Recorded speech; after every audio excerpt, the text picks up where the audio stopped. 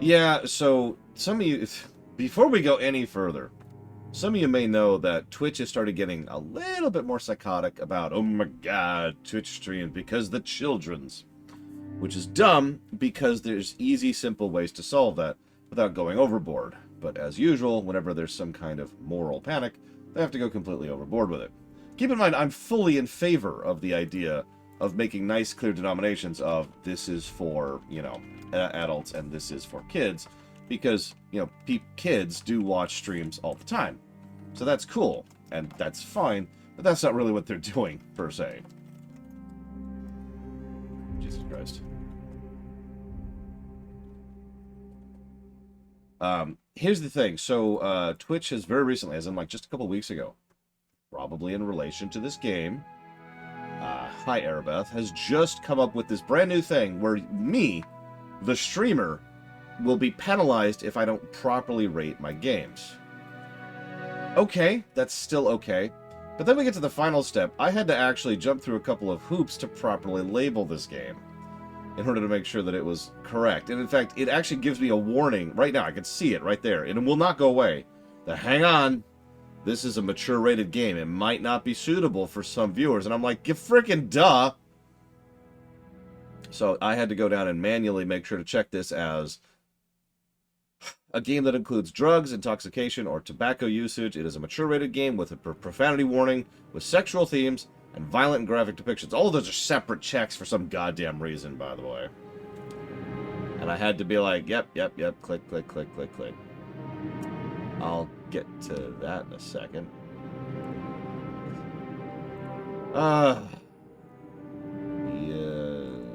We'll back to that in a minute. But that's why y'all are getting those kind of warnings. Just in case you wonder. Now I'm getting sub-bombed. But before we acknowledge all these subs from these amazing people, let me write them down. It is nice to be back in uniform. Gonna be honest about that.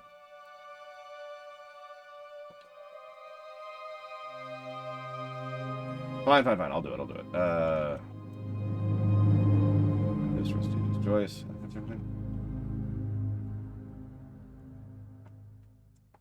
I mean, it's... The irritation for me is not on... I don't want to go down the rabbit hole. Can we just not? I agree that properly labeling is a big deal. In fact, I'm actually really firm on the idea of proper labeling. It's something I'm in favor of in general. What I get irritated by is morons. Anyway, so... Thank you, Judo Joker, for the sub, and for a full year of support. I will put that anniversary sub towards Hitman 3, Ace Combat 5, and Chaos Theory. Thank you. And Walker, thank you for the sub. You didn't put it towards anything, but I still appreciate you. And thank you, Churen, for the sub. I put that towards Dragon Quest XI, the Final Fantasy Pixel Remasters, Jedi Survivor. Thank you, all of you. So, oh, and sorry, I missed one because Diesel Edge. Thank you. Thank you, Diesel Edge, as always. I appreciate you, and I'll put that towards Dealer's Choice. A couple things. So, first of all, okay, got it. That's a phantom sub. Fake subs, as I call them. Fake subs. I didn't even see an Ocean's sub. In fact, I literally can't see it right now. Just give me a minute. Just trying to play catch up here. Give me a minute. Hey, Durg. It's okay, Giga. I will never forgive you. Ever. There it is. Oceans, and that's going towards War... Hang on. So that's... War Groove. Thank you for putting it in the comments so I can just check that. Factorio and To the Moon. You got it, Oceans. Thank you. Always appreciate. So, before we get started, I want to say a couple of things. First, God damn it, Zeiss! First thing I want to say. Second thing I want to say. Get on it, Giga. Oh, Giga. From me and Pax, thank you for the workaround. He has his turtle. I don't have mine yet. I need a couple other things. But, yay, turtles. It worked. Thank you. Hang on. Why are you only picking 2 things, Zeiss? Is there only 2 things on the list you're interested in? Is that what this is? Am I a joke to you, Zeiss? Thank you, Zeiss. Very, very much. Oh my god.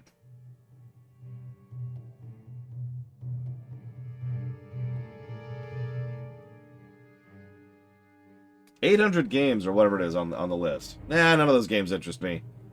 Zeiss only has pure gold-plated games on his list. Gold Tech is putting. This is just the beginning of the stream. That's what this. I shouldn't have even hit record. That's what I should have done. The Age of Empires block. I gotta be very careful about this. There we go. The Tyranny block, which isn't a block, and the Expanse Streaminations. Thank you, Gold Tech. Always appreciate you. First thing I wanted to talk about. Ah! Damn it.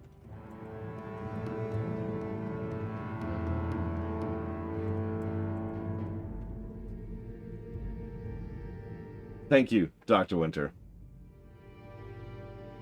Always appreciate, and I will jot that down. The Darkest Dungeon, the BRPG block, and Starfield. Thank you. So the first thing I want to talk about is a bit of personal. Oh God, it's combat. This is the first thing. Jeez, I'm getting interrupted by everything here. Here, let's move on. Let's move on. Let's scroll up to here. There we go. First thing I want to talk about is personal significance. Personal significance. And what was the other thing? You just said it's ice. God of War 5. You got it. I can do that. I can do that. Once upon a time, we started a system where you could get a sub from Vancini.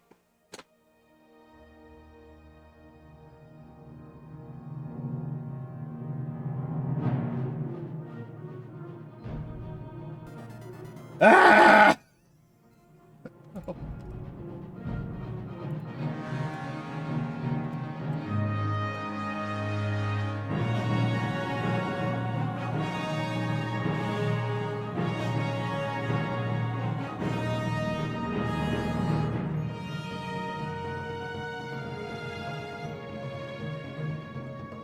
First of all, thank you, Vancini. I will put that towards Empire of Sin and Dragon's Dogma, but I will not put that towards Dragon Age Origins, or Dragon Age Block, because that's funded. In fact, it's the next game we're playing. So if you want to put that towards something else, please let me know. Sputnik Lock, thank you very, very much. I will go ahead and put that towards Starfield. Remember, you can put it towards up to 3 things with no additional difficulties, penalties, or cost, because of the plurality system we're using. No, lore. The plural system, not plurality. Those mean different things. It sounds in my head like it should be plurality, and it's not. Dealer's choice, so nothing. Got it. Okay, cool. I have no idea, actually, Primark. What's a good question, Linear Ruth? If I could ever get to talking, I can explain how Baldur's Gate 3 got funded so quickly. You see, how many of you... There's actually a specific reason. A plurality is greater than half. It's all it means. 50.00001% of something, that's a plurality. That's all it is. Plural, the plural system, so plural, it's specifically a thing, because in voting systems, a plurality is exactly what it sounds like. If you win by 1 vote, then you win by 1 vote, right? Plural voting is you get multiple votes, and you can see why I'm trying to make the distinction, because they are completely different things. So... Once upon a time, we invented a system, which I'm going to take complete credit for, where you could put money towards something and interest towards something. It was a pretty early on system, but originally it was just money. In fact, originally, I was charging $60 per game, which just was kind of something I made up off the top of my head. That was a terrible idea, and we are in many ways still playing catch-up from that terrible decision. However, shortly thereafter, I was like, okay, why don't we charge a little bit more money for a game? You know, because money equals time, right? Or rather, money doesn't equal time. So, okay, we'll charge a little bit more. And in the little bit more era, there were a few games that got funded, almost all of which we have now streamed. Scooch forward a little bit more, and we started charging priority per time, and we now drifted into the system. It's been developing over the years. But my point is, in that second era, 3 games got funded, which we have yet to stream. Deltarune, which isn't out yet. Vampire the Masquerade Bloodlines 2, which may never come out, and Baldur's Gate 3. This game was funded so long ago that we weren't charging anything other than, like, in fact, I can tell you exactly how much money we made on this game. $287, that's it. Which may sound like a lot of money, but I want you to consider how long this freaking game is, and we charged $287 for this.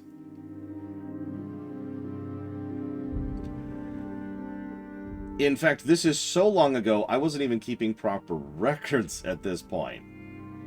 So, you know, I do have a couple of thank yous for Acer, Agrim, A Pack of 12 Inches, Console Hot, Korgoth, Duncan, Exem, Gavel, Goldtech, Guida for Life, Munch DK, Retro Justice, Tazara, Valkorian, Falderis, Urash, Ultragorth, Braquin, Not Reggie, Guido, Luca, NLG Arm Devil, Renzata, Martin, Recursive, Nerd Factor, Snufflegrunt, Catalan Cormendi, Third, and Night Forager. Now, normally I would tell you exactly how many people just donated, but I don't know, because we weren't keeping track of that back then. This was literally before we came up with the priority system. That's how long ago this was. And thank you, Reggie, for the sub. This is many, many years ago, is when this was funded for a pittance, effectively. So if you're wondering how this got funded so quickly, this game has been funded for literal years. I'm not even sure exactly how long ago this was.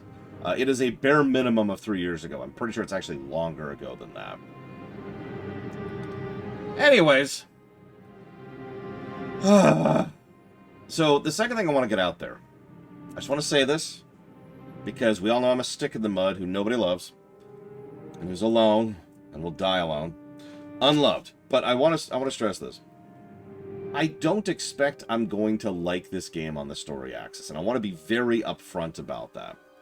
And you're probably wondering, why? Well, do you see this? You see this over here? Well, this isn't the game we're playing today. The game we're playing today is this one.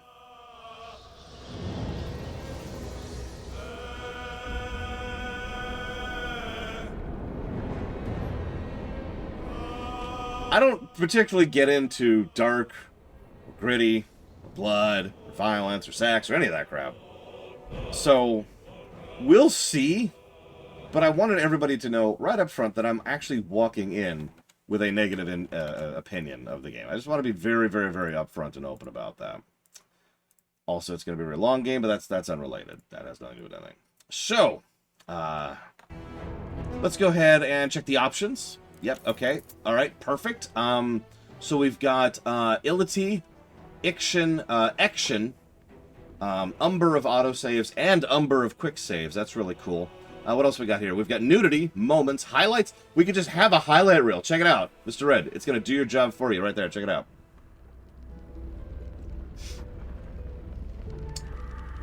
Anybody else notice a problem here? Because I noticed this last night immediately. The game allows you to put it into 4x3, but has absolutely no idea how to fix that. It's right there. It's literally a toggle right there to change it into 4x3 mode. And there's a way to change the resolution right there. But it doesn't do proper resolution scaling. I'm sorry, this is a negative right out the gate.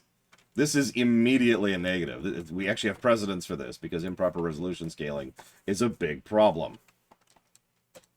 So, interface design, improper resolution scaling. So, no, we'll actually be playing this game up here because we'll be stuck in 16:9 mode. Let's go ahead and switch back over here. Yep, okay, and then we gotta fix everything. Then we gotta fix this, and we gotta fix this because it doesn't keep. I actually ran into that last night. And then we'll pull it down here. There we go. Okay, cool. So now we can actually see the goddamn screen. Looks like you cannot. Hang on, let me try to adjust that a little bit. Make sure it goes up here so you can see it. Also, it mutes when you Alt-Tab. I hope there's an option for that. I'm not sure of what all the options are because I couldn't see them. Okay, so what do we got? Online visibility. Death to online visibility. There's a LAN connection. It's always cool. There's an autosave, number of autosaves. Billions of autosaves. Let's not do that. But lots of autosaves, massive quick saves. Pretty good stuff. 1 minute, Primarch. I have no idea. Show genitals. No. Show cinematic nudity. No. Because we're streaming on Twitch, and I don't feel like dealing with that nonsense. Share private moments. By default, Panka is giving me money. Wow! Okay, that's pretty cool. Panka, yeah. Let's see here. So that's going towards Starfield, City Builder block, and the BRPG block. And thank you always, Panka, very, very, very much. So, private moments. Let's read that. Where was that? By default, certain scenes are private. That means in multiplayer, other players cannot witness your private moments. If you leave this option disabled, you can toggle each dialogue's privacy settings. Enabling this option means you'll share everything. All scenes are public, and other players can listen in on your private moments and dreams. So, that actually makes perfect sense if you've ever played Divinity Original Sin 2 co-op, which I have multiple times. The way it works in that game is this setting is always off. There is no such setting, which some players could get irritated by and some players can't. It depends on preference. So I'm guessing there was some feedback about that, and they wanted to make it a toggle. You know me. I'm always in favor of toggles. Cool. Exploration highlights. Choose when all the characters are highlighted, outlined, out of combat. They also have turn-based highlight, tactical view highlights, system and metric. Obviously, we're going to go with Imperial because I am an ignorant fool. Karmic Dice. So this is something I heard about. This is actually a difficulty option, believe it or not. Karmic Dice avoids failure streaks. We have a term for this. It's called bad luck protection. If you roll a 1, then you're less likely to roll a 1. If you don't roll another 1, then you're even less likely to roll another 1, etc. We're going to be leaving Karmic Dice on because we're cranking the difficulty as far down as possible. Bonus points. Anybody in chat, tell me why we're cranking the difficulty as far down as possible. If you successfully guess correctly, you will have made my day. Time. It's a gigantic-ass game, which I guarantee you I'd even enjoy playing on hard difficulty. But I don't feel like spending 30 minutes per combat, so no. Yeah, so what do we got? Lock mouse to window, sure. Edge panning is apparently off. I'll debate that later. Camera shake, sure. Dynamic combat camera, sure. Follow flying creatures, sure. Twitch integration. We'll get to that. We'll get to that, don't let me forget. Oh yeah, DOS 2 was actually really fun in hardest difficulty, absolutely. Let's see. There's something else. So someone, here we go. Explosion highlights. Is there an option here? Looks like there's a circle and highlights option. Interesting. Sure, we'll go and do circle. And we'll do circle and highlights. Let's see what it looks like when we're in combat. Let's do that. Let's do that. Then over here in key bindings, we're going to completely ignore all of this. We'll come back to that later. Make sure all of this is correct. We do have VSync on, which we want for this. Don't care about that. Don't care about that. Whole bunch of stuff. Depth of field. Go to hell, depth of field. Thank God it lets us turn off depth of field. Thank you, game, for saving me the headache. I appreciate you. We can turn off bloom. Boom. Bloom be gone. Okay, we're good. We're good. Bloom be gone, yo. I don't see a motion blur thing. I don't even see a motion blur as an option. Maybe there's no motion blur. Who knows? We'll find out. Audio. Please stop muting while inactive. Oh my God, I can Alt-Tab. I can Alt-Tab. I'm free.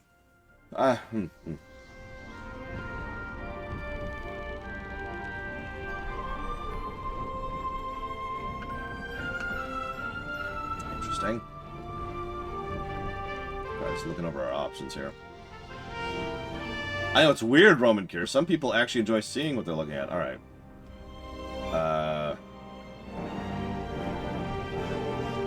Show subtitles, show speakers, show text background. Yeah, we'll leave that on. We'll have to determine text size so that you guys can read it. I like that's an option. Add stuff automatically, sure. Accessibility options, input mode.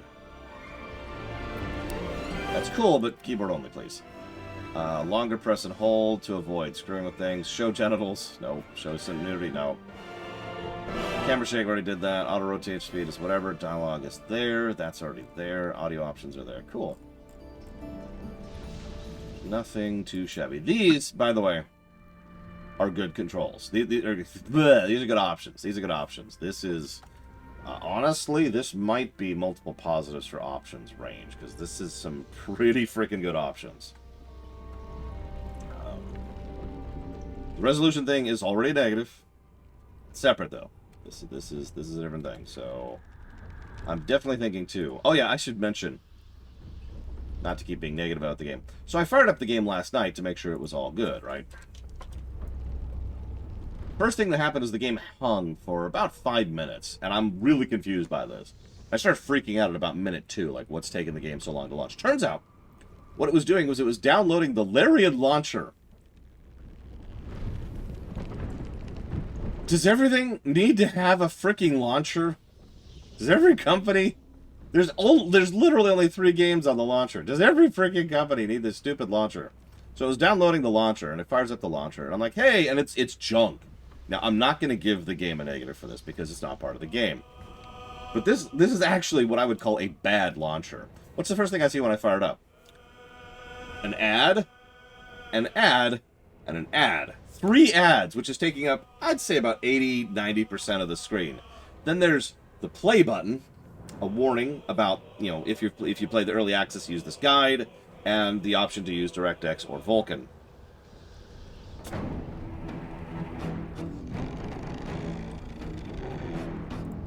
Oh, it also really wanted me to log into my Larian account, which, as you might imagine, I don't have. Now, what's really funny is I might have to get that account, so hang on. I need to set something up here really quick.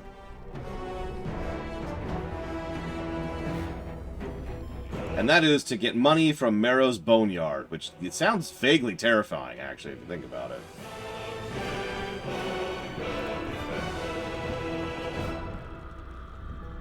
Oh, the audio is so much better here, Yura.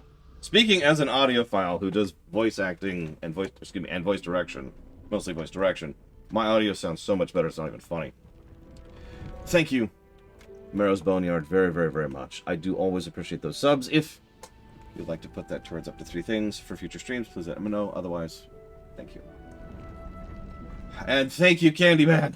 Oh my god. It sounds a bit bathroomy. That's funny because no, it doesn't. No offense, but no, it doesn't. If you want me to show you a bathroom, I can walk into my bathroom right now and turn on my stream. I will show you what a bathroom sounds like. Actually, to be perfectly honest, the area we were just in sounds a bit bathroomy. Just, ugh.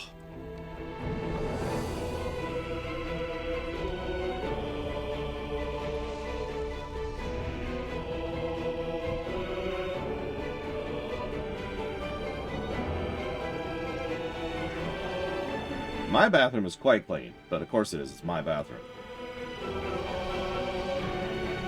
Thank you, Candyman. I will put that towards the StarCraft block, the Pixel remasters, and the audit runs. Thank you. Okay. Yeah, so. That's it for options. There is, of course, multiplayer, which we'll talk about later.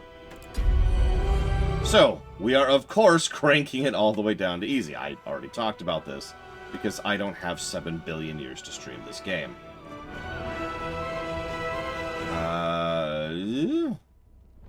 Oh, right, it's on my phone. I mean, if you're in a bathroom like this, that's actually pretty cool. It means your bathroom is reasonably well sound treated.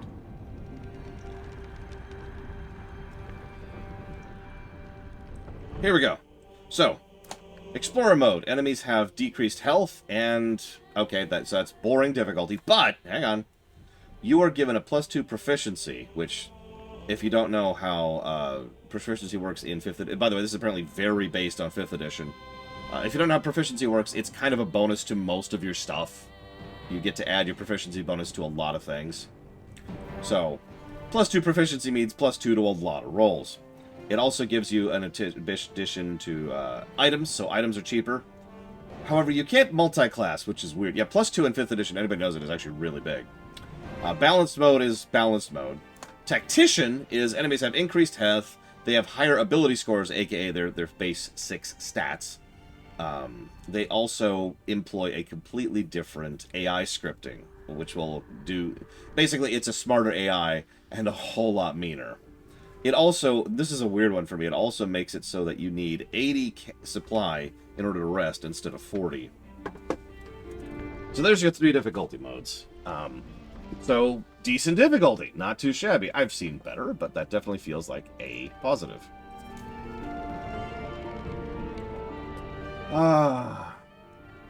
30 hours to get through Act 1. We'll make it. We'll make it. We can do it. Thank you, Kieran Elior. Always appreciate you. I will jot that down for absolutely nothing. Unless you want to put it towards something, please let me know. Thank you. So here's the deal. You're probably thinking, okay, that's a single plus for options, right? Yes. However,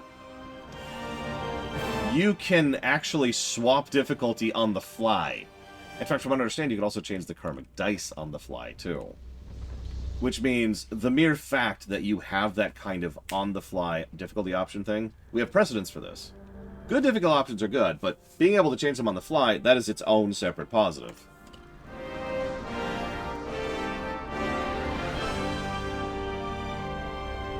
So, what are we up to here? We haven't even started the game yet. We're up to 4 positives and 1 negative. Positive for no microtransactions. No. However, we will not give a negative for that. Okay. So, yeah. Explore mode. Let's do it.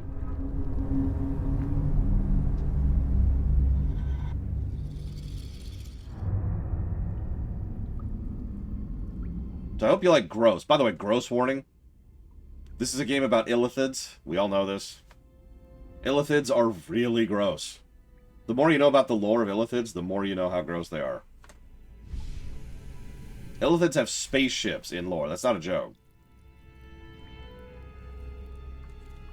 Yeah, you see that organic stuff? Yeah, that's because they have organotech.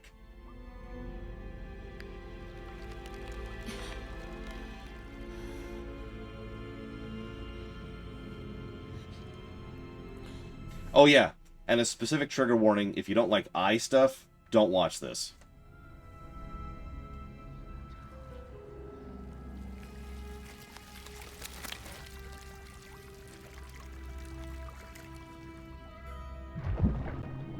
So those are tadpoles.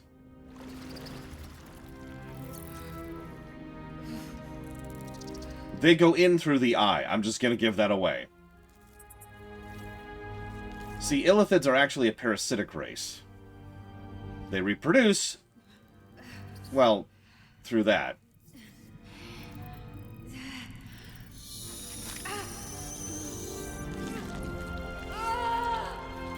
Really had to zoom in on that. Thanks for that, Larian.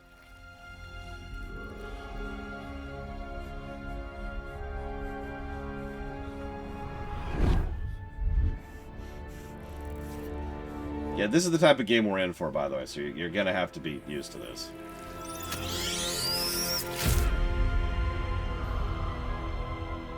By the way, we do have precedence for giving negatives for gross. Just pointing that out. So, yes, we'll leave tutorials on, because why not? Okay. Character creation. Before we move any further, let's talk about this.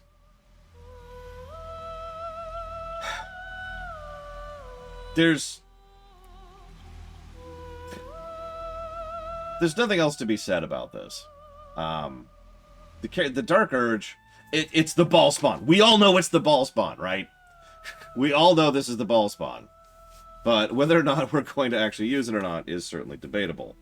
Because just like in DOS 2, what you do is you pick a specific character to template your character off of, and it affects some of your dialogue, and some of your options, and some of your quests, and some of your classes. But you're still playing a custom character, as you'll notice. We could play the Dark Urge, and still have all kinds of stuff to change things around. I find the default Dark Urge interesting.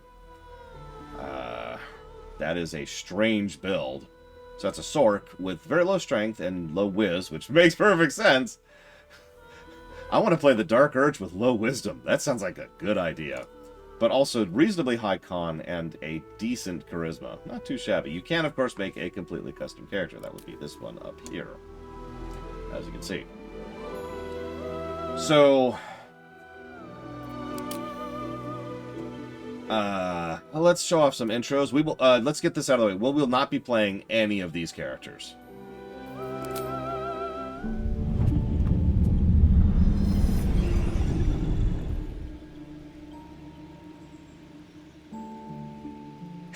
Darling, don't be shy. I promise not to bite until we've been formally introduced. My name's Astarion, and I've spent a century stalking the night, hunting for pretty morsels just like you. A man called Cazador made me what I am, kept me like a pet, forced me to do his bidding. No more.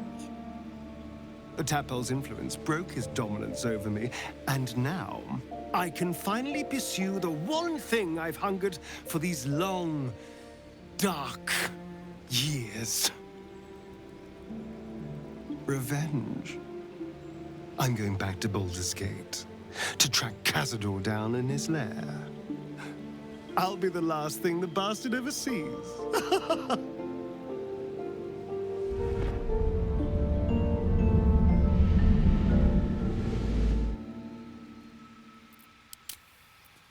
Oh, sorry. So, he's a vampire spawn, obviously.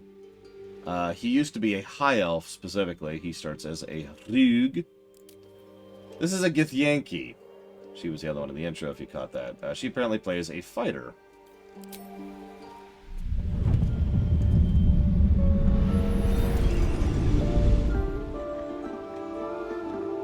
Since I was born in the cold reaches of world space, I have known but one purpose: to wield a silver sword and ride a red dragon in service of my regent, the Githyanki Queen Vlaakith. My first step on this path is to slay a mind flayer and bring its head to my queen. There is no flesh I will not carve, and no barrier I will not shatter to see it done. I am the one who sunders. I am the Undying Queen's most unshakable warrior. I am Lae'zel of Kalir. I have no idea, Fife. I'm actually walking into this extraordinarily blind, so I know very little about this. Most of what I know about this, it comes from my knowledge of the setting. I've literally done a lore run on Forgotten Realms, for God's sakes.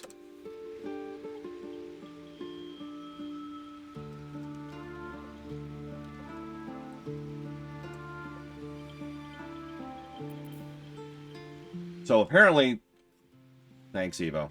Apparently this does connect with Baldur's Gate 1 and 2. Cool.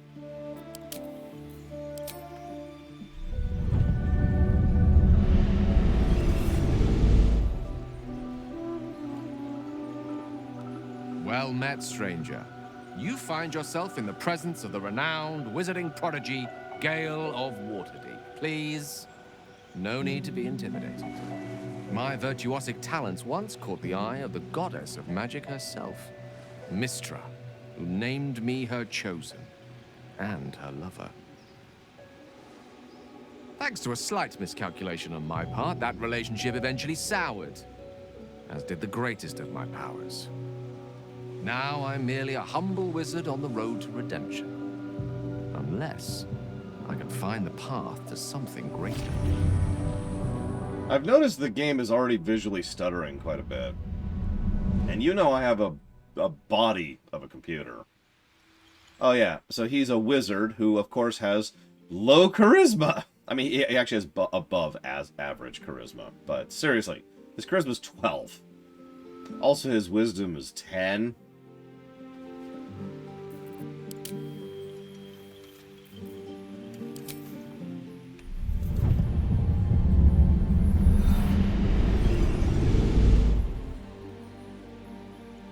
My name is Shadowheart, loyal servant of Shar, goddess of darkness and loss. There is little more I can tell you than that. My Lady Shah tasked me with a mission of such secrecy that I surrendered great swathes of my memory in order to safeguard the knowledge of it. All I know is that I must bring the artifact I hold to Baldur's Gate, and that nothing can stand in my way. My goddess is watching. But what if there's a knee-high wall that you don't have a... Whatever. She is a cleric of Shar, by the way. And high wisdom, of course. I rolled a different. Those of you who don't know, Shar... This guy is a warlock. Okay. So hang on. Before I move any further, warlocks are not evil in 5th edition. The warlock... Look, Dakota. Warlocks are... there's actually 4, excuse me. 5? Look, there's a lot of ways to gain magic in Forgotten Realms, also in D&D. Clerics pull it from their deity. They, like, literally draw their power directly from their deity. Wizards gain it intellectually because magic is a science, which can be learned.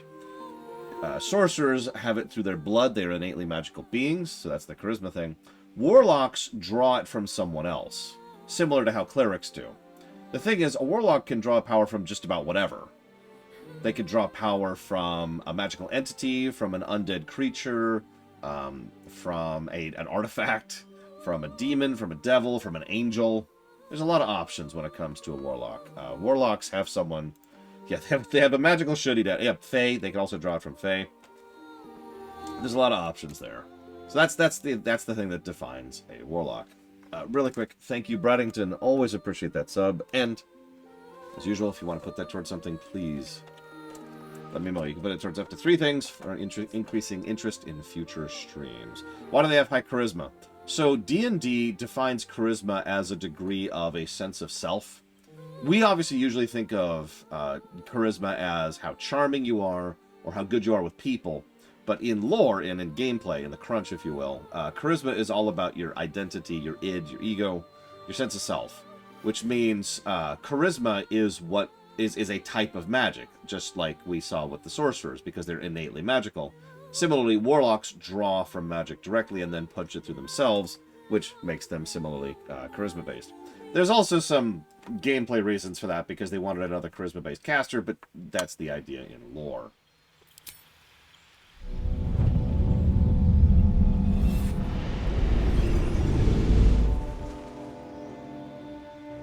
"7 years ago, I was exiled from Baldur's Gate, the city I call home. My name is Will, but the people of the Sword Coast call me the Blade of Frontiers, champion of the meek, defender of the innocent. The truth isn't quite so simple, but they're right about one thing. I hunt monsters, and I always catch my prey. My latest target is a devil, and I'm right on her tail. Once I'm through with her, she'll never escape the fires of the first hell." I mean, I don't get an option star screen. Twitch set that for me. I don't even like him. He's the only one I like so far. The tiefling. A tiefling barbarian. Okay.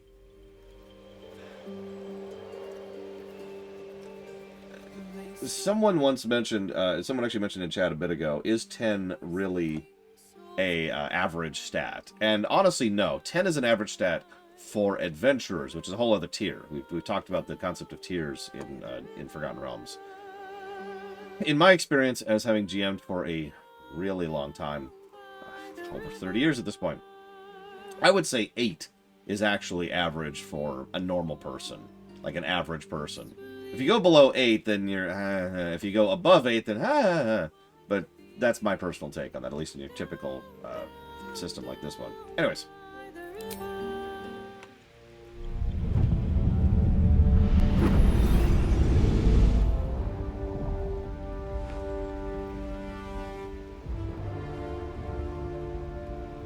Years ago, I was sold to the Archdevil Zariel. She put a hellfire engine in my chest and made me her prize soldier. But I've escaped now, Thank you, mind flayers. And I've got a few scores to settle.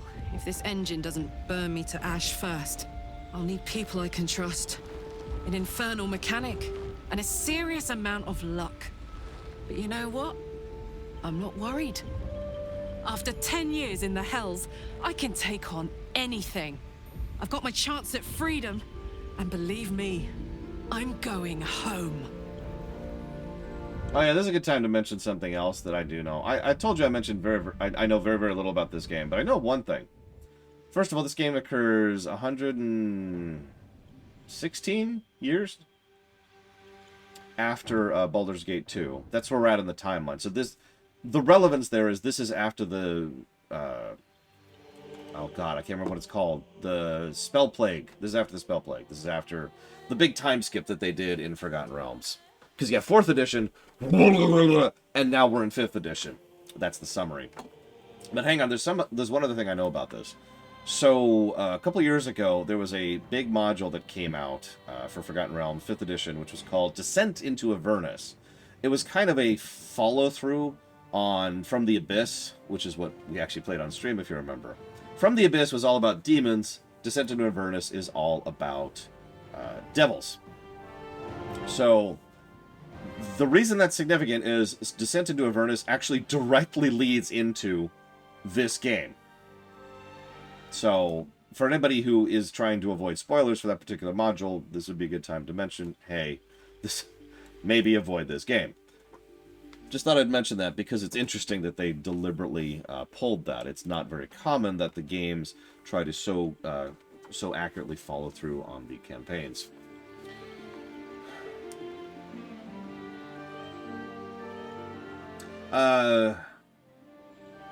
You got it, Braddington. First of all, welcome back.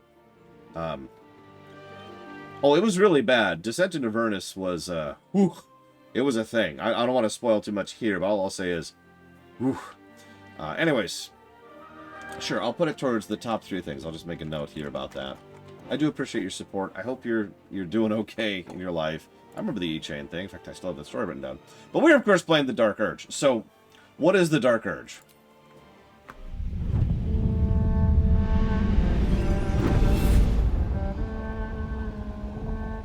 My rancid blood whispers to me, kill, kill, and kill again.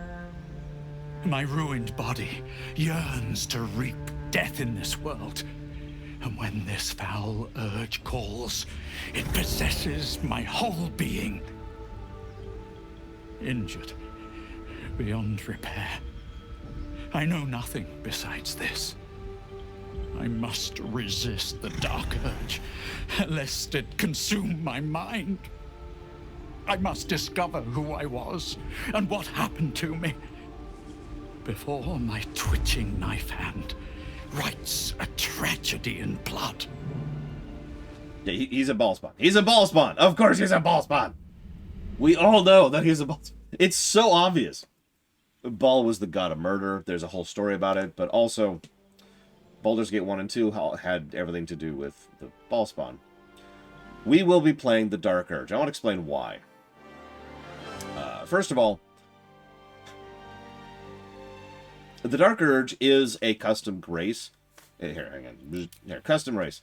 Except the difference is a custom origin has no pre-existing backstory other than the obvious race and class. That's it. The Dark Urge actually has some bit of characterization and backstory to them. That's it.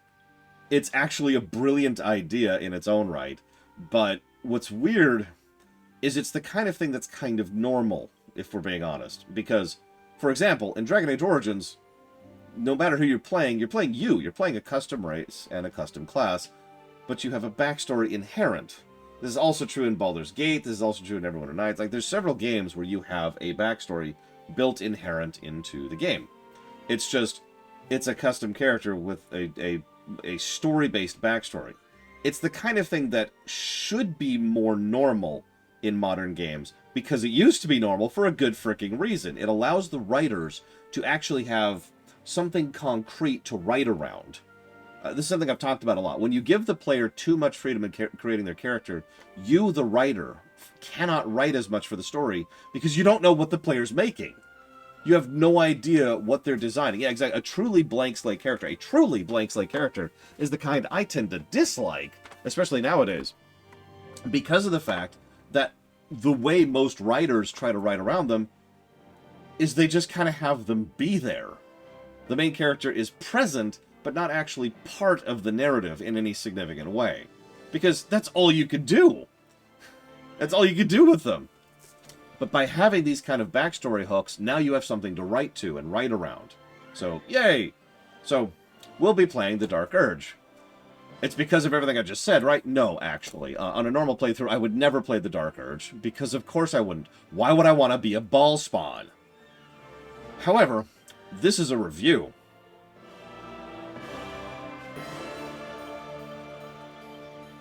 So, we'll be playing as this thing. We will not be playing as a Dragonborn or a Lore or anything like that. What else we got here? So we've got some options. We can play a Gnome. We're not playing a Gnome. We can play a Half-Orc. Not doing that either. Halfling. Nope. Half-Elf. Dwarf. Githyanki. Human. Drow. Tiefling. Elf. These are our options. They do all have specific things that go along with them, because of course they do. We can also hit this button. I've already seen this. This is nesting, is what this is called.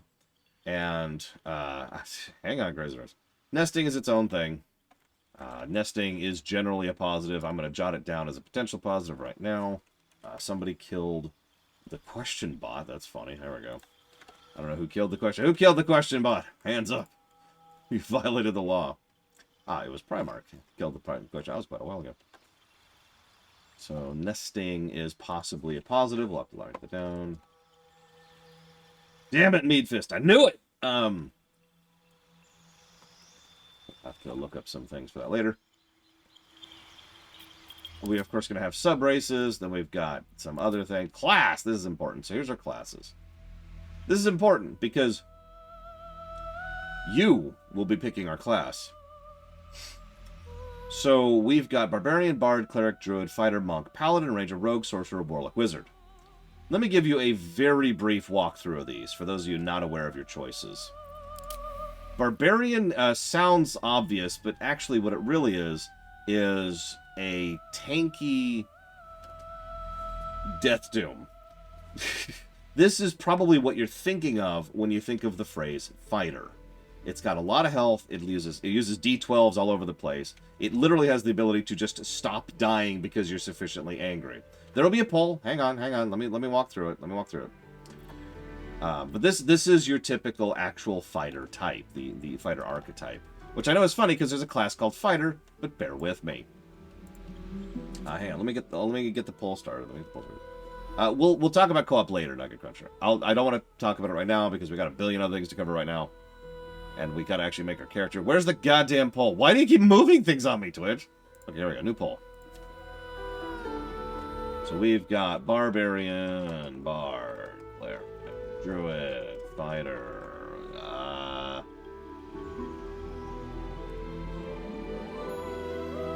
Really, Twitch? Really?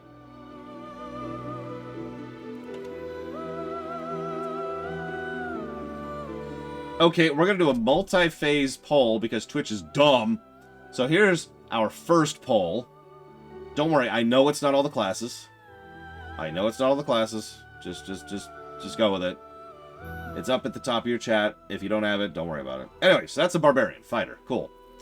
Bard. So bards were considered a joke for a long time by idiots who have no idea what they're talking about. A bard is probably one of the most quintessential members of the party in any edition, honestly. They are a charisma-based... God damn it. They're a charisma-based caster. They have access to a substantially more limited spell selection than a lot of the other mages, but they also have a lot of types of spells. So while they don't have 50 spells to choose from, they only have like 15... Of those 15, they've got stuff for virtually every situation. All kinds of stuff. They are good at talking. They're good at fighting. They're good at maneuvering. They're good at buffing. They're good at debuffing. They're good at casting. They are fill-in-the-blank characters and can be legitimately invaluable, regardless of which specific thing. Yeah, this is what a red mage should arguably look like. One moment, please. I'm sorry you've been having trouble sleeping! Exclamation mark.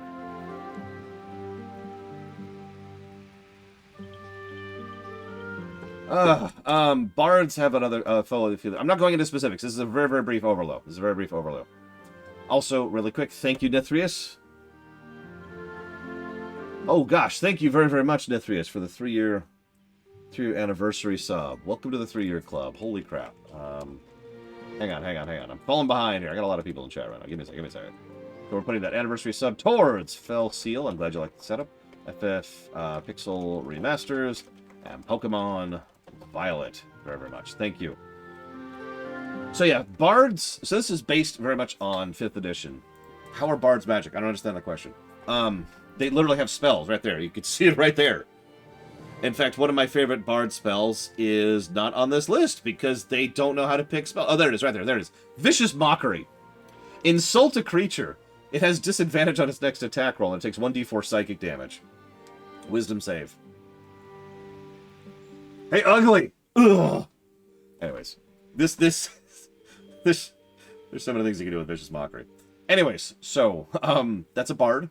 Cleric. Now you probably think, Cleric's a healer, right? And once again, no. For some goddamn reason, despite every other video game in the history of the universe, clerics are not actually healers. They can heal, but a cleric is just a divine caster, which means they can buff, they can debuff, they can nuke, they can heal. Clerics can absolutely body things. This is probably the best solo class in multiple editions of D&D because they wear heavy armor, they can wield, really good weapons and actually have some of the best weapons, and they can buff themselves to hell and just body people. War Cleric is literally a better paladin than a paladin. We'll talk about paladins in a minute, because paladins aren't what you think they are either. Druids. Druids are an attempt to do a caster version of the Bard. Yes, I realize that Bards are casters.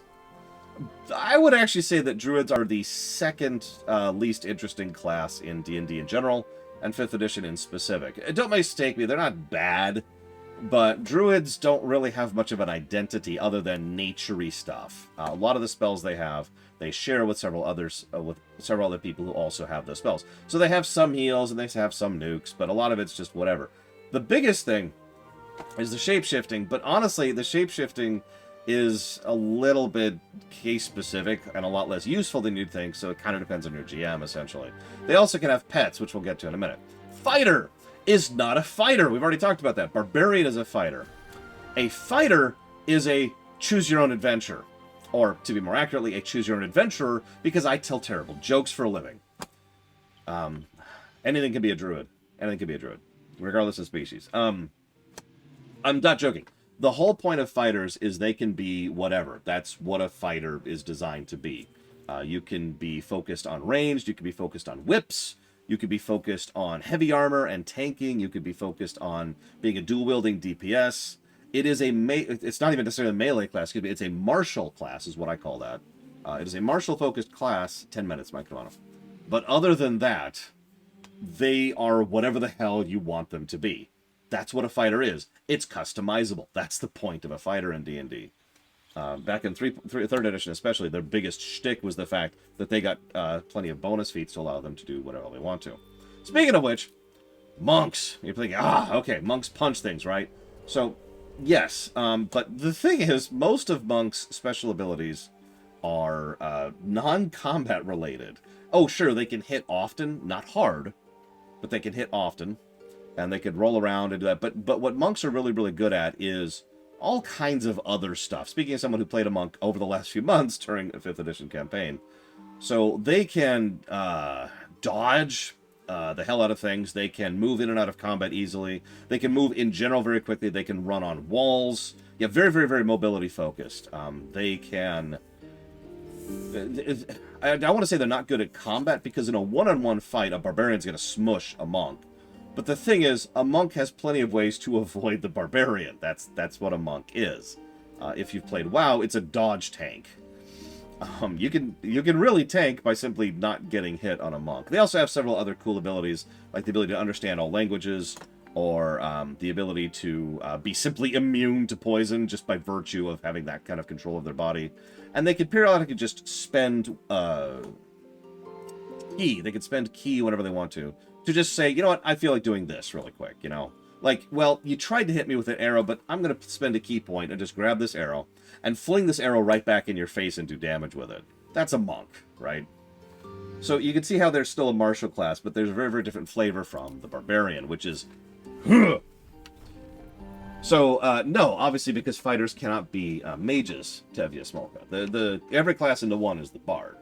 However, a fighter can be whatever the hell you want it to be as long as it's still martially focused, whether you want them to be bow-focused, or sneak-focused, or armor-focused, or shield-focused, or whatever the hell you want to do. That's a fighter.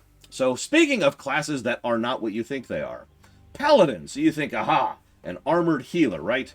No. Okay, so what a paladin is, and I mean this with total sincerity, what a paladin is a giant bundle of stats. So, paladins... First of all, there's two big things that really help define a paladin. They're essentially like a very limited fighter with ridiculous stat totals at their back. They have the ability to just resist whatever the hell they feel like.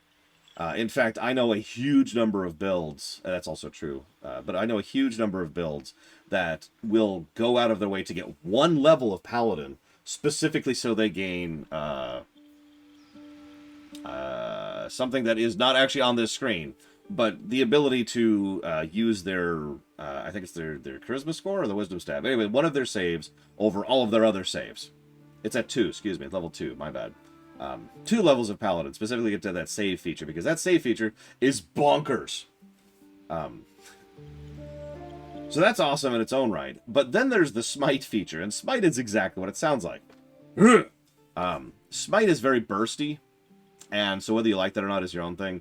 A barbarian could probably outlast a paladin, but a paladin could probably kill a barbarian before the barbarian can outlast it. Then there's ranger. Rangers are the worst class in 5th edition.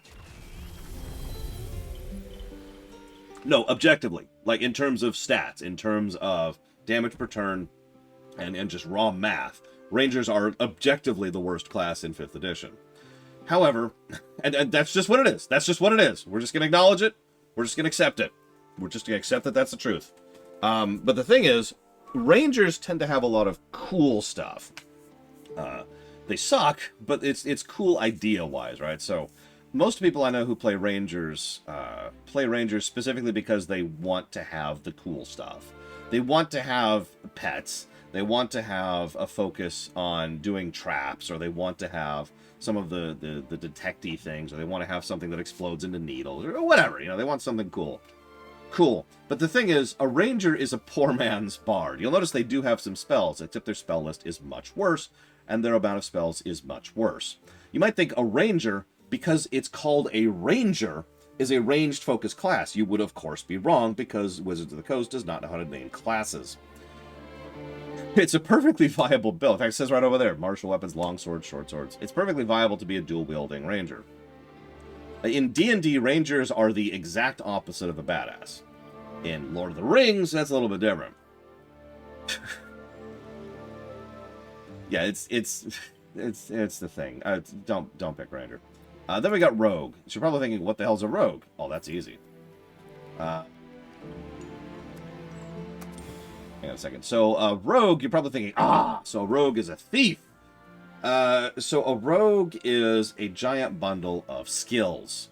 Rogues and bards both tend to handle what we call the talkies. So there's casties, there's fighties, and there's talkies. These are the 3 pillars of all classes. If you're paying attention, every single one of these fall into one of these 3 categories. Rogues are talkies. They tend to have a decent charisma. They tend to have a large amount of skills for all kinds of situations. They also tend to be specialized in a couple of things that allow them to do things less stat but focused. Like, for example, they have Thieves' Cant, which allows them to just kind of vocalize things without being detected about it. Like, if I just say, yeah, no, I'd really like a ham sandwich right about now, then someone could be like, aha, he's in danger, and when you do it, you have Thieves' Cant, right? There's also, of course, the main feature of the rogue, which is Sneak Attack, which allows them to add extra damage to something. It should be mentioned that Sneak Attack is not necessarily a melee thing, as you can see right there. Sneak Attack is, I want to add extra damage to my attacks, which is good, because otherwise rogues would do crap damage. One moment, please. Because it looks like we have to set up our second poll now, because that's just where we're at. So Bard was the first winner. New poll, new poll.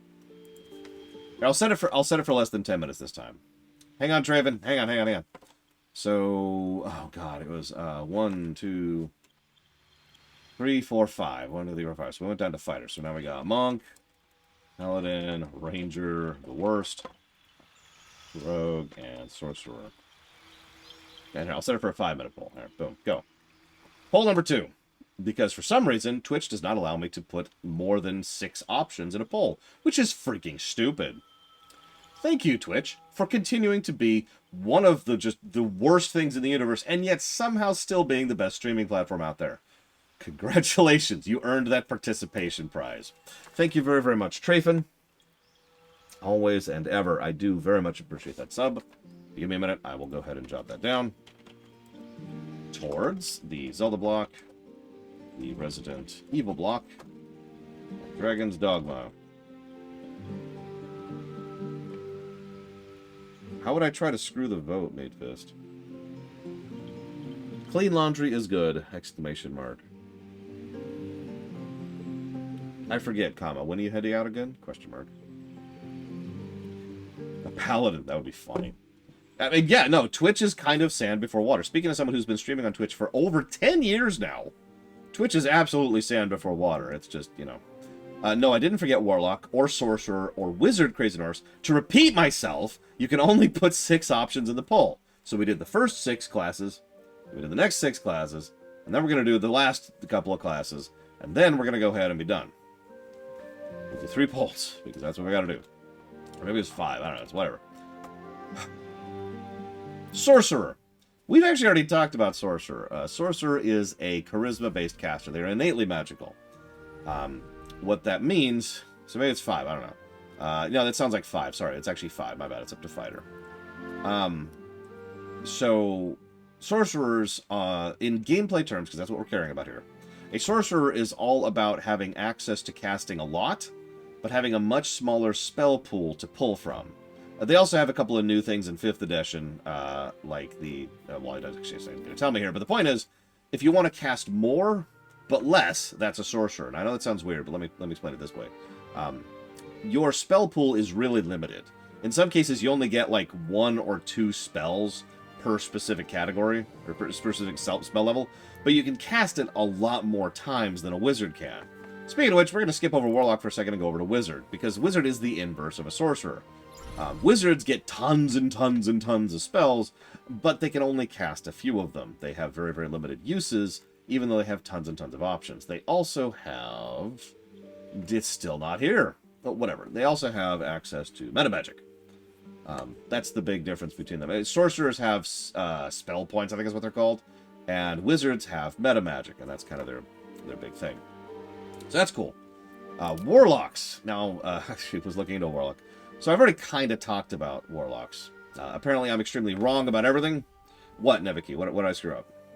Oh, sorry. Sorcerers have metamagic. Okay, my bad. What do wizards have? Is it wizards who have the spell thing? Hang on.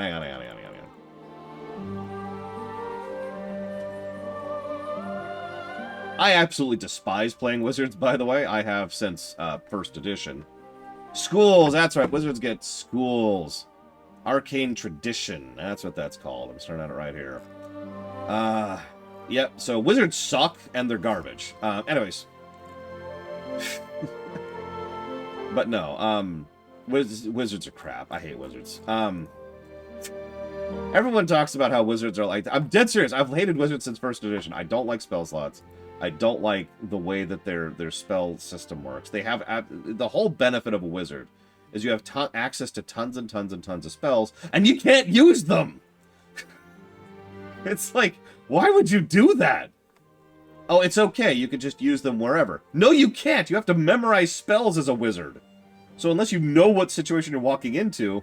Like, let's say you have a spell. Let me just use a made-up example here. Let's say you have an example. Let's say you have a situation where you're like, okay, I'm gonna walk into the thing. Oh my god, there's a pig!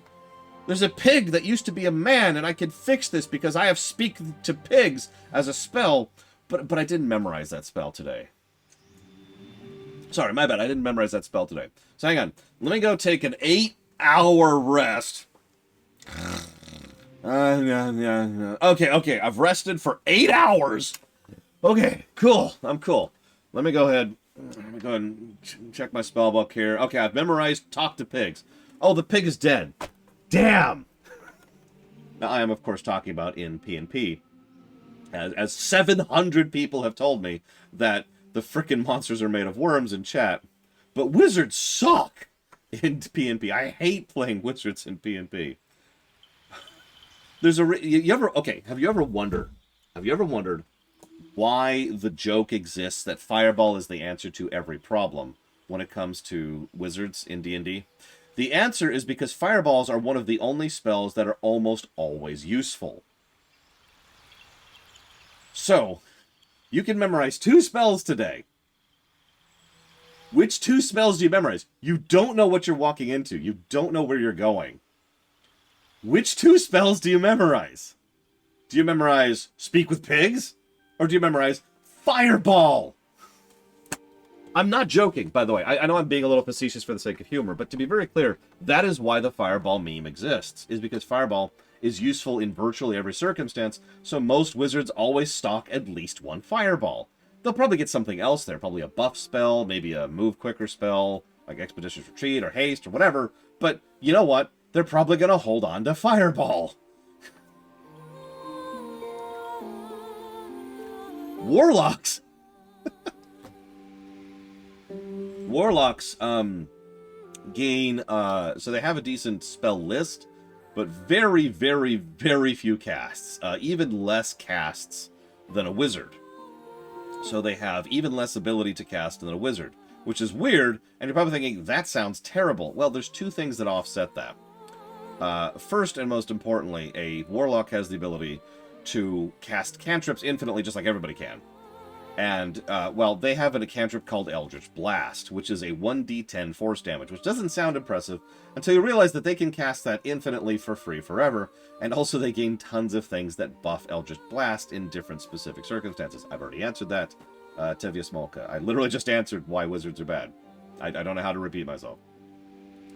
So, Eldritch Blast is by itself a reason to play Warlocks, because it is so good, and, this is important, so customizable. You can do a lot with Eldritch Blast. Also, yeah, Eldritch Blast gets better the higher up you get, and not a lot of things resist force damage. Both of those are very valid points. And Eldritch Blast can, again, be customized based on how you build your Warlock, who your patron is. But the other thing about them, and I don't know... it looks like it's not listed here. The other thing about Warlocks, I don't know how this is going to translate into gameplays, is they don't need a long rest to recharge their spells.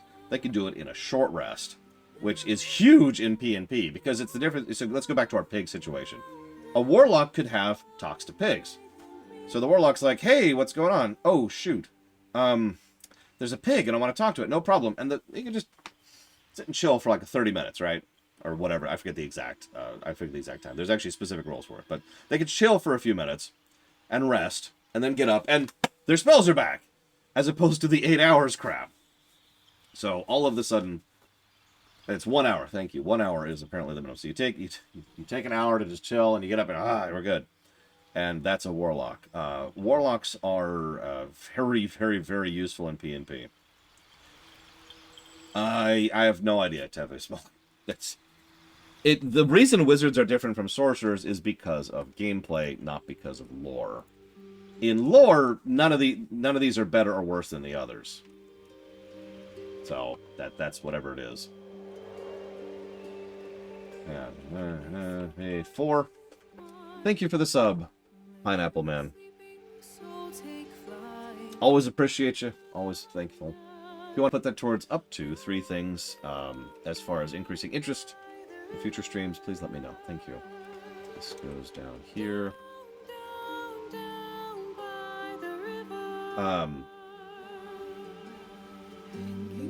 Okay, so where's our poll? Here we go. So it looks like... No, just show me the results of the poll, you dumb thing.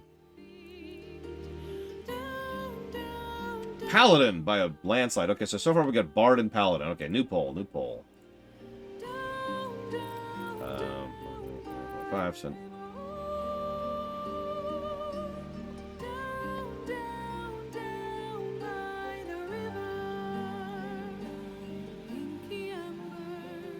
So we're going to do Warlock, Wizard, Bard, Paladin. And that's our top 4. Warlock, Wizard, Bard, or Paladin. I'll leave this one up for a few minutes. There. Good. I didn't even look, Evo. And I literally can't now. Because Twitch's poll system is not great. So while we're looking at that, let's become different and different and different and different and different and different and different. Okay, these buttons all suck. Hang on, let's go back to species. Here we go. What kind of species do we want to be? Thank you, Zephyr Blaze. I made it myself, actually. Obviously, we're going to be an Archeangonian. I mean, no, I'm joking. So let's see. Let's look what we got here. Obviously, human is the objectively correct race to play as. Just going to say. Well, I'm not going to drop the overlay. Ever, Jarverin, but thank you for the feedback. I'm not going to get rid of chat. If you want to get rid of me, that's fine, but I'm not getting rid of chat. So, that's what that is. So, humans, again, are objectively the best race. That's just what it is. The reason why is the fact that they don't have this feature here. But they gain extra setup, is what it really boils down. They gain more customization at launch. Humans allow you to pick what you want more, and that generally tends to be better.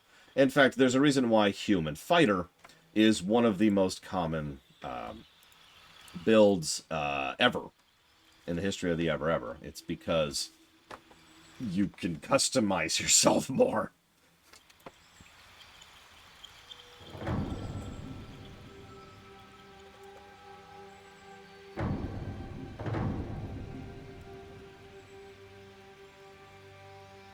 Thank you very, very, very much, Blue Dragon EXE. Always appreciate you. I will put that towards the Mega Man Battle Network, Sonic 2D Block, and some Pokemon Arceus. Much obliged. Okay, so much obliged. So what do we got here? Select an additional skill to be proficient in, and your carrying capacity is increased by 1/4. That's, look, Meat Fist, it's not my fault that wizards suck in the PnP version. Actually, wizards are fine in Neverwinter Nights. Specifically Neverwinter Nights. Because 8 hours in Neverwinter Nights is, what is it, like 5 seconds? No, it's 6 seconds, excuse me, it's 6 seconds. Anyways, no, Tevia. The only one I would pick is Dark Urge. I would never pick one of the other ones. So that sucks. Okay, what else have we got here? Drow, which are, just, God, I know this isn't true anymore, but Drow used to suck to play as because they had something called a level adjustment. And level adjustment is, I get why it exists, but it is, again, objectively one of the most terrible options. I can't even imagine why you would do that. Whatever. So I'm guessing there is no level adjustment for the Drow in this video game. So that's cool. What's level adjustment? Oh, okay, I'll explain that. The specific way that level adjustment, like the specific details of it, has varied from edition to edition. But the basic thing is, when you're level 1, everyone else is level 1. But when everyone else is level 3, you're level 1. Because your level is adjusted down to accommodate for your racial bonuses. Now, you got some racial bonuses, but you lose levels for that. And think about how few of levels you gain in a typical PnP game. There's a reason why 20 is considered the cap. I know it's not a hard cap, but it's just, oh, it was awful. Naturally, everybody in the world would play Drow because Dritzt, but still, just, when I was GMing back in 3rd edition and 3.5, one of the biggest and most common house rules I would use is level adjustments got thrown out the window because they're dumb. Anyways, here, Drow have some basic stuff, dark vision 80 feet, and advantage on saving throws against being charmed, and magic cannot put them to sleep. So, cool. Tieflings, which are half mortal, half devil. Oh my god, Eternus! Before I break my brain, I'm just going to read this. So we've got 40-foot dark vision, and resistance to fire damage. Resistance means you take half damage from a certain source. regular old elves, they get 40 feet dark vision and the same advantage that drow do. In fact, actually, in this, it looks like drow and elves are pretty similar, which I think both of them would hate. Githyanki. So these are extra-dimensional alien death dooms. That's not true, but they are. They tend to be dicks. They have astral knowledge, gain proficiency in all skills of a chosen ability once per day. They also gain the ability to have armor proficiency. Oh, hang on. They also get a mage hand as a cantrip. So they can just cast mage hand forever. And they have a once per day gain proficiency in all skills of a specific ability. Can tieflings have children with humans? Yeah. At that point, what you'd get would probably be another tiefling, but you know how it is. Because, yeah, most of these were probably not directly descendant from a devil. They were probably descended from someone who was descended from a devil at the point at which we're at in the story.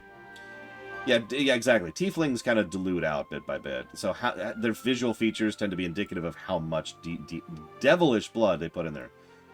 And I'm going to stress devilish because demons and devils are actually really, really different things in this setting.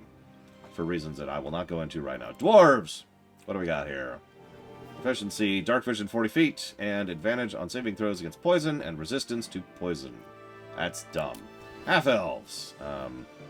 Dark vision and Fey ancestry. So, just elves again. All three elves are apparently the same thing. Halflings suck. Gnomes suck. Okay, Dragonborns have no racial features whatsoever.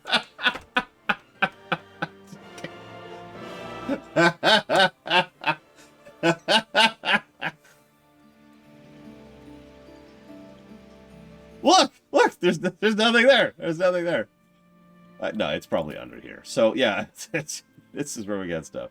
Dragonborn get a breath attack based on what they're from. You know, white, silver, red, green, gold, copper, bronze, brass, blue, black. They also gain, looks like resistance to the element of the type. Yep. So, fire, poison, fire again. I forget what that one is. Acid. Because acid and poison suck. Lightning, fire again, I think. Yep, no, more fire. Lightning and acid, I think? Yep, acid. That's Dragonborn. They get a breath attack. Let's be honest. Let's be very honest with ourselves. The reason you play a Dragonborn isn't for the stats. It's because they look like that. That's why you play a Dragonborn. Let's just be honest about that. So I'll just admit that to ourselves. That's why you play a Dragonborn.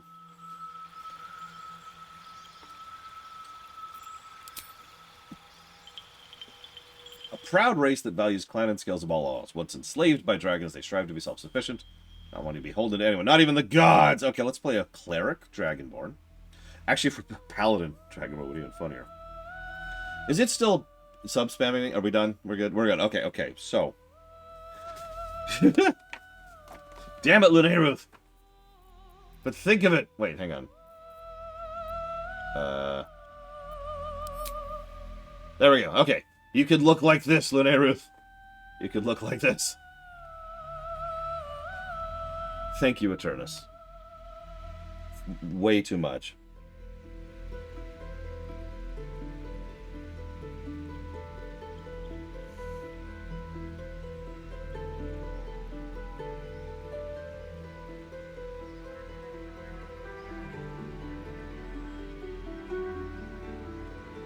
Always appreciate you, Eternus. Always appreciate you. Thank you so much for all those subs. If you want to put those towards something in specific, please let me know.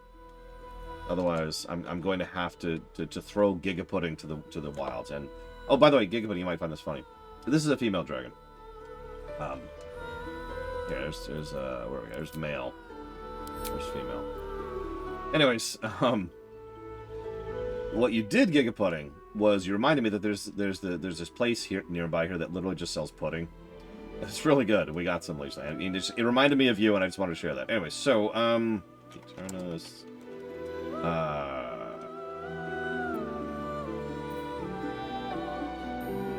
I mean, it's a review, Jordan. What do you think?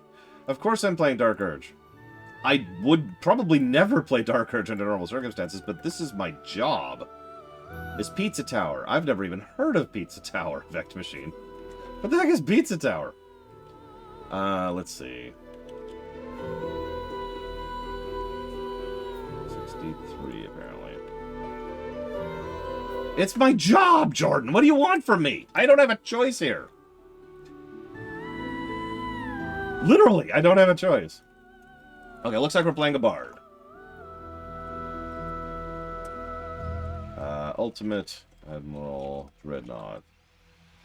And Ace Combat 5 and the StarCraft block. You got it, Eternus. Thank you. You got it. So let me check that poll results. Hang on, what have we got? What have we got? Yep, looks like Bard absolutely stomps Paladin and Warlock. Nobody picked Wizard.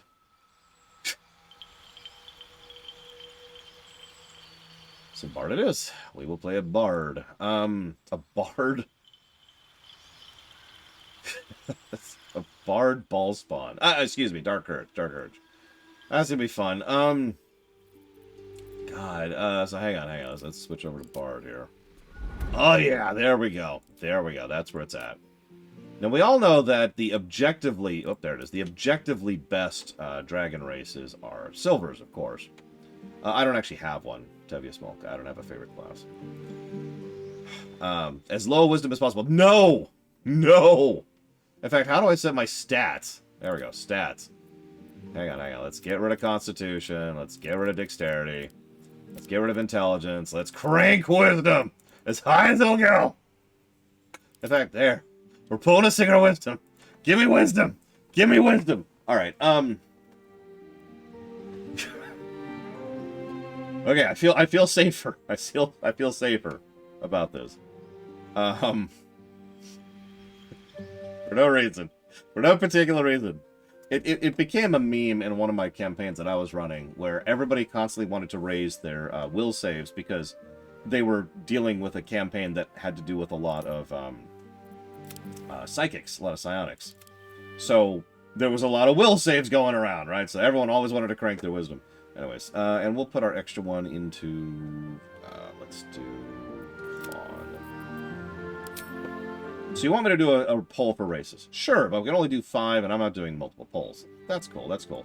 We'll pick the 5 objectively best races here. Let's see, so we're going to go with Half-Elf, Dwarf, Halfling, Gnome. I think that's a good thing. Oh, I should show up Half-Orcs, too. So these are Half-Orcs, which for some reason are not Orcs. Half-Orcs get Dark Vision 40 feet. A lot of Dark Vision. It's almost like we're going to be in the Underdark. You gain, if you reach 0 edge point, you go to 1 instead of becoming downed, which is cool. Savage attacks. When you land a crit with a melee attack, your damage dice are tripled instead of doubled. Which is actually extraordinarily useful, but only for a couple of things. Okay, fine. So Gnome gains the ability of having advantage on Int, Wisdom, and Charisma saving throws. Halflings get, when you roll a 1 for an attack roll, ability check, or saving throw, you can re-roll the dice, but you have to use the new roll. And you gain advantage on being frightened. And that's actually it. So, let's see here. So we'll go with, so all the elves are identical, functionally. There's probably a sub-race thing, but we'll work on that after we determine a race. So we've got elves, no, Shadow Machine. God, no. Just say elf. Tiefling, I guess. Human. Dragonborn. And half-orc. We'll make those your options. Yeah, let's lower the time on that. There we go. Voot for a race. Well, they're not actually identical. The sub-races is where the elves get a little bit different. So we have Blood Elves, which increase the movement speed, for example. High Elves, which gain an automatic cantrip, which means just for free, at 60-foot range, based on int, they can just do 1d10 fire damage, because they can do that.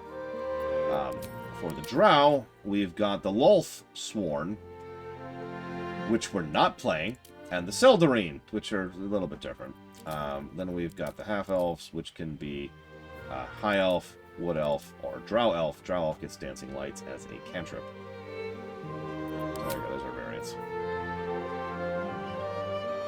But I'm just saying, you could look like this. Although, hang on, let's be a male, because I'll be playing a guy. Is that? Sorry, that's a guy. That's a guy. Sorry. And naturally, we'd be playing as Silver because Silver are objectively the best. We also need to edit our appearance, which...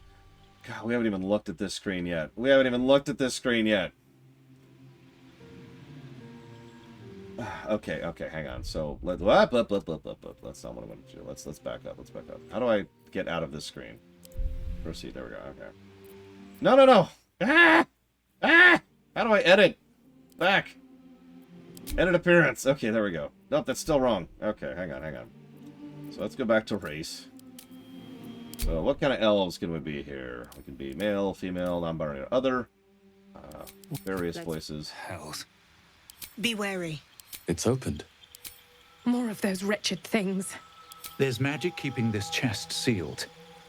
Where to next? Let's hope the locals are friendly. So those are elf voices. Something just woke up down here. Oh yeah, speaking of which, I have not seen those stats from Falkenstein for obvious reasons.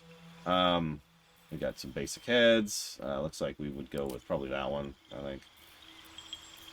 We've got to have blue skin. We've got to have purple skin. Very important. We've got to have scars everywhere. Because we're the ball spawn. It's the ball spawn. We know it's the ball spawn. All right, so we got scarring. Got to have scarring. We can be older. Oh, yeah. Except for an elf, so we don't look that old. We can increase the amount of freckles we have. We can increase the intensity of freckles. We're freckling it up. I don't even know. Oh, God. Ah!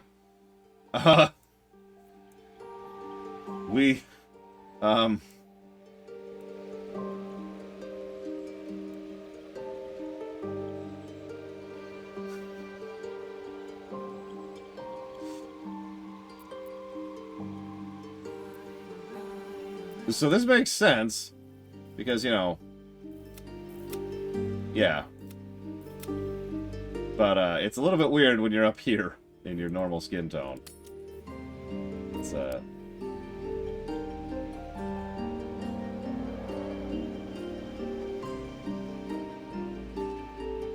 Anyways, okay, so let's go back to this. Let's try out a tiefling. What do we got for tieflings? Tiefling. Be wary. It's opened. That's the same voices. Okay, so same voices. Back there. That makes sense. I don't actually mind that. Basic faces.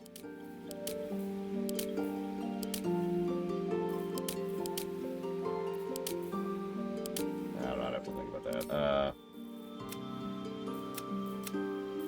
Couple skin tone options, because, you know, we're part devil. Gotta be a Sith. Obviously, we have to be a Sith. Gotta give into the Sith side. There we go. Be an evil Sith. Gotta have the pigmentation on the evil Sith. This is our character right here. Okay, Drow I don't anticipate to be particularly variant. In fact, that's because they're literally not. Okay, cool. What else we got? Anyway, we can also show body types, although I imagine they're similar. So we've got small, we've got medium, we've got, I don't know what the difference is there, and we got big. We're playing a bard, so naturally going to be a big boy. No, let's be done. Let's see, tieflings. Same general concepts. Guy. Oh, we actually cannot be male and be the smallest body type. Oh, that's interesting. Okay, so there's 2 body options. Okay, cool. Humans. The objectively best race. Nothing really fancy here, so that's whatever.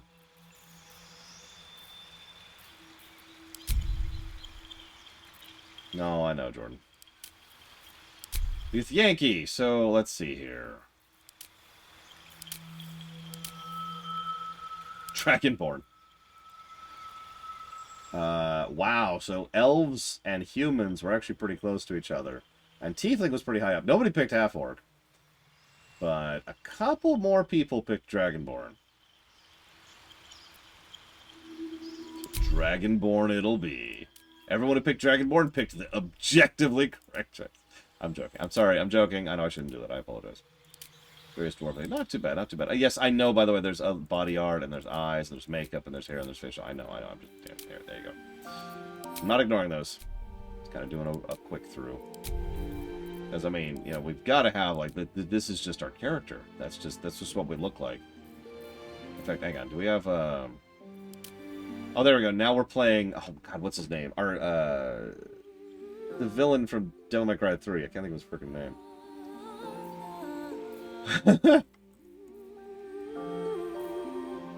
The Dark Urge. No, the villain. Arkham. Thank you, Arkham. I kept wanting to say Arcane, and I'm like, no, that's wrong. Anyways, Halfling is just... We're not going to even look at Dragonborn. Let's look at Dragonborn. So, obviously, I do actually like silver best. But let's look at these here. So that does look nicely metallic, as it should. They're called the metal dragons for a reason. Does that look similarly... Nope. Doesn't look quite as metallic on the chromatics. So red. I'm just giving you a bit of an idea of what these guys look like. Let me zoom in here. So green. Kind of looks like that. Looks like we have a couple of options for our horning. Gold. Look like this. Copper. Bronze. Bronze look like this. Bronze looks kind of cool. I like bronze. What do we got? Brass. Come on, zoom in, zoom in. Brass isn't too bad. I kind of like brass. I'm with brass. Blue, blue. Also known as the dumb ones. No, I'm just joking. That's actually white. And, of course, the Edgelord. Behold, my darkness shall consume this world. Human, Tevye Smolka, to be completely blunt.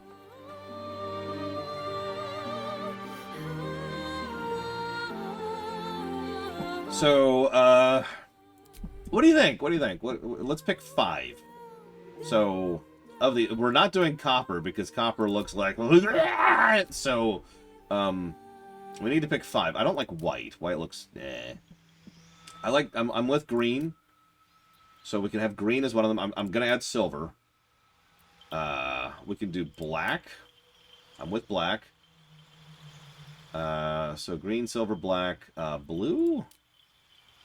Okay, let's look at blue again for a second. Blue's not too shabby. We can add blue.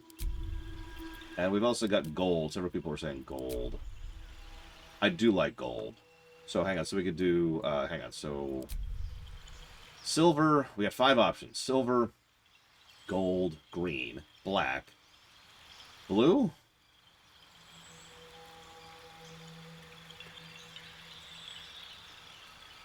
I know, I'm memeing with copper. We've got other copper options here. Here's what a copper would actually look like, by the way.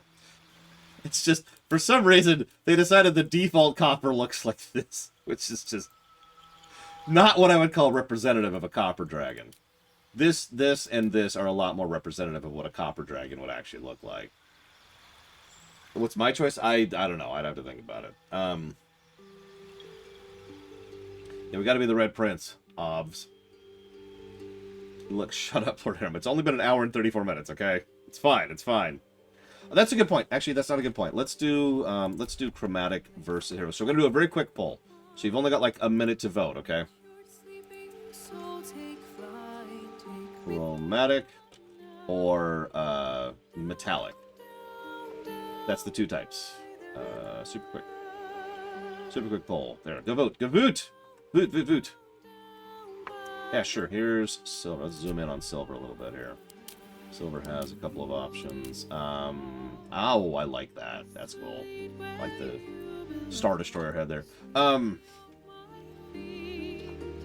Yeah, that's legit. But yeah, so, and then we've got 10. Yeah, we literally will have 5. That's perfect. Because then black. And let me double check it. Black, blue, green, red, white. Yep, nope, that'll be 5 or 5. Perfect. This will also affect our resistances in terms of stats, but I mean, who cares? It's illithids. They're going to be doing psychic damage. We don't care. The equivalent of the Chist, the Drow. No, I'm serious. Think about it. Ugh. And if we play this chromatic, am I playing an evil character? Nope. I haven't been able to play an evil character since KOTOR 1, and that is never changing. We're going to be resisting the Dark Urge at every opportunity. Oh god, it does! Blue Dragon Fireblog, you're right. Listen. Is it more good to be born good? Or to resist your evil nature? Okay, so metallic. Okay, so now psychics do exist in D&D lore. Illithids, the squid people we just saw. Okay, so we're doing metallics. We are unfortunately not playing a paladin. I was actually kind of looking forward to playing a paladin. That would have been a good pick. But we're playing a bard. Bard is also an awesome option. I'm with it. Honestly, even though I said ranger is objectively the worst class, there's no bad class in 5th edition. Not really. The only one that I would hate playing in P&P, in like physical presence, is wizard, and that doesn't apply in a video game. So let's see here. We've got, so we're doing that. So we're doing brass, bronze, copper, gold, or silver. I'm going to up this to a little bit higher. So let's show these off. So there's your options. So let's look at a couple of these. So here's brass.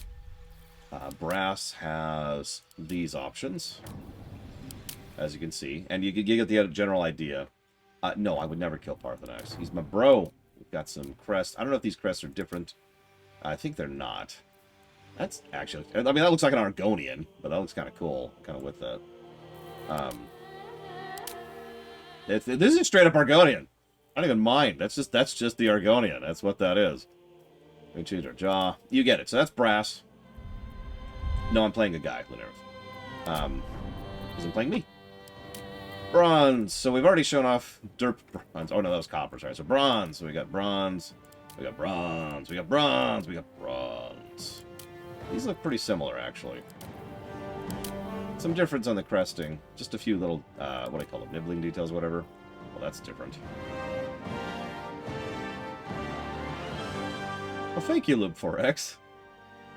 That was, God, that was a long, that was like 7 years ago. I've been streaming for a minute. Anyways. Hello.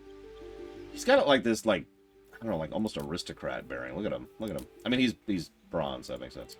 So that's bronze. Let's go into copper. Copper's got that thing going on. Wonderful sheen. Shimmery shine. No, sorry. We'd probably go with this or this if we were going to go with copper. Looks like these are the same general option. So it looks like it really just changes the skin tone, which is fine. So there's copper. Pop back out of here. Gold, of course, looks like this. In fact, let's just kind of replicate this here. There we go. Gold dragon looks like this. Gold dragons are interesting. So I tend to prefer silver dragons, personally, because silver dragons tend to be nicer, for lack of a better way to put it. But gold dragons are technically the good race, like the most good of the metallics. It's just, the problem with gold dragons is they tend to be dicks about it. Like, imagine a really condescending, like, caretaker or a parent or something like that. And that's gold in a nutshell. They're certainly good, but they tend to be dicks about it, you know? Just, yeah, it's very, very, very stick in the muds. Yeah, a silver's got your back. A silver's a bro. And a gold is just, oh yes, under these, yeah, it's just whatever. And then the other ones, I mean, like, I think it's copper is the prankster, and bronze is whatever, and yeah, it's just whatever. But anyway, silver, speaking of silver, silver looks like this. There's our nice silver sheen. And again, basically just deciding on the sheen and shine thereupon. So, can humans become psychics? So in Forgotten Realms, so let's be clear about this. Something that a surprisingly large number of people do not understand is that Forgotten Realms is a setting. Dungeons and Dragons is not. There's no such thing as Dungeons and Dragons the setting. There's no thing. It doesn't exist. If you've ever heard about lore with regards to a D&D setting, it's because they're talking about a setting that uses the D&D rule set. At one point in time, it was not Dragonlance, the other one. I can't remember the name. It was one of them, and then they switched to Forgotten Realms, and then they switched back to something else, and then they switched back to Forgotten Realms for a while there. In fact, I think currently Forgotten Realms is once again the current setting that they tend to work in. Greyhawk, thank you. That was it. I can never think of the name of it. It's Greyhawk. But yeah, Faerun, Forgotten Realms, is the setting this game is set in, and if you've heard of D&D, you've probably heard of it as Forgotten Realms, and that's why I'm mentioning this. I'm not trying to be persnickety. I'm just mentioning it as a little anecdote, because a lot of people think that Forgotten Realms and D&D are the same thing. They're not. Mystara, nobody remembers Mystara. That's a shame, because it was a really awesome setting. Think nuclear-powered D&D, and you got Mystara. If you saw the D&D movie that just came out, I think that was this year, not too long ago, that was set in Forgotten Realms, for example. My favorite setting?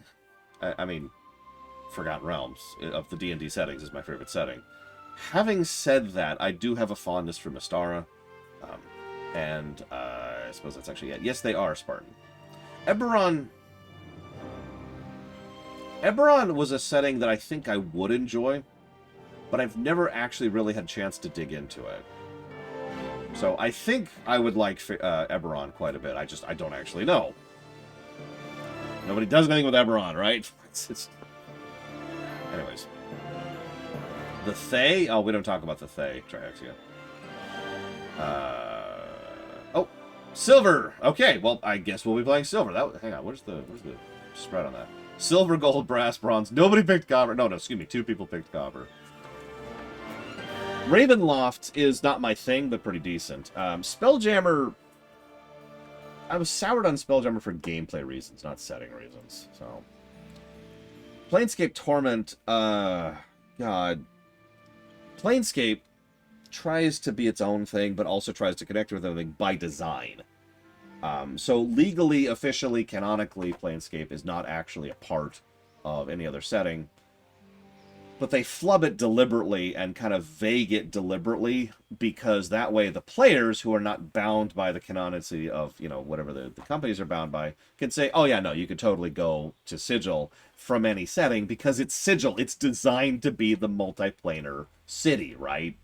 So legally it's not part of anything, but in terms of, like, you know, playstyle, whatever, yeah, no, you could totally hop around between Planescape and everything else. Does D&D have a multiverse? So D&D has... No, because there's no such thing as D&D, as far as settings goes. But do individual settings have a multiverse? Again, no. Forgotten Realms, which we're going to be talking about today, of course, has a planar system. There's multiple planes, but that's not a multiverse in any real sense of the word. There's not alternate universes. There's not parallel universes. There's just different planes of existence. How exactly those planes exist with each other has actually changed every edition, so I'm not going to go into that right now. Okay. So we're playing Silver. So let's look at our options here. Obviously, we're going to be male. Just double checking here. Yep, nope, we're a guy. We're a guy. Let's hear our voices. What was that? I almost universally play in my own settings, Braddington.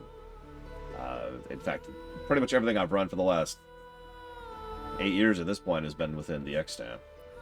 Let's hope the locals are friendly. Hells, something just woke up down here. It's opened. I want more of those wretched things. There's magic keeping this chest sealed. I can... Where to next? Let's hope the locals are friendly. Hells, something just woke up down here. Be wary. This place is trapped. Good voice acting. More of those wretched things. There's magic keeping this chest sealed. Where to next? What was that? Hells, something just woke up down here. Be wary. This place is trapped. These are all good. More of those wretched things. I think I'm going to stick with 5, though. So let's look at our faces. Yeah, no, we're going with that one. I like that crest, but let's see our other options here.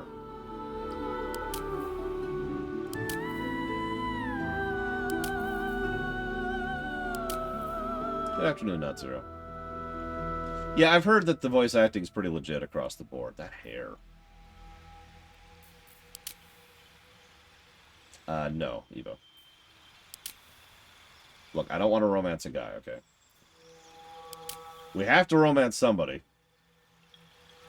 That's wild. It's even oh god, it's asymmetrical. No!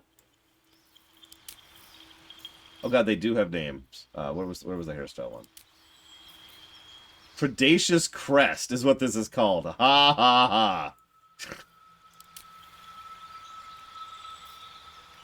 There's the black dragon thing. I do like those horns, actually. But no, I'm gonna go with the Star Destroyer. That's just legit. I like that. What do we got? Chins. nothing, which didn't get rid of the jaws. Oh, hang on. Let's get rid of everything. There we go. There we go. So we got 1 horn, 2 horns, 3 horns, red horns, blue horns.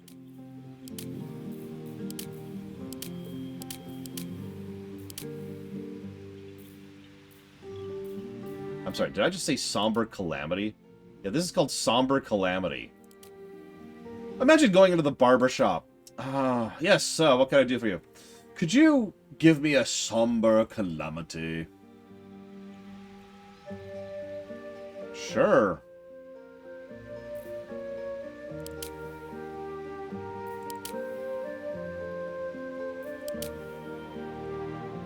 Yeah, no problem, sir. Got you back.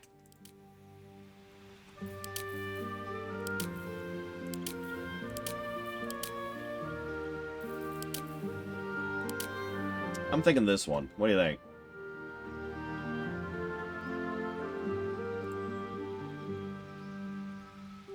Oh.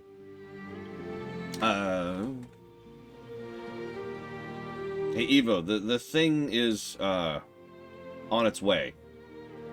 ETA 8 minutes. FYI.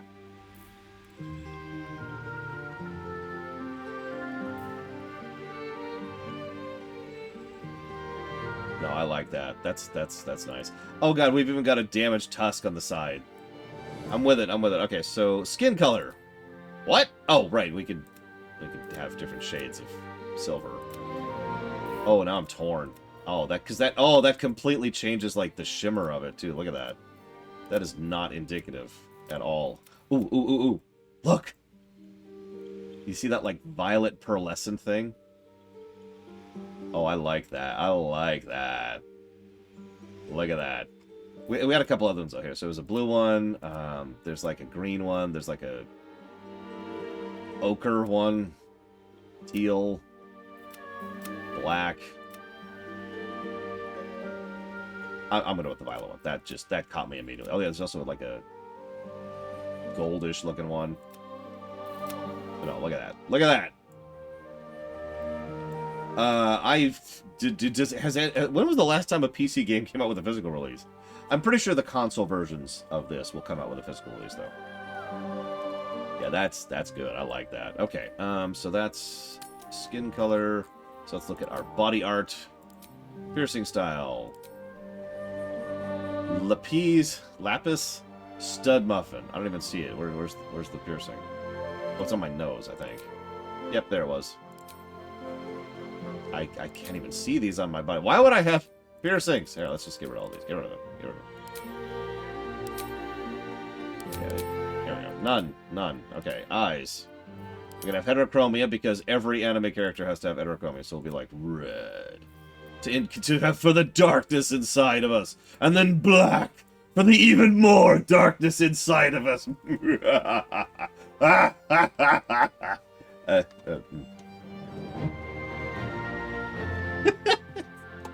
Actually, I think I will go heterochromia. I usually don't, but I'm going to do it just because of the fact that we have the Dark Urge. Just because I think that's appropriate. So, which color? Ball is all red. And it's ball! It's ball! So, let's go ahead and go with like a red. We'll go with that red. There we go. And then for our normal eye color, our actual eye color, I do like the purple motif we already have going on. We could, oh. I like that contrast. The teal there. And do we have like a lighter, what do we got? Some other options here.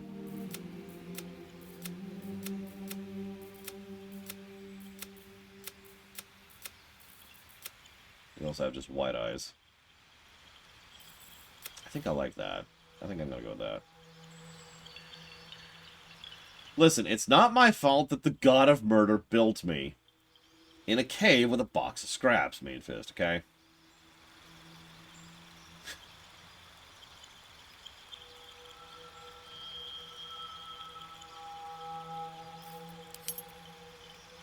Why is... Ah! Okay. Oh, this is like all races. Okay, that makes sense.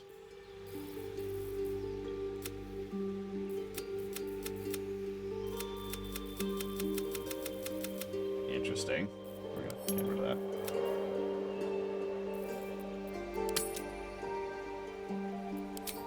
Hang on.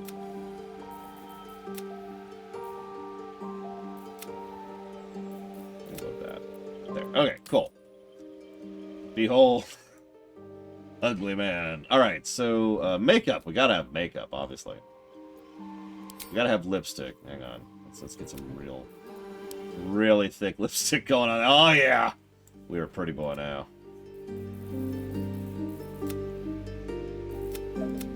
Oh, Jesus Christ. Hi, kiddo. I did not hear you come down the stairs at all, because I've got the sound going. What's up? How you feeling? What do you think of my character? Ignore the lipstick. We're actually not using lipstick. What do you think? Lipstick. What do you think? I like your character. We've been spending a minute. So we're a silver dragon born.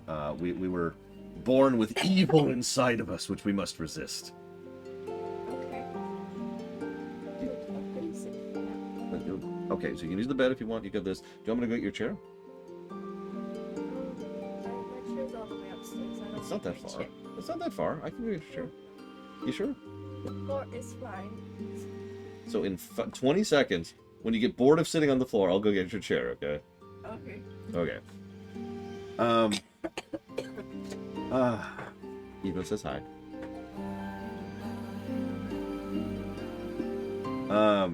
We're not even there yet, Crazy Horse. We're still on physical vision. Oh, so we can set our tail. Hang on, let's go look at our tail here. We currently have none. We can also have that. I like that. We can also have more spiny, more ankylosaurus, or whatever that. I don't like that. I like the first one best. This one? Yeah. Okay, we'll let her pick that. So we'll go with this. Okay, so this is what we look like. We need to come up with a name. We're gonna, of course, call ourselves Runner. Hello, delete me, please, sir. All right, so okay, and we're a bard, which is why we're wearing that. Yeah, hang on, I just need to see something real quick. What would we look like as a paladin? I don't know. It's pretty sharp. Pretty sharp looking. I'm just saying. What would you look like as a fighter? Well, hang on. Let's pull up fighter. Hang on, there's Floyda. Oh, yeah, I like that. Hang on, let's see barbarian now. Oh, that's good. Yeah, we're ready. What about warlock? Warlock. Let's see warlock.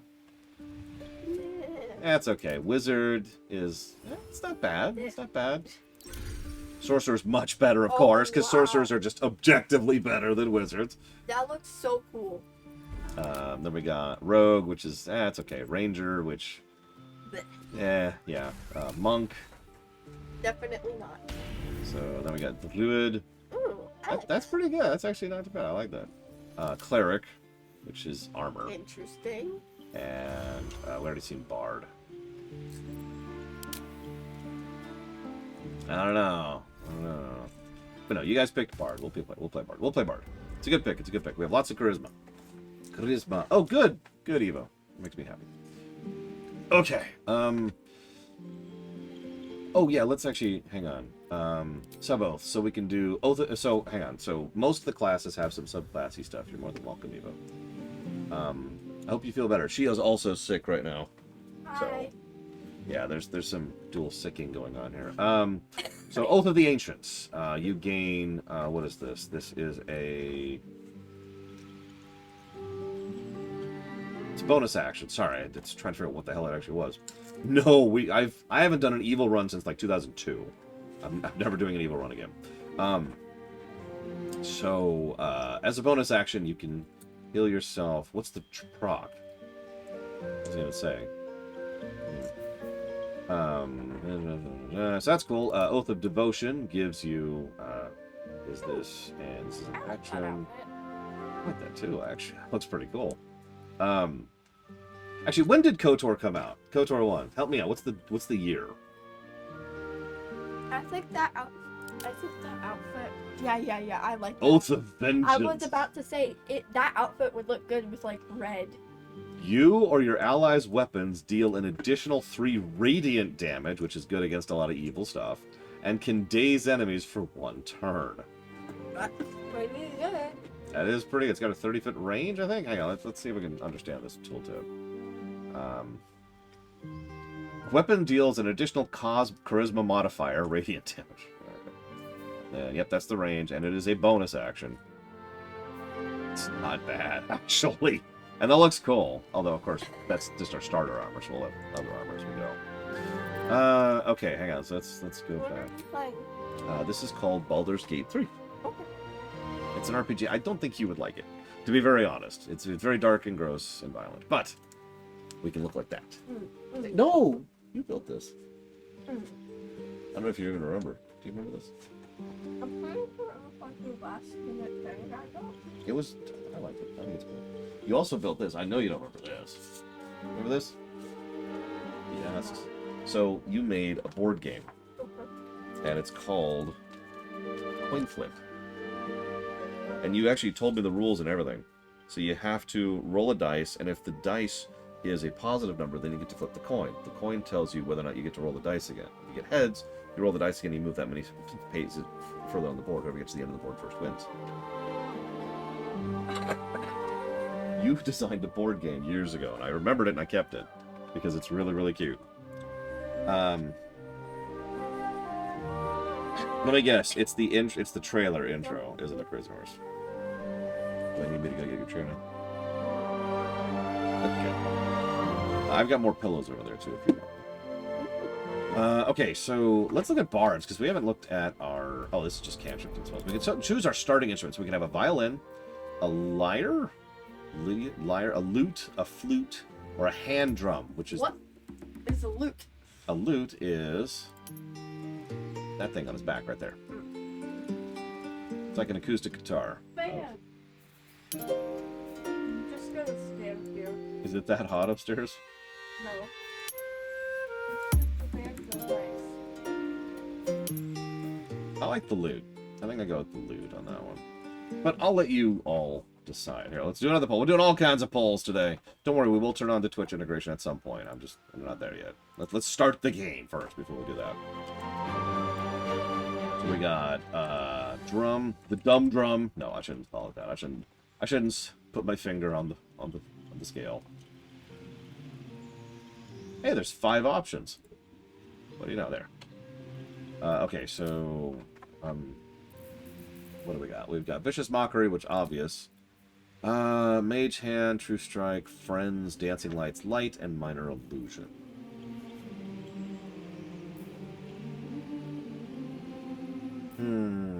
What are you doing? What are you doing? Carrying this cushion over here. Yeah, I have actual pillows. I know. Oh my god. I brought the cushion so I can sit on it. Well, of course we're using Vicious Mockery. I'm actually debating Mage Hand, because Mage Hand is a really good utility spell in a lot of D&D. Listen, Platonia. If that was true, we'd be playing a Paladin. All right, I think we'll go with Mage Hand. Actual spells. What do we got? We got Healing Word, duh. I don't like the bard's outfit. I don't either, but we'll get a new outfit. Don't worry. Although we can only wear light armor, so we're going to be limited on that. Tasha's Hideous Laughter. Heroism. What else we got? What else we got? Speak with Animals. We're going to want that. Thunderwave. Sleep. Longstrider. Featherfall. Fairy Fire. Sky Self. Cure Wounds, which we already have. Oh, no, we don't have. Sorry. Charm Person. Target might accuse you of enchanting them. You're very welcome. You know, thingy. I was actually hoping it would talk about that stuff here about Falkenstein, but it looks like it doesn't tell you the... Like, this is a really, really, really, really minor complaint, but it would be nice to see, like, what the classes can eventually become, you know? You know, like the ability to see the eventual options and side stuff that all the classes have, rather than just what you start with. Because I feel like it's... I don't know, when I'm playing 5th edition, I find it's easier to decide what I want to play based on what I will be, not what I start on. This is my take on that. I was going to say, I knew one of these games did it. Apparently it's the Pathfinder game, so yay for the Pathfinder games for that. What do we got? What do we got? Let's get rid of that. And we'll go ahead and get Longstrider, because that's a duh. Let's actually grab Bane instead of Tasha's. Because Bane, which is a charisma save, it's a concentration. It's not only concentration, though. What? Oh my god! I give up. I give up. Here, take. Duster, but it's missing its destiny. Take my Switch. Take my Switch. Oh no. Your game is still paused there if you want to play that a bit. Okay.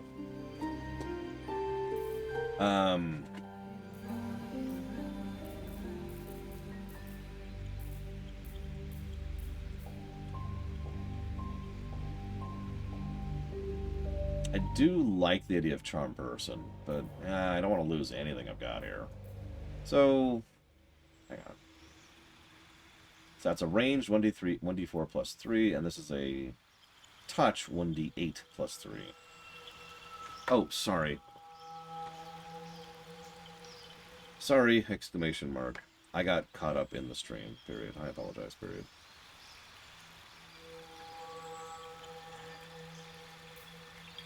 Sounds like you've got a few more days to prep, comma. Make sure you bring your Kindle and make sure it's actually charged, too, exclamation mark.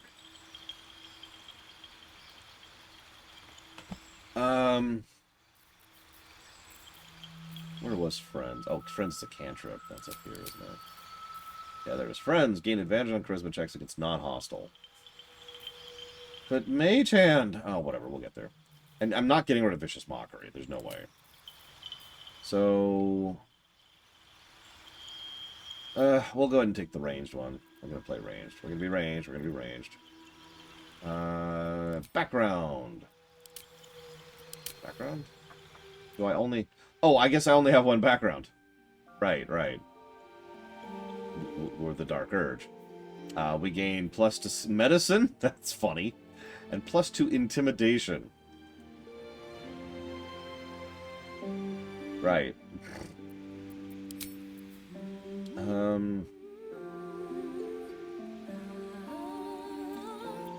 No, I want to do this. There we go. That's what I want. Oh, nice, Hira. What do we got here? So let's turn off all of this. So we get 3. And we want to be a loot. Okay, loot it shall be. So obviously we're going to get persuasion and performance, as both does. We don't really have a lot of choice on that, because performance is tied to our actual abilities. Doesn't really say that here. And persuasion is the mandatory stat for every RPG made in the history of the Emperor ever. Yes, I am 100% sure about that on Wolfenstein. So, otherwise, I'm torn. Should I get Deception? Should I get Deception, Perception, or Insight? It's one of those three is what I'm going to go with. She says I should go with bleh.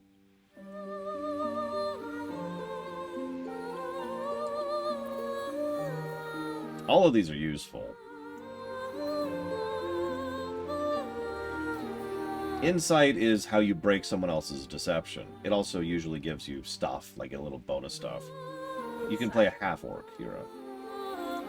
We'll go and do Insight. We'll do Insight. Let's boost that. There we go.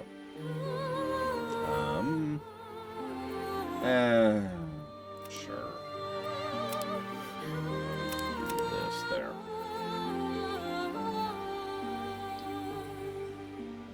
We have a +1 initiative. And a D8, apparently. Okay, so we're getting a loot, which is we already have equipped. I think that's everything. We've got race, we've got sub-race, we've got bard, we've got our spells, we've got our other spells, we've got our loot. We're still a Dark Urge, and we've got our stats. You cannot do a whoa as a half-orc, no. No, it's just in D&D books. Like, if you buy the player's handbook right now, Linear, you cannot play as an orc because it doesn't have any stats for it. I really hope not, Mr. Red, because that would mean Ball had sex with your mother. So, I think it's everything. Can I, like, save all this so I don't have to do any of this ever again? I bet I can't. Yep, I don't see a save thing. Alright, cool. So do me a favor, kiddo. Don't look at the screen for a few minutes, okay? Okay. Thank you. We'll call ourselves Runner, of course. Just doing like my double check here.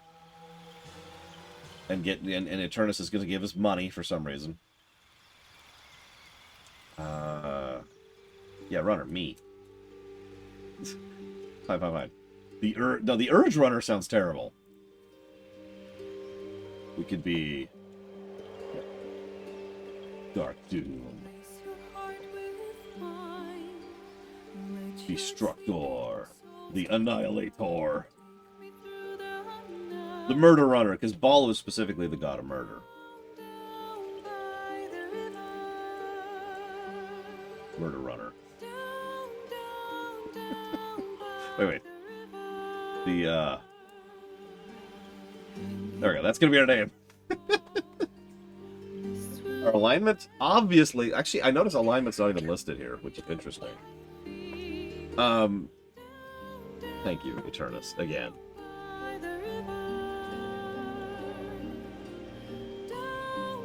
Always appreciate you. I don't suppose you want to put this in the same thing, but otherwise, please let me know, Eternus. Thank you. Yeah, I actually, when I play D&D, in any variety, I actually just eject the alignment system to begin with. The only reason alignments matter, really, in modern D&D is because there are specific spells that can affect your alignment, like protection from evil. If it's not for that, the alignment system really has no reason to exist. I don't mean that in a negative thing, because the original, the second purpose of the alignment system, and one of the original guiding principles of the alignment system, is to help people who are new to the game. It's supposed to be a guideline. It's supposed to be something to help you roleplay your character, something to get people into acting, essentially. Nowadays, that's pretty out of date. But, you know, if you still want to have an alignment, that's totally cool. I'm not going to judge. Judge Runner. No, let's do it.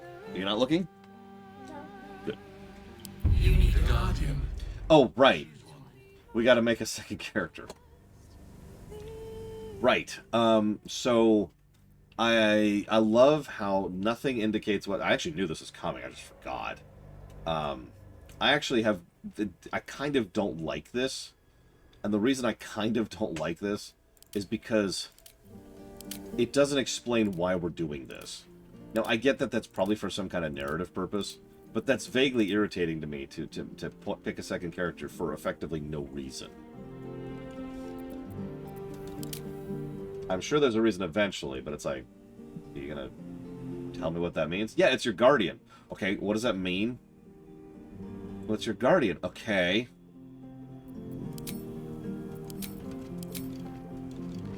So why are we... What's a guardian? Anyways, whatever. So, hey kiddo. Come here, look at the screen again real quick. So I want you to pick, okay? So, hang on, let's go back to being female. We'll make it a female. So it can be drow, tiefling, human, Githyanki, elf, half-elf, or half-orc. You like half-orc?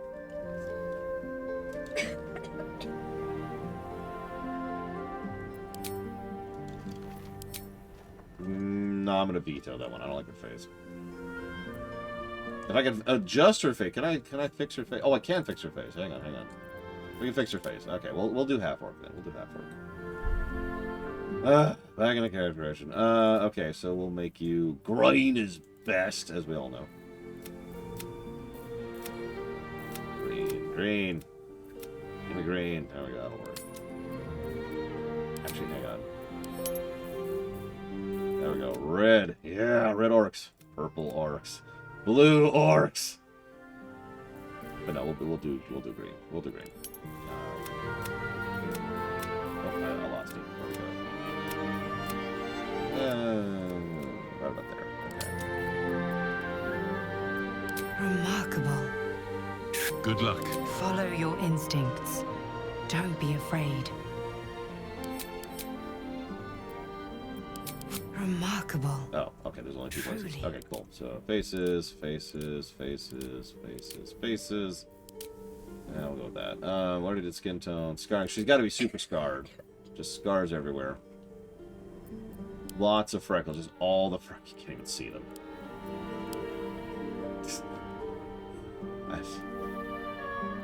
Anyways, body art. Sure, what do we got? It'll be super edgy, evil Death Doom. She has eldritch runes inscribed into her very skin. I kind of don't like any of these, actually, so we're going to go with all that. Next. She should also have heterochromia. You can't even tell. There we go. So we got the evil eye. But then also the good eye. I don't like that either. Get rid of that, get rid of that.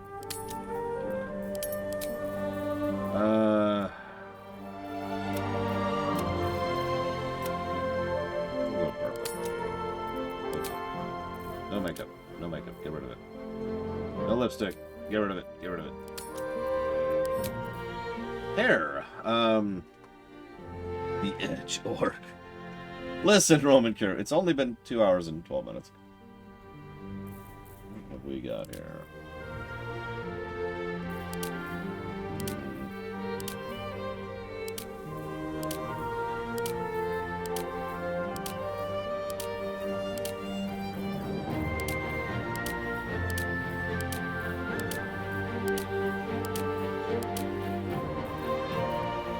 There's a lot of these. Just give me back a minute.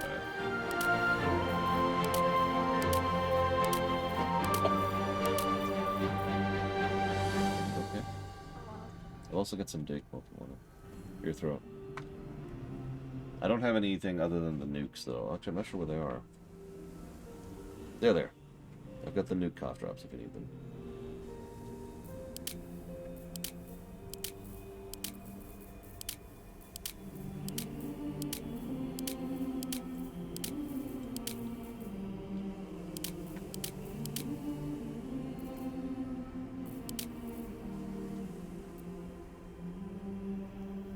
Perfect. There are too many of these. We're gonna go to the one I actually liked earlier, which I think would no.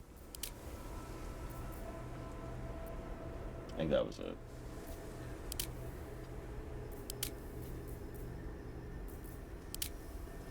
Oh no, there we go. I like that. I like that.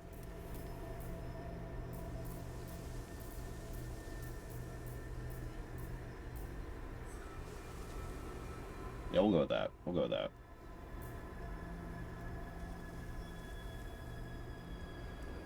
I don't like any of these on her. That's all. So I was looking for something a little bit more, essentially tribal is what I'm going for. And I like the braids. There's several good braid ones. That's a little bit too ponytails-y.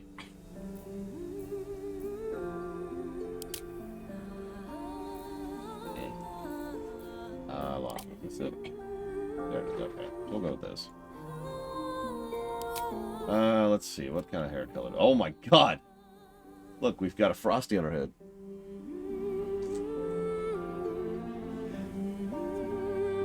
Okay. Do me a favor, Karen. Yes. Do me a favor. If you're making your uncle worry about you. I'm totally cool with you hanging out down here, but why don't you actually lay down? Got a bed right here.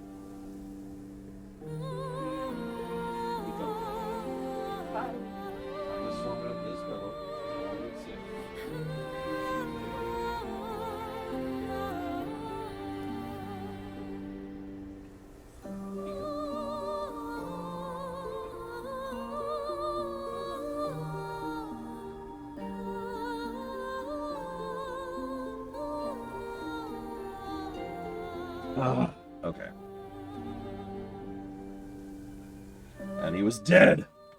She immediately kills me as soon as I go off camera. Okay, God, I don't know what I want her haircut to be. I like red. Red and green go well together.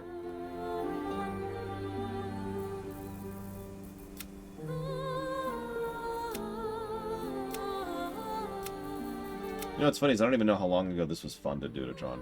Like, I literally don't have any records going back that far. What? I think I glitched it. What did you do? Oh my god. What did you do? She broke my switch. No. My switch. My switch.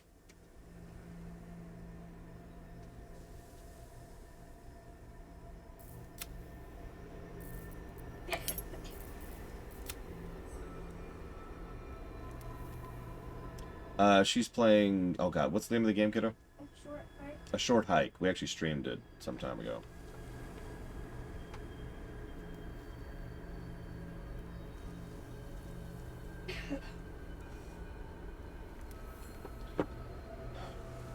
Pumpernickel. Oh, I think I like the other way better, so let's do red. That's the highlight. No, red. Although, now she's got some punk going on. No, let's go red here, and then black is the primary. That looks terrible. That looks awful. What the hell? That just looks wrong. Okay, fine. Red.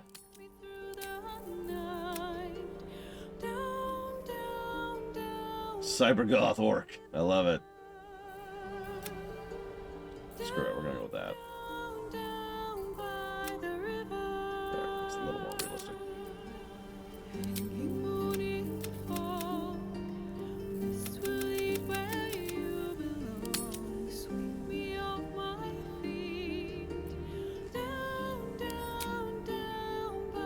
Okay. Yeah, I don't... Give me all skin colors. What do we got? What do we got? There's like a greener green. Green that's actually green.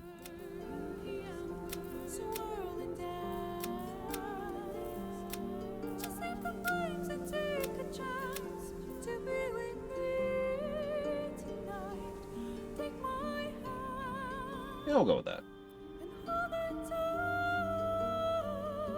So now we have to actually judge everything we just did.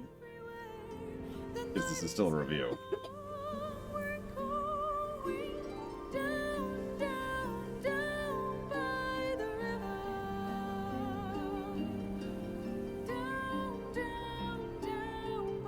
It's just not...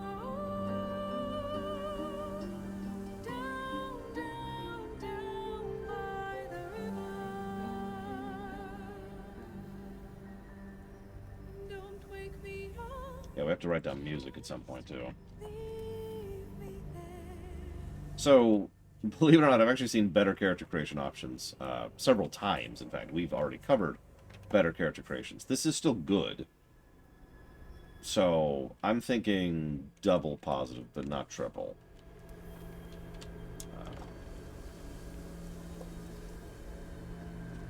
And we'll lock that in.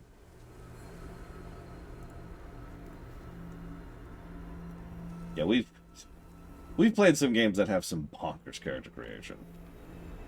Like, still, currently. Anyways, okay. We're good. Time to get to Namor.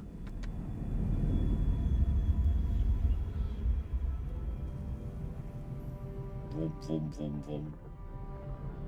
Hover, hover.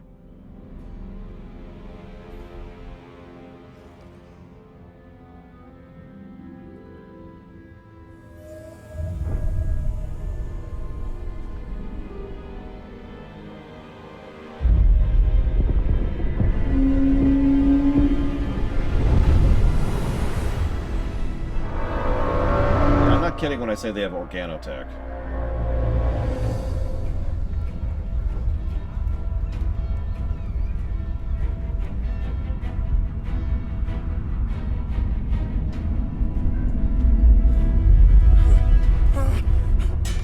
Ring the bell, you doofus. Jesus. Yeah, I brought up Illithid ships on purpose.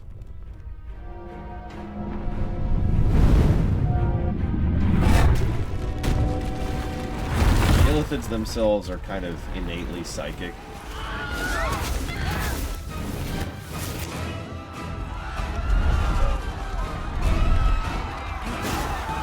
They control them mentally. I'm not sure what they're doing to teleport people on board, though. That's new to me.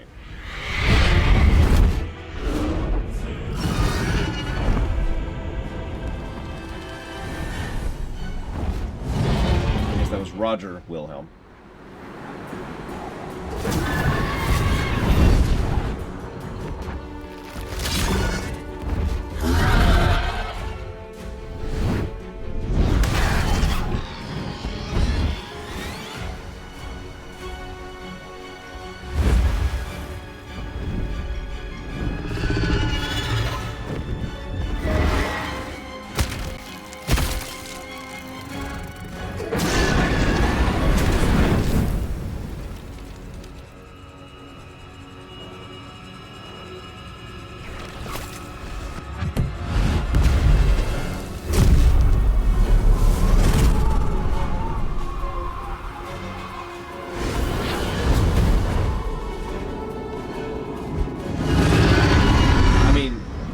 Really, everyone should hate Illithids, not just Githyanki.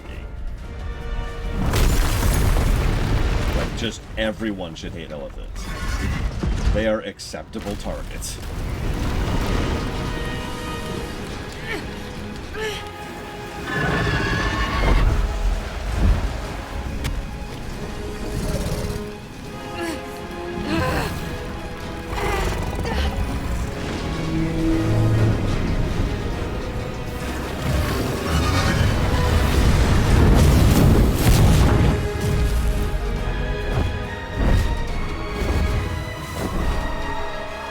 Yes, my tomato.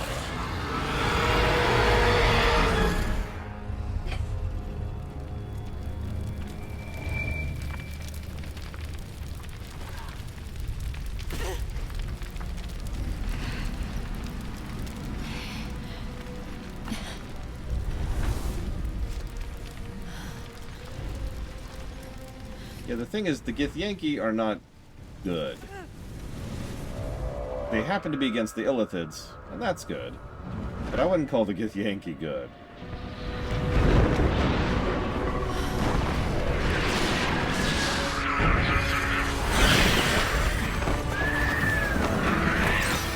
So you remember how I mentioned this is coming right off the heels of the Descent into Avernus, excuse me. Well, there's this thing called the Blood War.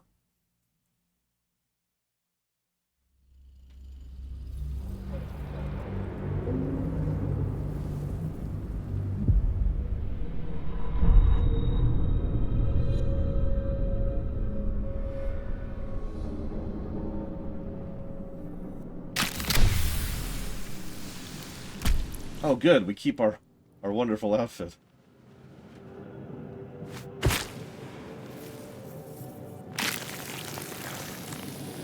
I have no idea, Random. The blood in your head thrums and pounds. That pounding blood obscures who you are.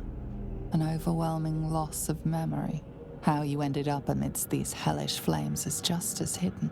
You have nothing in your skull, besides your name and a headache. But you are in danger.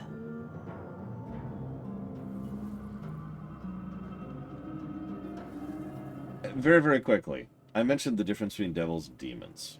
Devils are arguably worse, but kind of better, because you can work with a devil, and you can negotiate with a devil, and a devil will not automatically turn on you or screw you over. But the reason devils are worse is because they're smarter and better at long-term thinking. If you work with or around or competing against a devil, it has a better chance of screwing you over long term. Demons are and that's the best way to describe demons. In gameplay terms, devils are lawful evil, whereas demons are chaotic evil. And I don't mean that in whatever you're thinking of. I mean, like, taken to a frickin' extreme. Devils tend to work in pacts and organization, and demons tend to work in... So. And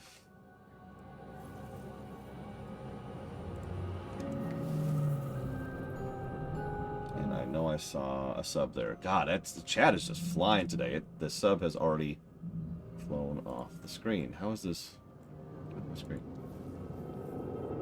There we go. It's from Cumanization. God, didn't even see it.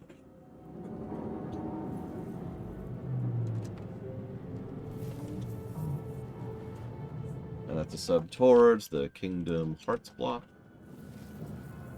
FF7R2 and the FF audit run. Thank you very, very, very much, Humanization, as always. Demogorgon's interesting, because Demogorgon is kind of what a demon really should be, to a T. Extraordinarily powerful, and more than capable of thinking and outmaneuvering all that. But the thing is, most people don't know this, Demogorgon has two minds, two personalities, two selves. And they hate each other, and they don't agree with each other on basically anything. And so they are constantly vying for control of the overall body. So Demogorgon can cause issues. I should probably mention, I don't want to go too much into this, but there's a really good... they've changed their mind on this a couple of times. But the Blood War is orchestrated. And that's a whole asterisk. I don't want to go down the road. I just want to mention that. Because it's one of the reasons the Blood War has been going on for so damn long. Anyways, thank you, Rosulia, for the sub. As always, if you want to put that towards something, do please let me know.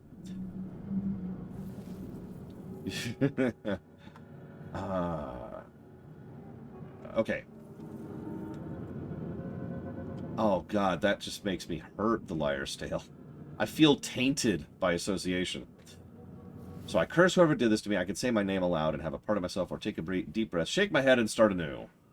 We'll go 3. Time to get out of here. And then you can shed light on the dark of the matter of yourself. My head.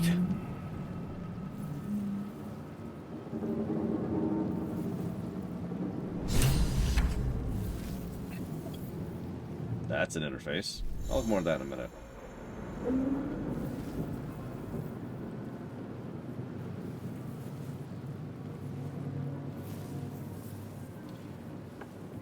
No men... Okay, let me explain what no men means.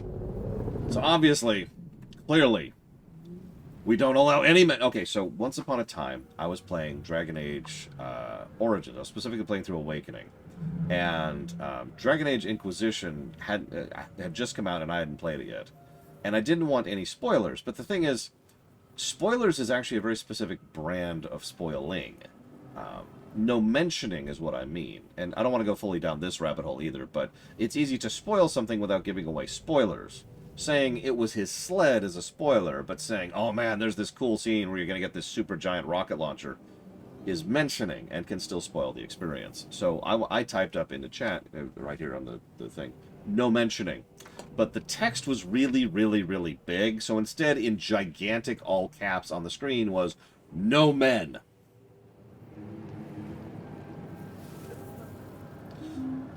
So that's what no mentioning means. It's kind of exactly what it sounds like. No mentioning. Because, even, like I said, even if you mention something that isn't a spoiler, it can spoil the experience, like the rocket launcher example I just gave. Okay, so, Jesus Christ, this is a lot.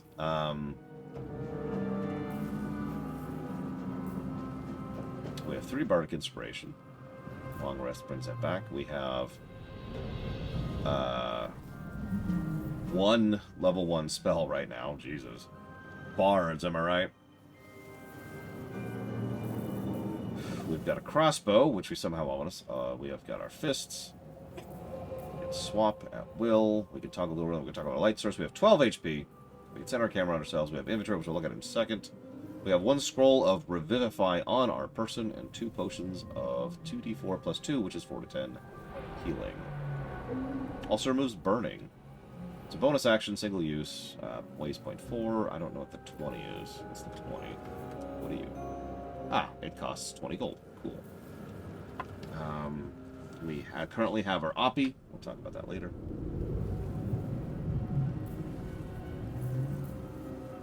The fact that these are hotkeys is something I find weird.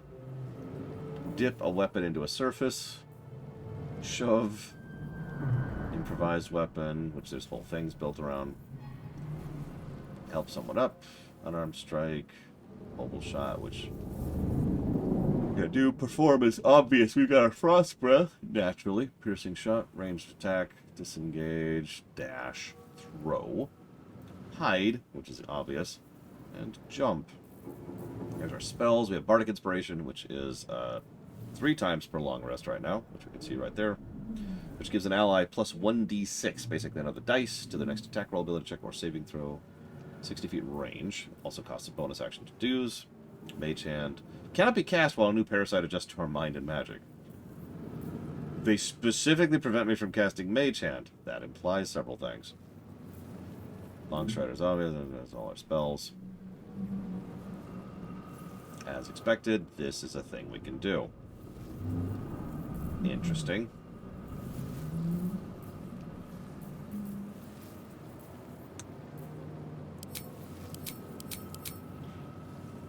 Also interesting.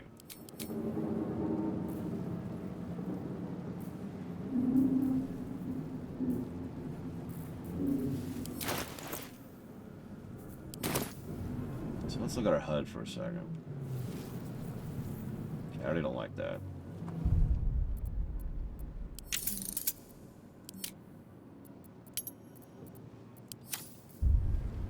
There we go.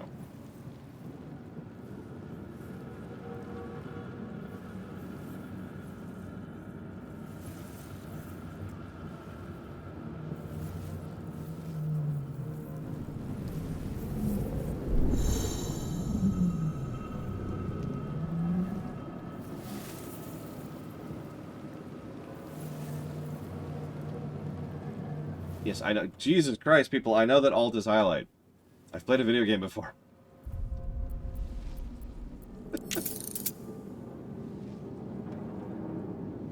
What?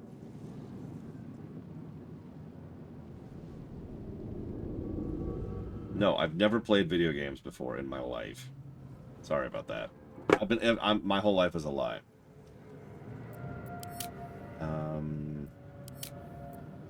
So since it doesn't show where my camera's facing, we'll go ahead and change that back.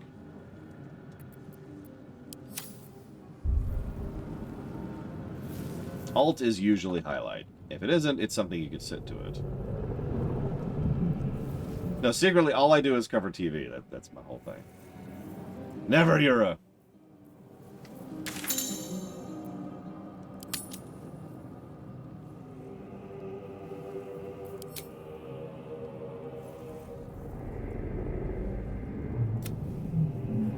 Be yourself. Think dirty thoughts. Special. Yes, special, aren't you? I think I just beat the game. Wait, what? Did you? I made it to the top. Well, that is beating the game.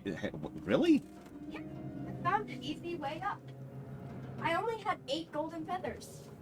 Well, congrats. You did. I'm on the top. Congrats. Yay. There's a lot of other stuff you can do if you want to, but congrats. I beat the game. That's enough. Oh my god. Oh my god. So I'm gonna. This is one of the first games I've beaten. You know what you could beat? Pokemon Arceus. Do it. Do it. I'll go back and play that. Okay. Cell phone reception. Yay. Special. Yes, special, aren't you? Shh, don't fight it. You know what you need to do. Take up the knife. Do what you do best. Easy as breathing. You'll feel better after. And that's our personal quest right now. No. I think, so, okay. Blue Dragon Fireblocks asks, am I going to review Baldur's Gate 1 and 2? Because I never have. And the answer is no. Because they're so buggy and hard to get working that they're actually vetoed. How buggy are they? Well, let's say I fire up a game. Picture playing an RPG, right? Now let's say that the game crashes if you talk to an NPC in a way that is interacting with them, so anything other than just basically talking to them. Okay, that's not too bad. You know, we can just avoid, like, quests. What else? Okay, so if you loot something, it crashes the game. If you access your inventory, it crashes the game. If you buy something, it crashes the game, partially because you activated the shop. In combat, game randomly crashes. And, oh yeah, when you zone, the game crashes.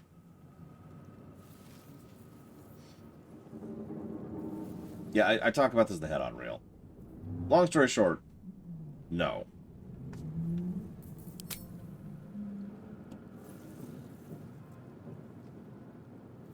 You may have a maximum of 4 inspirations. Sorry, inspiration is a reroll. We apparently have 1 just for being, you know, what we are. We have a chat log with timestamps even. Interesting.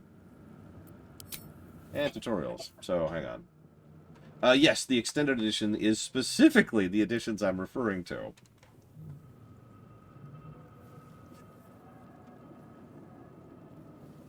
I'm not even going to try to get the original versions working. That's a whole other ball of nothing. Do you want me to show you what shortcut I found? Sure. Okay, so basically, I come up here, over here, and I climb up this. You're running out. You're running out.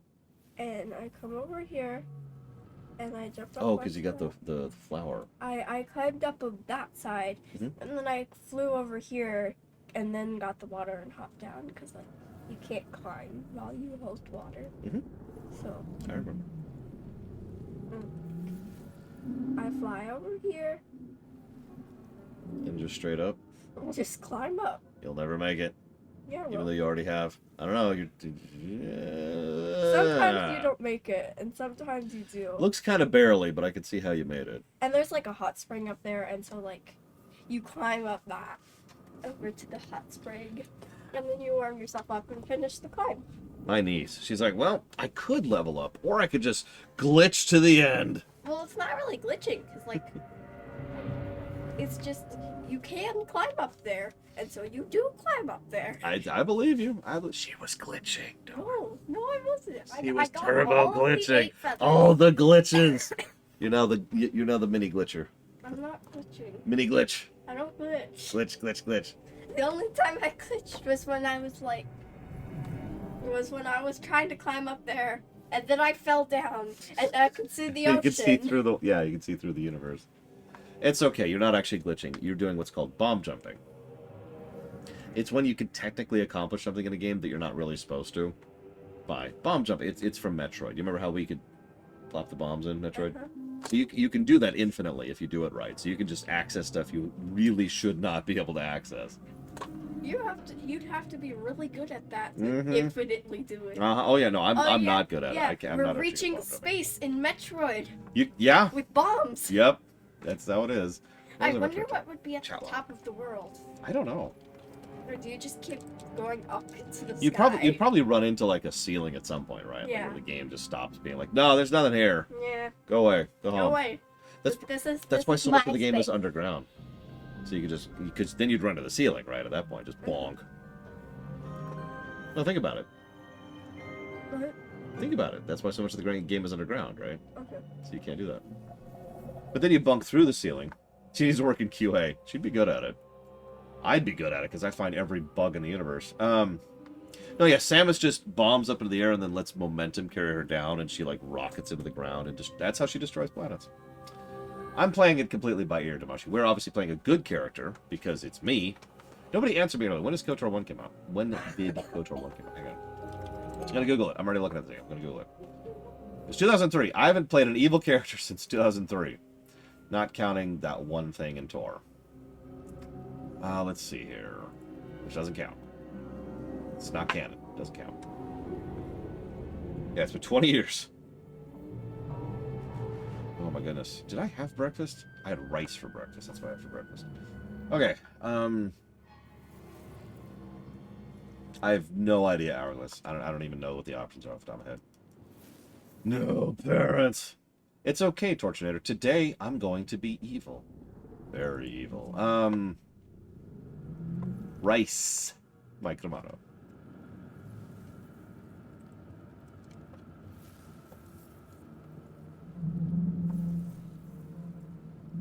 Let's see here. So, I do like that, and I do like... I don't know if I like the map yet. Well, we'll debate the map. HUD.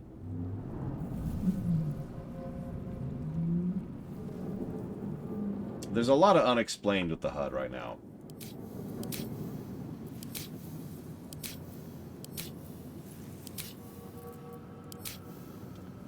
we'll come back to the hut. Let's go ahead and move forward an inch.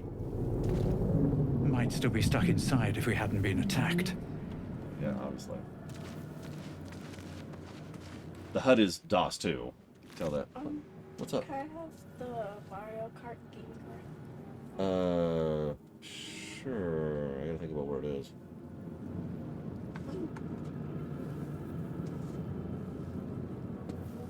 I think I know where it is. Hang on. One second. My adorable niece requests my aid. And I must aid her, no matter the cost. Even if it costs me my life. Ugh. It's worth it to get you, Mario Kart.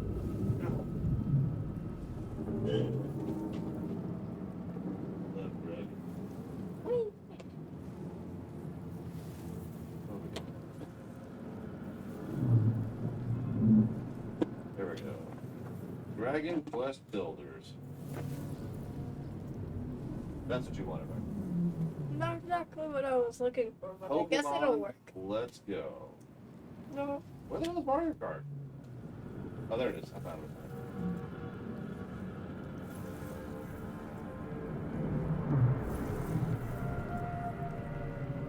No.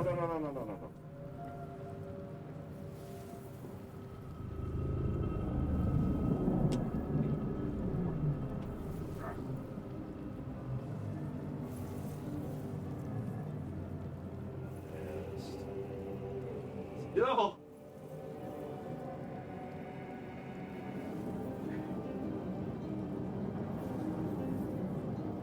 I am the dank urge. Wait. That sounds weird out of context. So, what do we got here? Jade.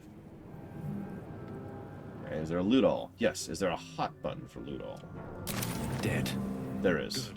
Good. I thought I saw something which I believe was an option from DOS 2, and that's because it is.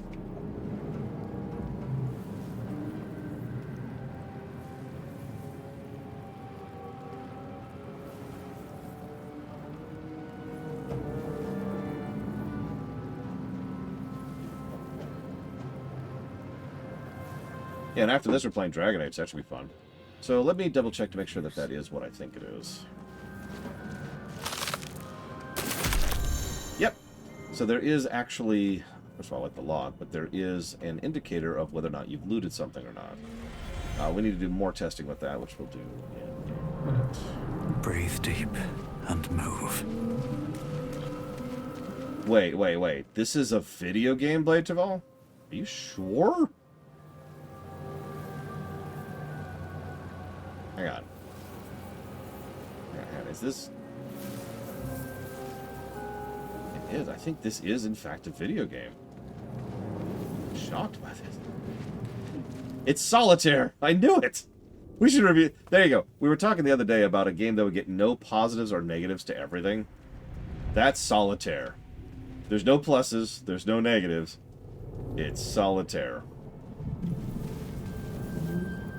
Yes, sorry, at least in tabletop. Okay, so we're gonna loot. We're gonna walk away and not finish looting. Okay, so the asterisk indicates whether or not you have opened a chest, not whether or not you have looted a chest. That's still good. That's still a good quality of life feature. I like it.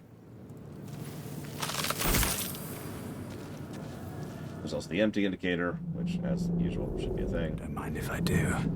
So far, I've only gotten 3 bananas. Delicious bananas. Well, like... It's probably because you're in front, kiddo. Because you're crushing it, right? I mean, it sounds like you are. Seems simple enough.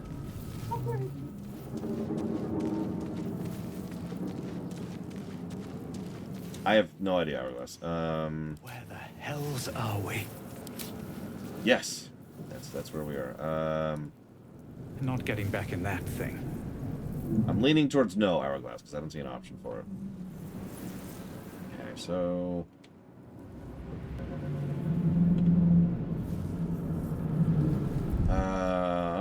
before we do anything else, what is session?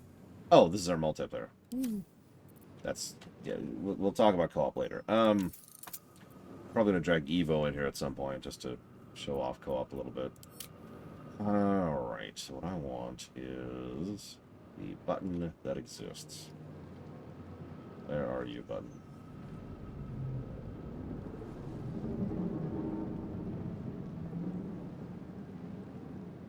Okay, they're what they should be. Holy crap. Quick save and quick load. Yay. And of course we got lots of autosaves. And we've got manual saves and manual everything's. So we can actually be like, ooh,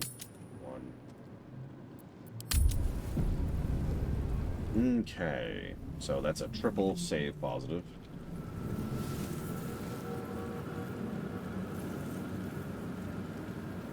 I mean, it's an organic ship. What do you want from me? It's gross, okay? We get it. It's gross.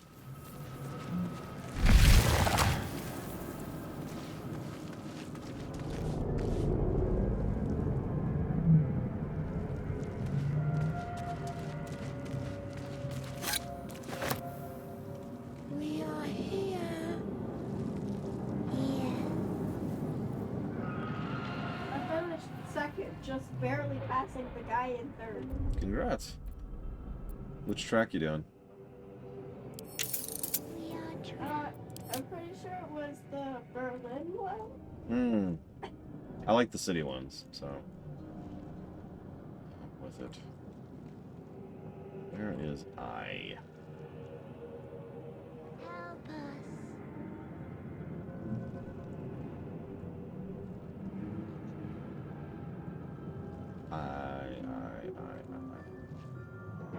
Am I blind? I'm blind. I've got to be blind. There it is.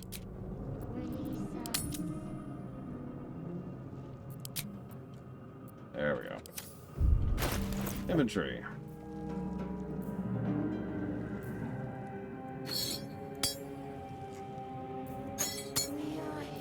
So just like in DOS 1 and 2, there's no actual limit on the size of the slots. As you can see, you just expand it forever. Shrug. Bless you. We are trapped.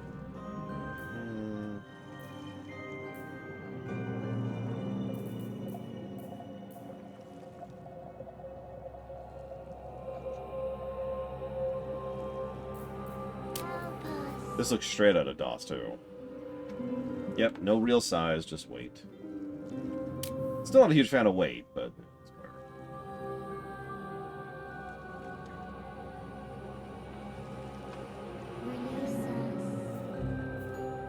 I feel like someone wants me to release them. I don't know, it's weird.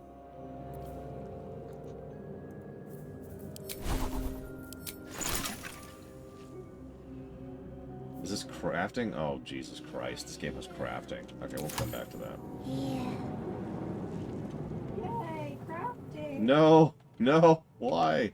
Why crafting? Most games don't do crafting well. So usually in a game, if there's crafting, that's a bad thing. Yep, camera locked to player, which actually can be irritating in DOS 2. Let's go over to the brain jar. What do we got? Help us.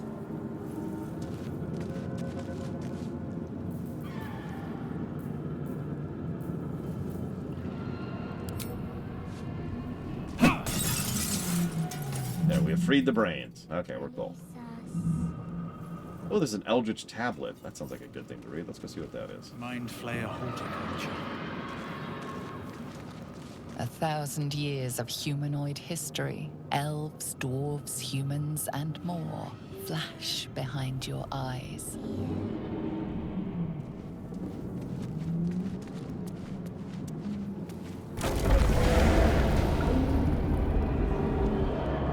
Of course. We are trapped. Yep, that's a thing, I believe. Yep, so in case you can't tell, that person's brain is quite exposed. Help us. Very exposed. They have a condition. Under operation. Yeah, that'd be a hell of a debuff. Being operated on. What's up for discussion?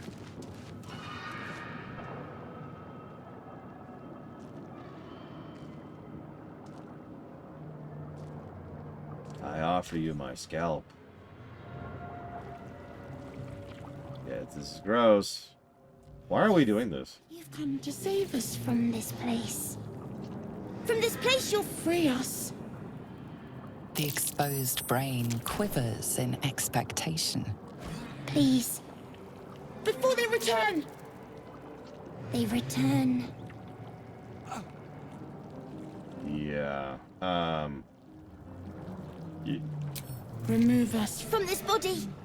From this case. Free us. Please.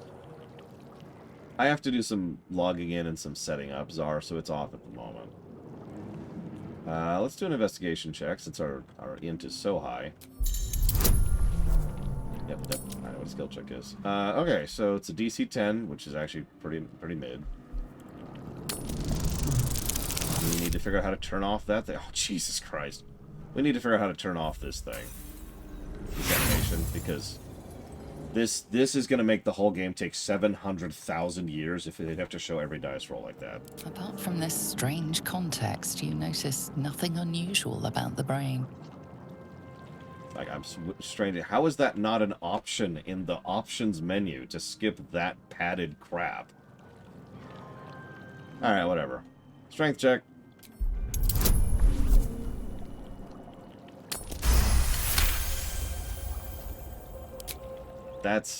I'm probably still giving that a padding negative. I'm just going to be honest about you. Just going to do that.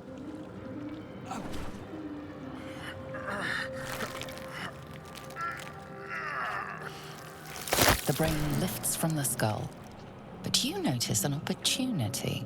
You could cripple the strange creature, making it more subservient should it prove a threat.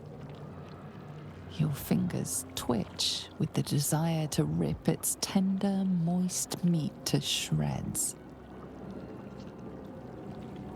Imagine a brain full of holes, a brain like your own. But no.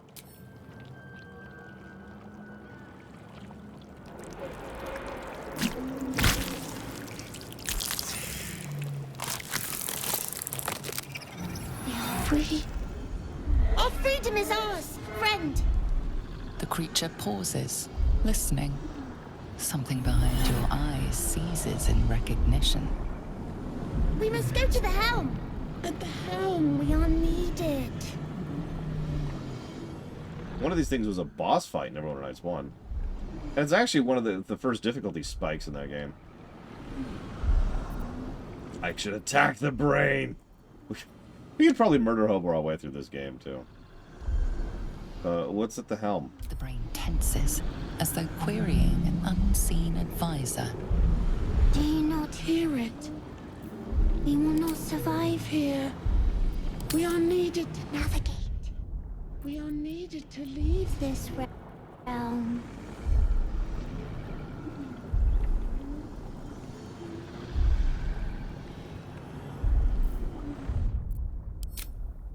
Testing something. With fire, Crazy Norse.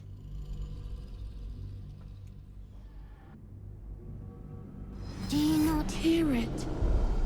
We will not survive here. Not quite Fallout 4, but it's still pretty good. We are needed to navigate.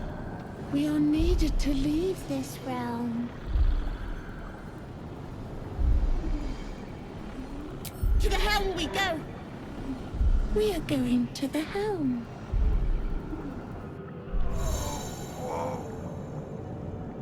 We have a 4 health newborn. That's a condition. Disadvantage on attack rolls, lowered AC, lowered hit points, and cannot take reactions. Its name is Us.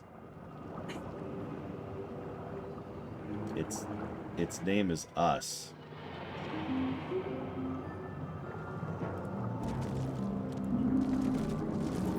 Never a dull moment. Wait, after you I ended the race. Sure. Let me see.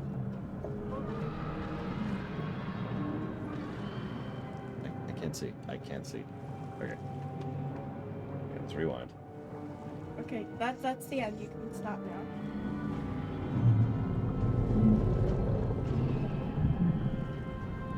Wait. Good job. I ran into the wall. Hell yeah. And then I crossed so like this is the finish line, and I went. Kong. Kong. The only Oopsies. way to pass Stay. the finish line.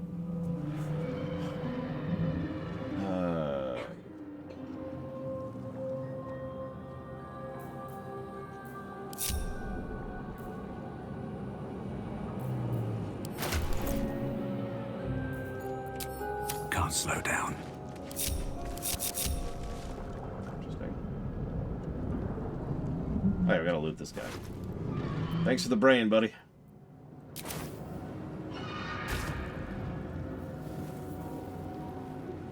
I like how killing the thing or mauling it was considered the evil option. Not sure I agree with that.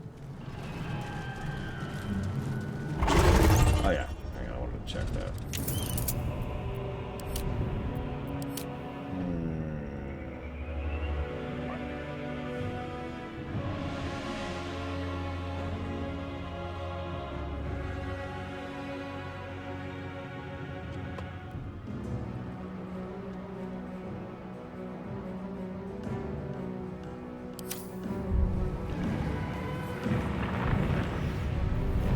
Don't mind that, it's just hell. It's just hell. Don't worry about it.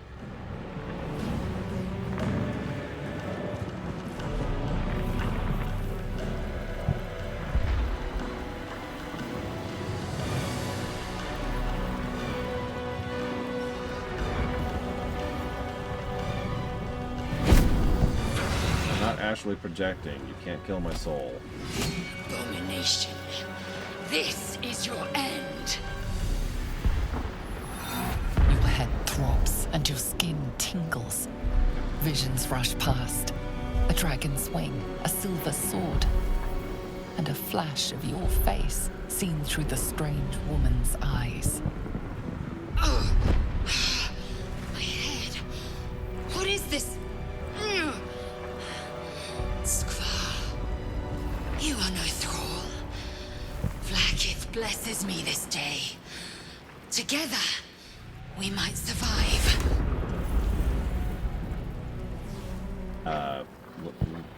Who are you? Who am I? Your only chance of survival. Okay, so why do you think I was a thrall? We carry mind flayer parasites. Unless we escape, unless we are cleansed, our bodies and minds will be tainted and twisted. Within days, we will be Geich, mind flayers. Illithid, by the way. I have a bad habit of calling them Illithid instead of mind flayers, but they are interchangeable. There's no distinction. So, how do we fix this? We can do nothing until we escape. That must be our priority. First, we exterminate the imps. Then we find the helm and take control of the ship. As for that thing, it will remain tame as long as it believes we are thralls. It may be of use in the fight to come.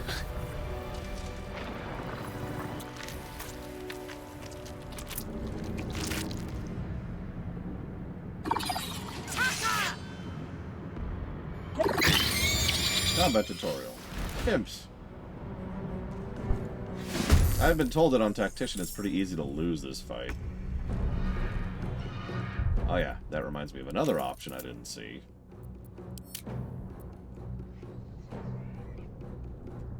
And considering a friend of mine has been complaining about this, I'm guessing the option does not exist.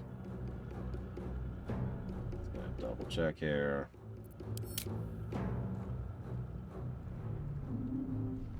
Yep. Cool. The option to either speed up or skip enemy turns, Evo.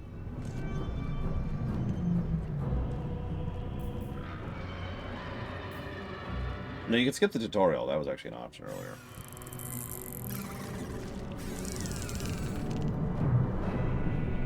I actually have no idea, Hourglass.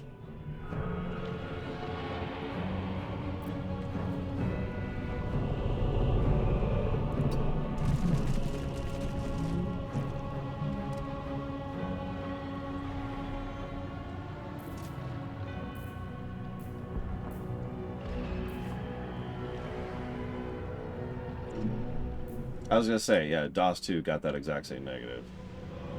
See you in a few weeks, Crazy Norse.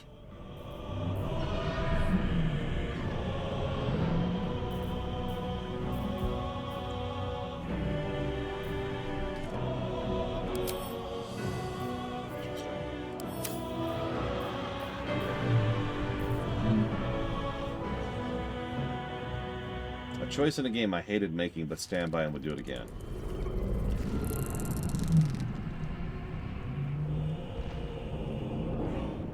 Probably either the Krogan choice in Mass Effect 3, you know, the one, or see 1,000 hours, or the Geth choice in Mass Effect 2.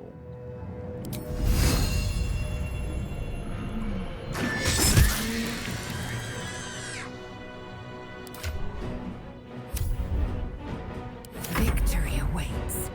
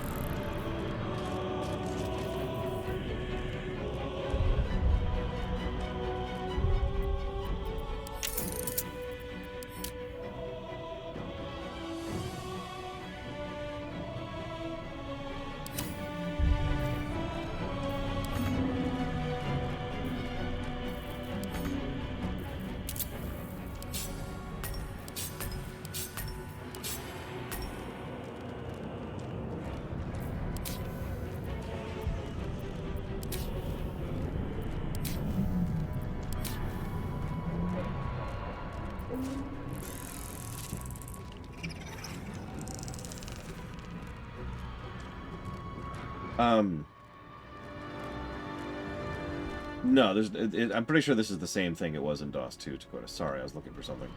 Because, I mean, you can see it right there. You've got our movement is in the lower right over here on the end turn button, so you can see how much movement we have left, which is that little thing right there. It even tells us the exact number of feet, and it's the indicator, but that's it, so you kind of have to eyeball it. Same thing it was in DOS 2. What I'm looking for is the 1 through 9 buttons, which I am not seeing. It's actually hotkeyed to buttons 1 through 9, but I don't seem to see them, and I'm confused by that. I'm just going to live with that for the moment. Because I apparently can't do anything about that. Survival is all that matters. We have a crossbow, so let's switch over here. Inch forward a little bit.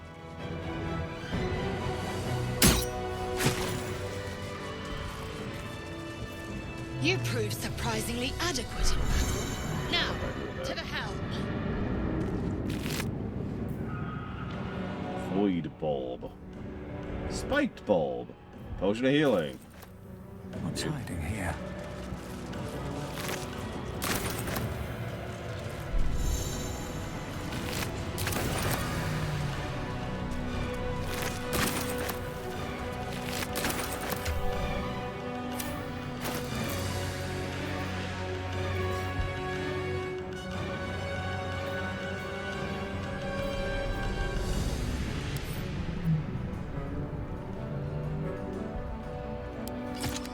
Hey, friend Doka. Haven't seen you in a minute. I think you're right. Go for it. I'll have to test next time we get into combat.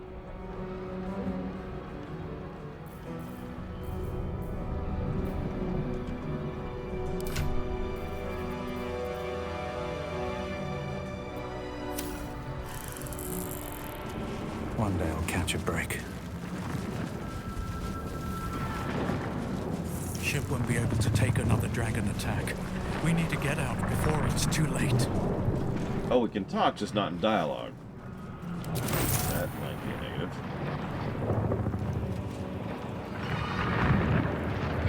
So I'm loving the visuals in the background there.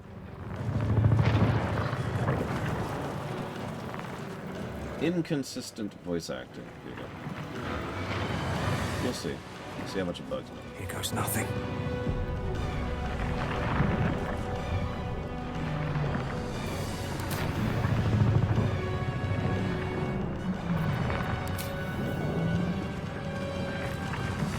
It's okay, Eternus. I don't either. I have no idea what I'm doing. God damn it. Istik, back! Touch nothing without knowing its purpose. I'm gonna admit. First reaction, I'm gonna go touch something. No, no, no. Okay, so we've got sacrificed cultists who are currently sapped, sonically drained, incapacitated, and unconscious. Cute. Something good here. I hope. Literally, the option there is touch. Damn it! You! Get me out of this damn thing!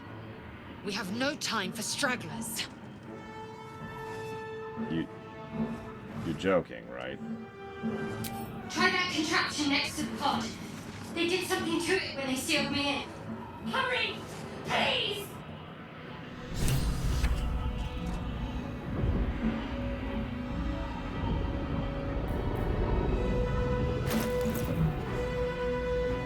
Oh, thank God. We don't have to keep track of ammo. Plus to gameplay. Terrain. Which we're gonna get out of immediately. Shot down. Let's hear it. Oh, gosh.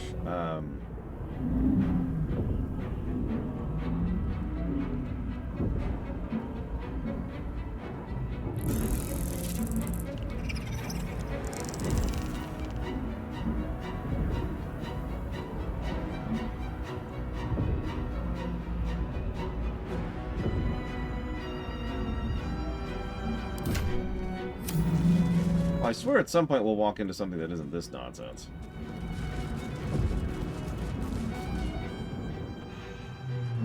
The console appears dormant. Sure. The mechanisms are completely unrecognizable at first, but then you spy an empty socket. Nothing. The console remains dormant. Whatever fits in there. Life flickers in his eyes, but he seems totally unaware of his surroundings. A fleeting image washes over you. An unwashed operating table. Your innards without. The headache grows worse. Cool. Well, okay. What else we got here?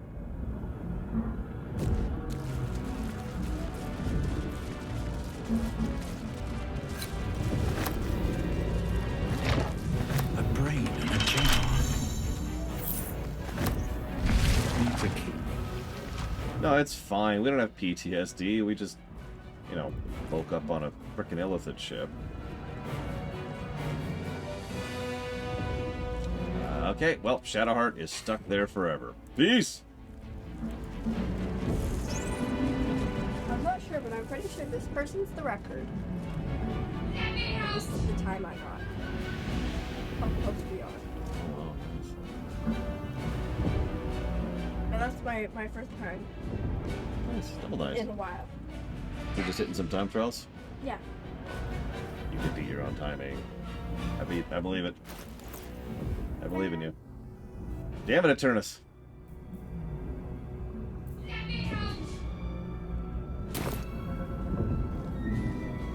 Well, the only thing left to do is the dumbest possible thing to do, so let's go ahead and do it. God damn it! I'm unbinding that. Just straight up unbinding that. I might bind it something else later, but I'm sick and tired of that frickin' menu popping up. It's okay, I can do that. Unbind. Clear. Thank you.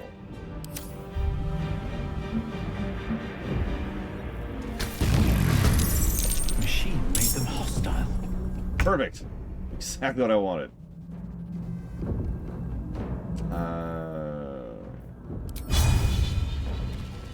Damn. Oh, okay, whatever. Go like a tank. My path be true.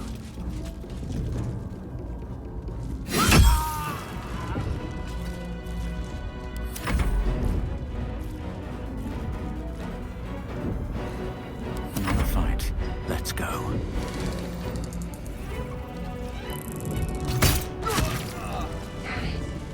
Free experience. Already dead.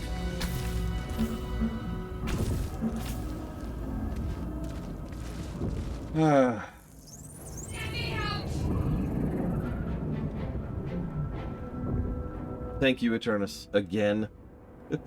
Please stop giving me money. I do always appreciate that. Thank you. I assume you want those to go to the same things? Yes, before. Very well. No traps, please.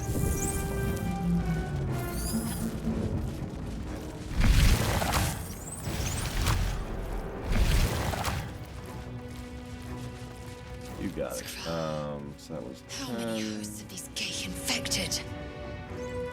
Hundreds, thousands, millions, billions.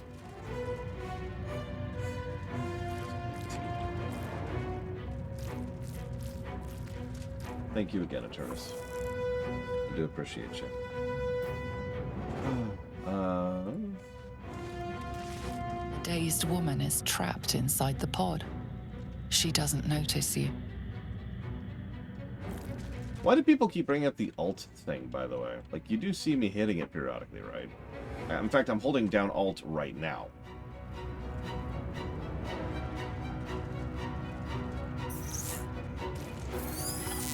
I know you can't tell. Here, look. Alt. Look, alt.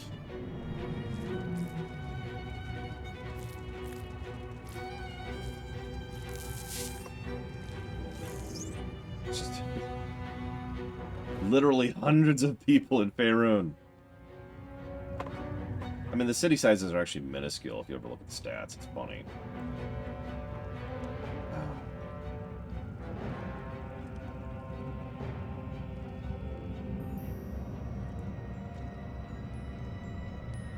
Oh my god, that makes so much sense on Earth.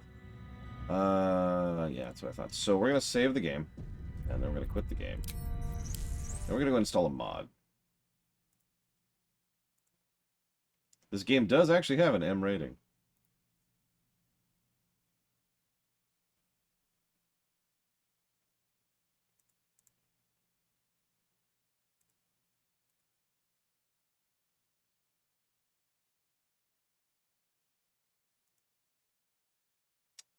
Well, there's a mod to make it so that Alt is a toggle, like, say, in Diablo, instead of a hold down, because I don't like having to constantly tap Alt, and I really don't like having to constantly hold down Alt. So we're just going to turn on the toggle and move on from that.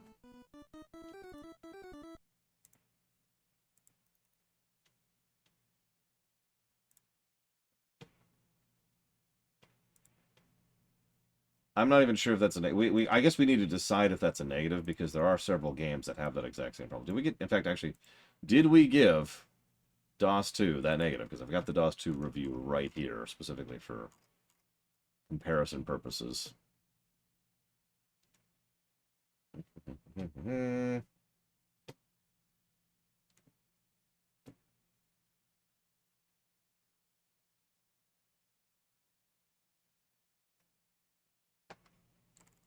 Looks like we did not, so we'll go ahead and not give that negative then, but that's definitely not going to be a positive. Thank you, Vigilant. Always. Always appreciate. Limited party size. We have several precedences for giving negatives for that.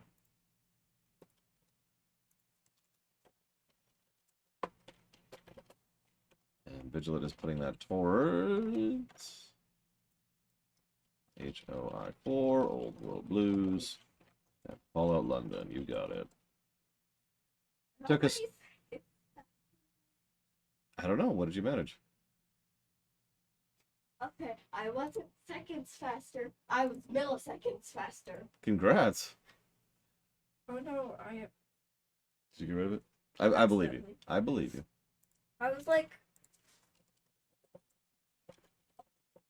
quite a few milliseconds.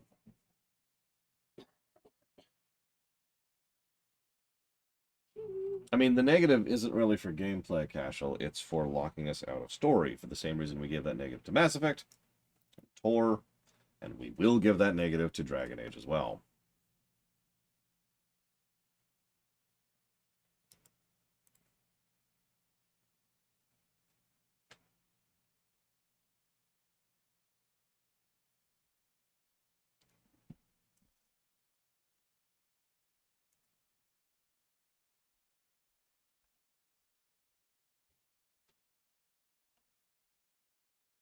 I mean, there's all kinds of ways to do that, Dr. Winter, but my two favorite are the you live in a setting where you have remote communication method, where people are part of a conversation even if they're not physically present.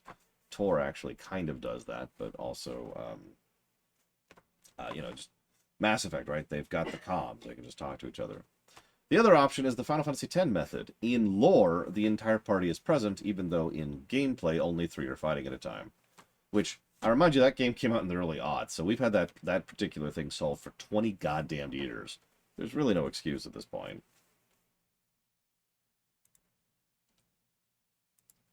Sorry, forgive me. I'm trying to figure out how to install mods. So you have to give me a minute here.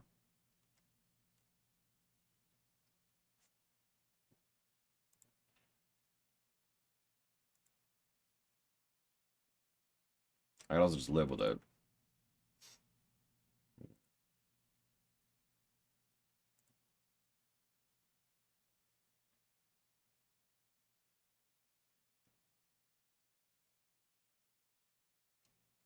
Yeah, exactly, Gelato. There's honestly a lot of solutions for this kind of problem. It's a little bonkers that developers continue to not have people present for cutscenes when they have unique dialogue for cutscenes.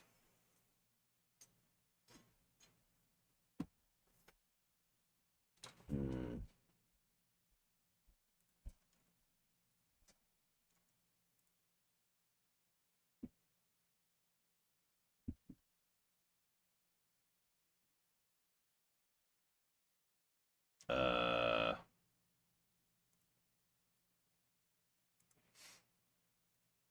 Screw it. I don't feel like dealing with all that nonsense. We're just gonna live with the fact that I have to tap Alt periodically. Just gonna live with it. Just gonna live with it.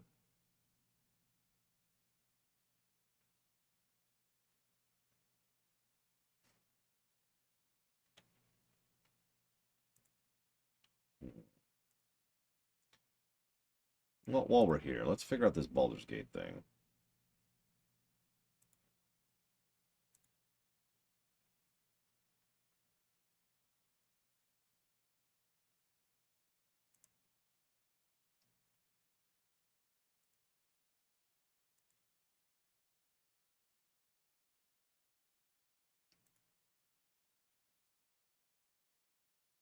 Okay.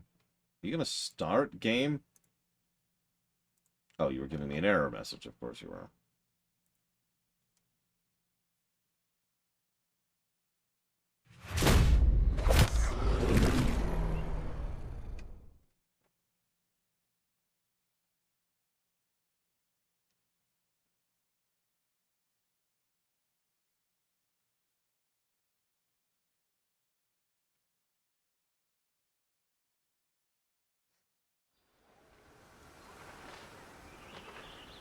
No, it's not the Tor problem, thank God. That would be terrible.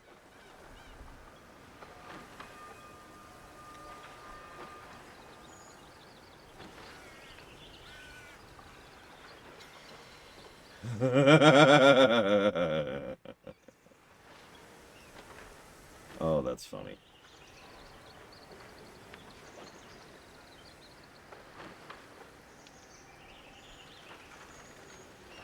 See, can we play here instead of, in Groseville? Don't answer that. Okay, so you should have an overlay now on Twitch, and we gotta turn it on here somewhere. There, it's enable, connect to extension. a second.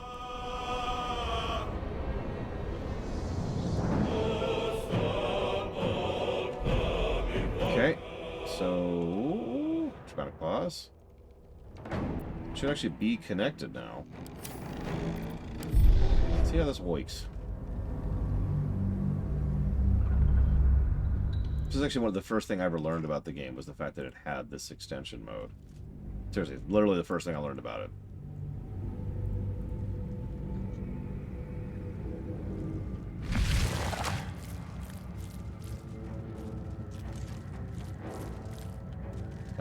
Okay, what were we...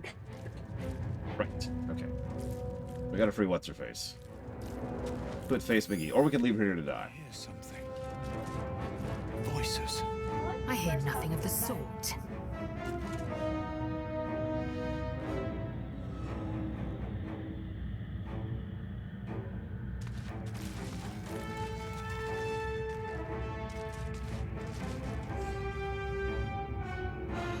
Damn it!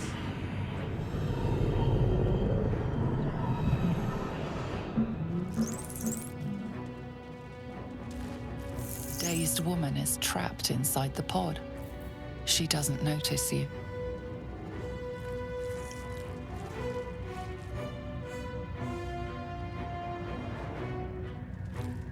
Also, thank you, Eric.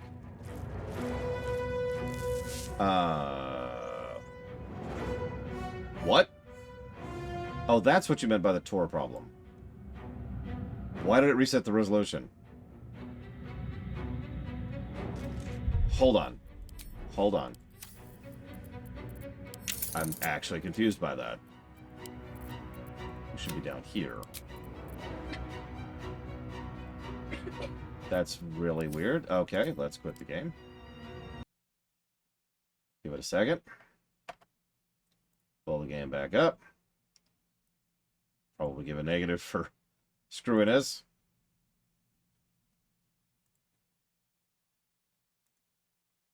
Get the error message as usual. Every time we launch, it reset again.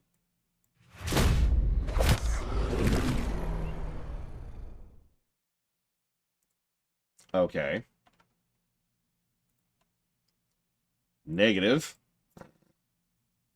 Look at the game, Agamemnon.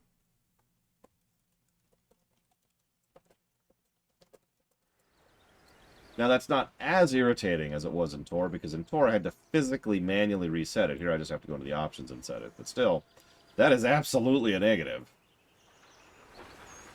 100%. So let's reset this where it should be. Which also means we have to reset this. There we go. Cool. Anyways.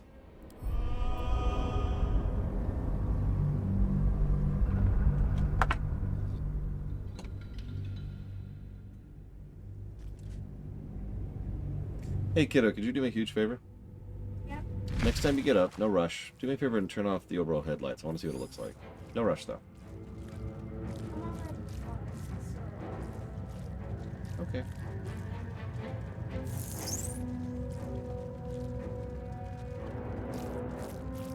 How am I supposed to do that? Play switch.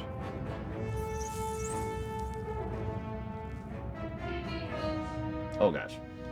Oh, wow.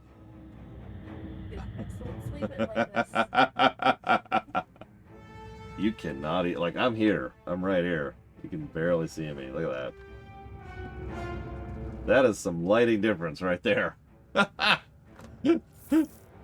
Holy crap. Yeah, I'm like... Is that a spider? No, that's a brain dog. What? No, I'm serious. You can see it's a brain, and it's got like the crawly legs, and it's effectively a dog, except it's a brain. Yeah, it's a thing. What? We've given in to the dark. I should totally stream like this. I should just stream like this and be like, yes, the dark urge, because we're playing the dark urge. What are you doing? Why are you patting me? She's preventing me from giving in to the dark side. Okay. Wait, no, turn the light back on. That's true. We've decided to resist the dark. Oh my! Oh god, my eyes. Okay. Speaking of lighting, So. at 9, I went into Mom's office area. Mm-hmm.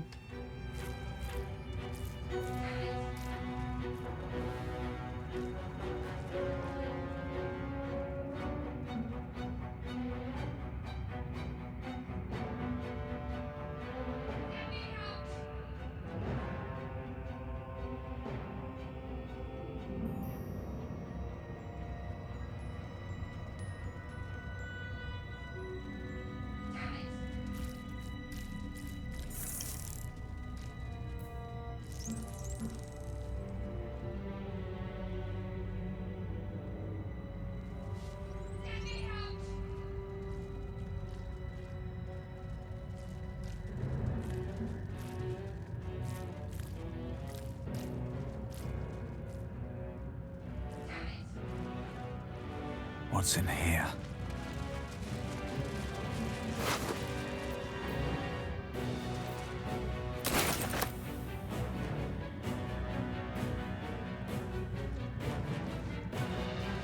Yeah, sorry, I was talking to the kiddo.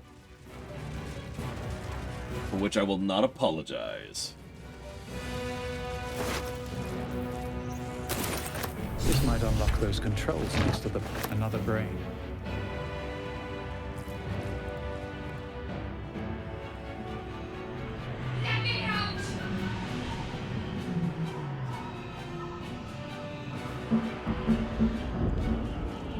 What is going on with this camera? I'm just sitting here and the camera's like...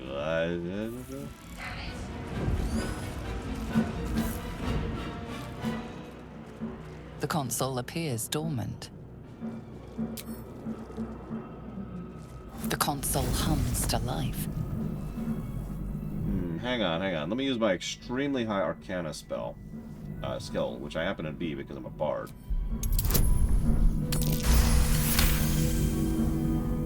The pulsing glow and organic lines of the device make it seem more like a beating heart than a machine.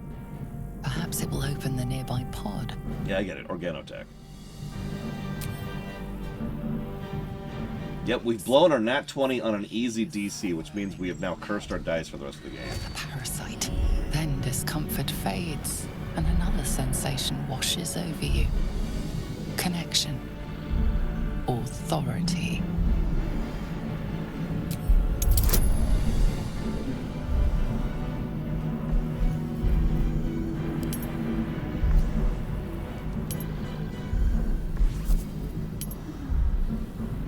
I mean, we're a dragon.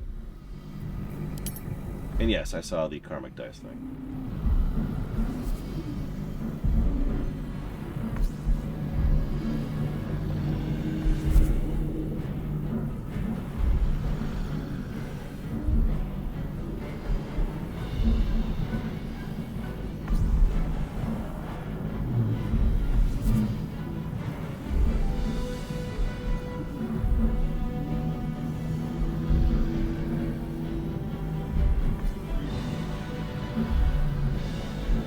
Correct, Von Falkenstein, which is why I decided not to use it.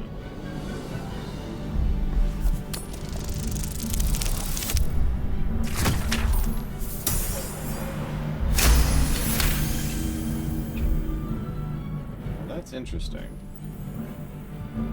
So according to the internet, I should be able to mash space through these dice rolls. As you can see, that is not true. You feel the biomechanical brain of the console process your command and yield to it. A shiver runs across your mind. You feel sated.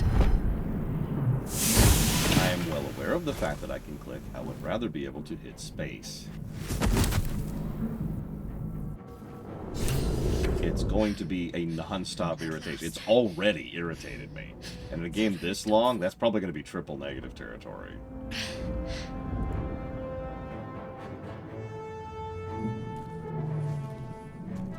I thought that damn thing was going to be my coffin.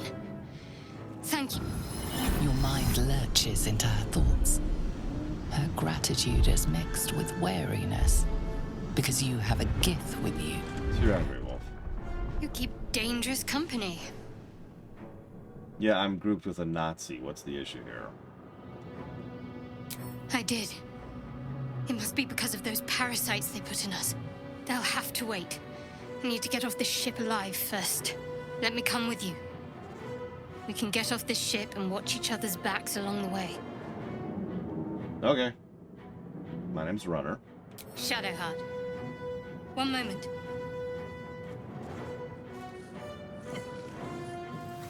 I mean, that's why I would prefer it to be an option, Dirk. As usual, I don't really mind if you have something glitty and fancy. That's cool. It's like having the animations on when you're playing Pokemon, right? Sometimes you want to see the cool attacks. That's cool. But Pokemon games also have the option to turn those off for a frickin' reason. It's nothing. Trust me. Enough of this chatter. We need to get to the helm. Now. She's right. Lead on. Yeah, so our party consists of a frickin' Nazi and a worshipper of Shar.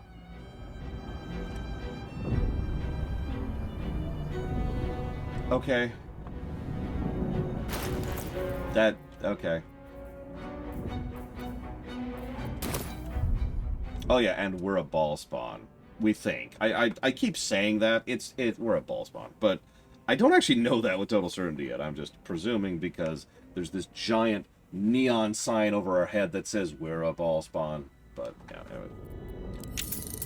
Death is bred in our bones, as they say. See you around, Pen. Peace. Key findings.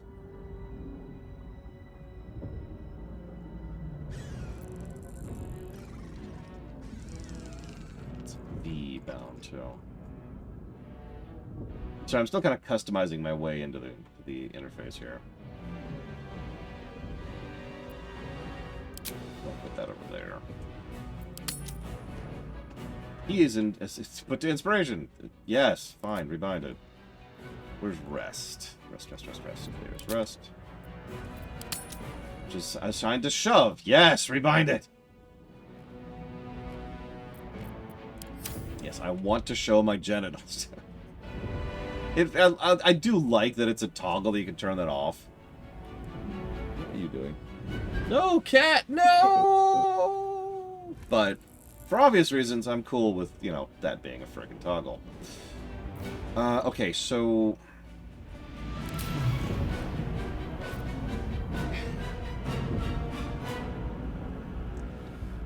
Hang on.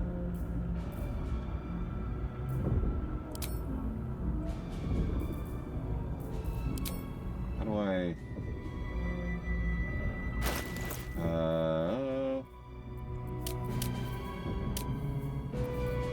Here we go. Here we go.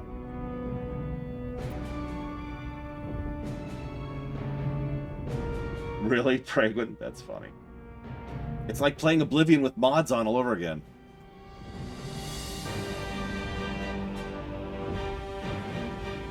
About an hour, and honestly, I'm probably just gonna have leftovers for lunch.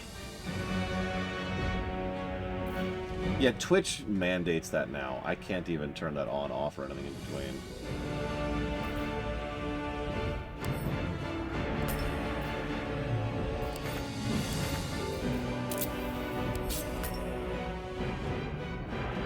Why isn't that numbered?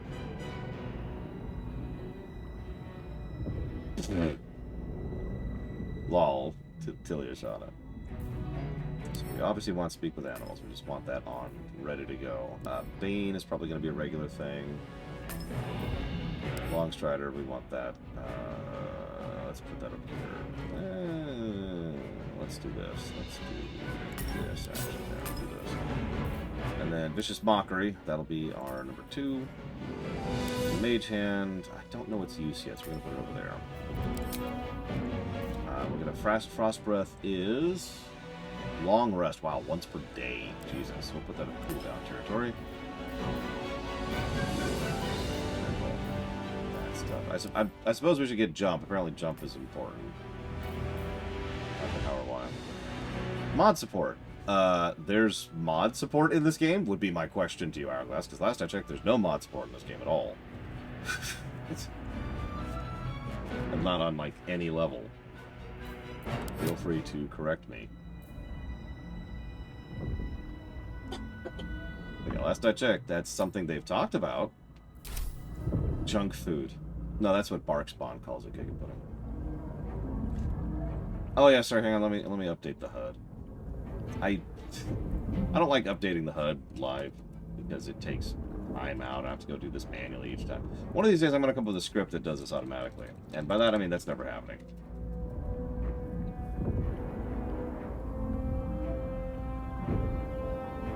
Okay. Oop. Oh yeah, I rebounded this for a reason. I'm supposed to look at her underwear. If pants could brood.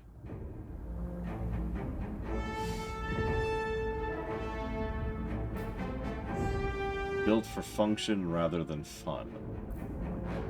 Mine are just underwear.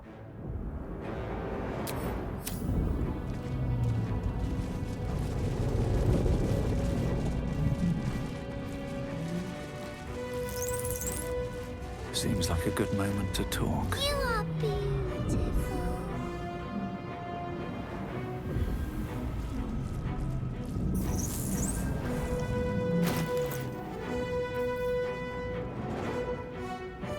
All homely clothes.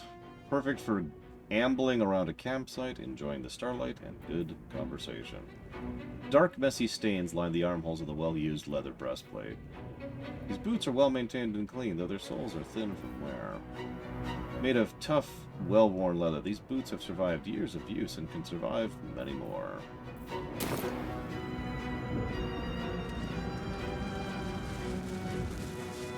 Food war, oh my god.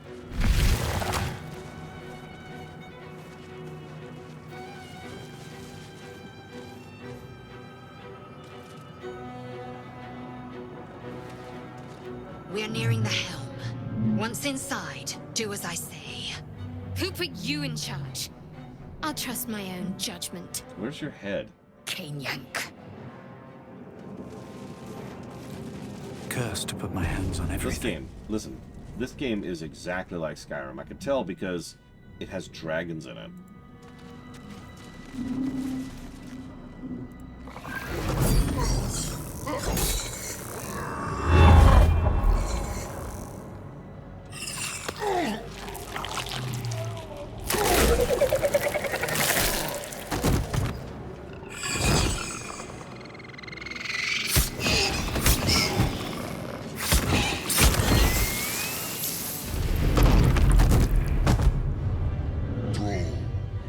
Connect the nerves of the transponder.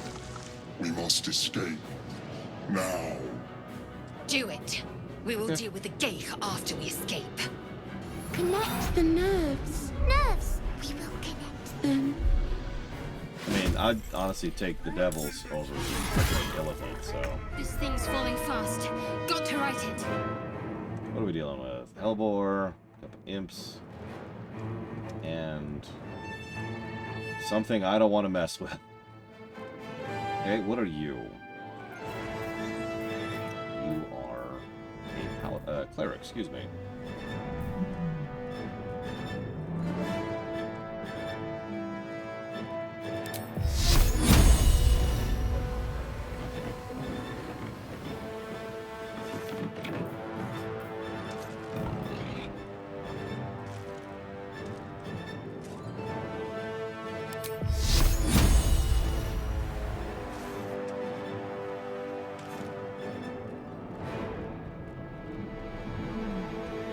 Hello, Baron. Name is Baron.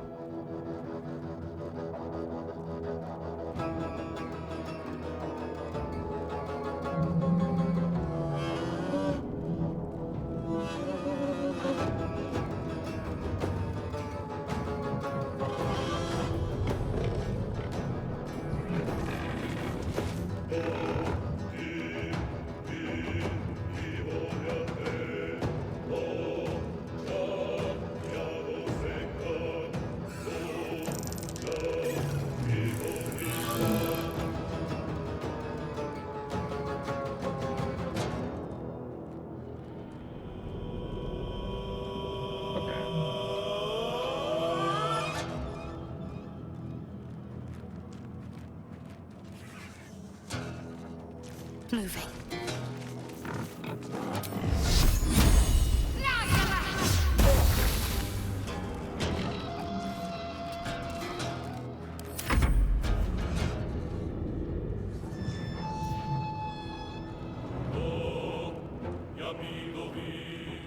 The Twitch extension should only show up in dialogue, although that's a good point.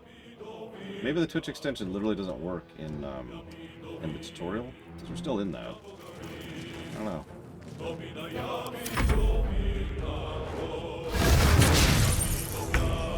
Ignore the devil. We must take the transponder.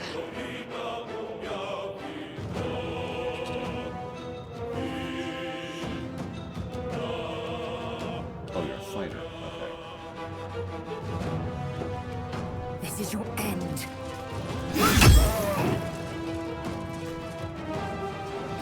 Position here.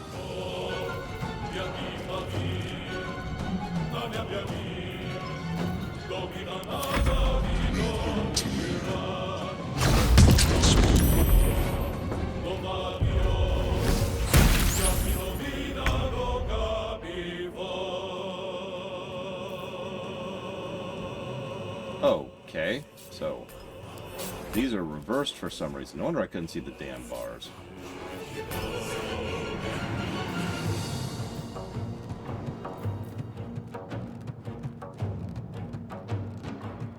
Listen, Giga. It's fine. Everything's fine. Everything's fine. I know what I'm doing. Being dumb.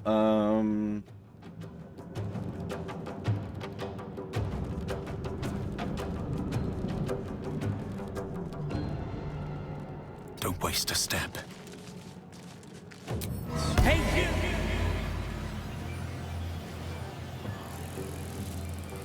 Dress thy face, the hags are hiring.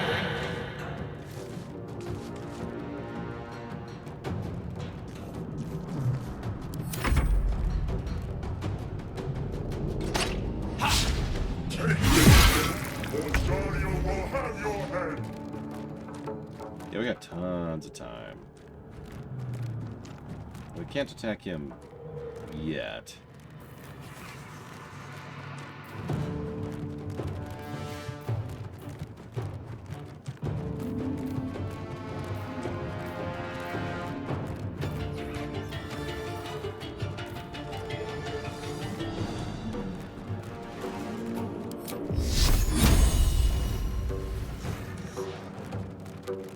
Got to press on.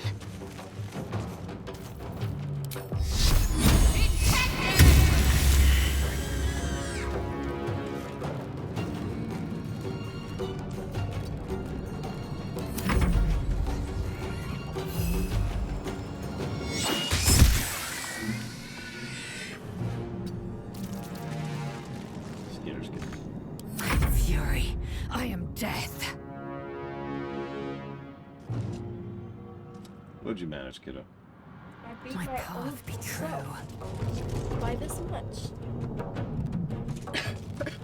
Is that a brain dog? It is a brain dog. Nice. That's a good improvement. Did you befriend the brain dogs? I mean, he's working for me right now. But most of them are not friendly. Most of them want to eat your brains. That's how they make more brain dogs.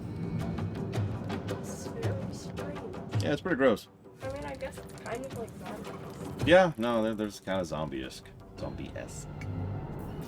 They like to zombie it up. You know how it is.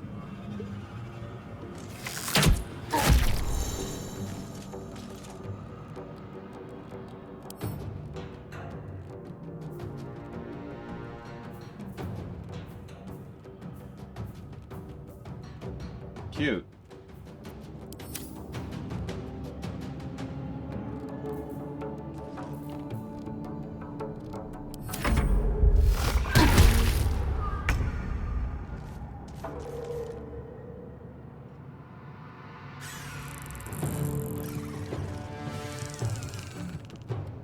Time to press ahead.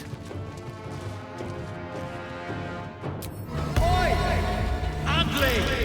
How flaccid is my foolish foe! I'll admit I did that just to get the sound.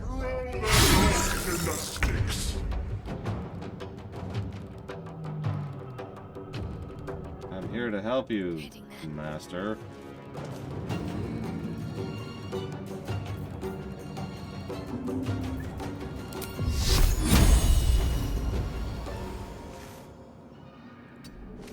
Do it again. There we go.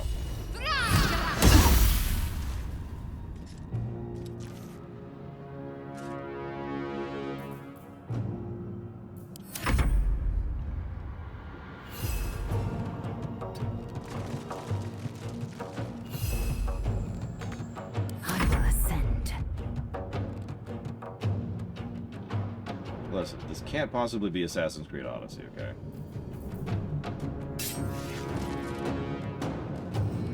I mean... My path be true. Yeah, my master's fine.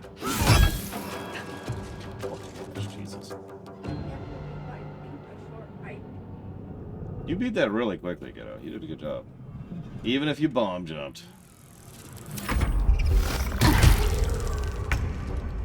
What are we down to? 35. Yeah, I was just saying, I got 13 turns. I got tons of time. But I'm going to start positioning a little bit. Need to find a way forward.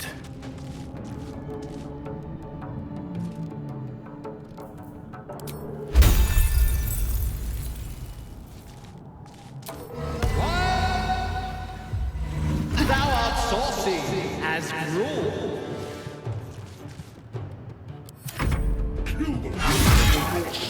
Nearly out of the sky. It's now or never.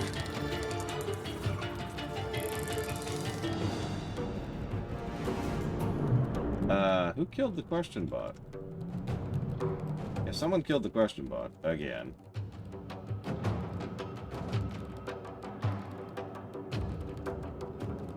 I'm sure who did it that time.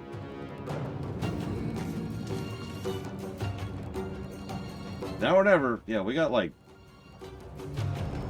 a minute and 12 seconds left, so we're good.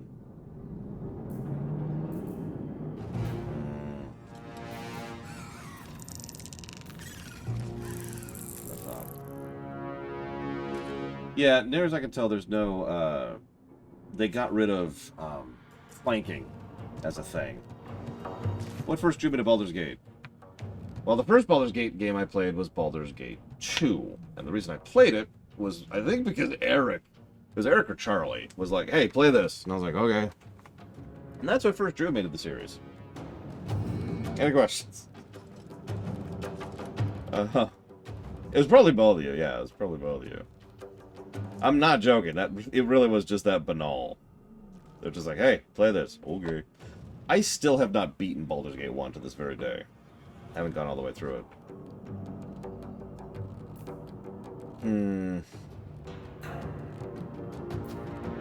Just double check. I think this is actually probably a better shot here.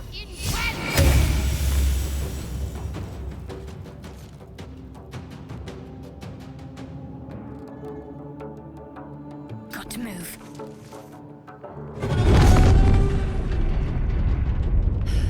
It's clear. Hurry before they strike. I have played Icewind Dale. I kind of hated it. You're probably thinking, but why, Laura? And I don't know why you talk it like Grand Negus. Don't ask me.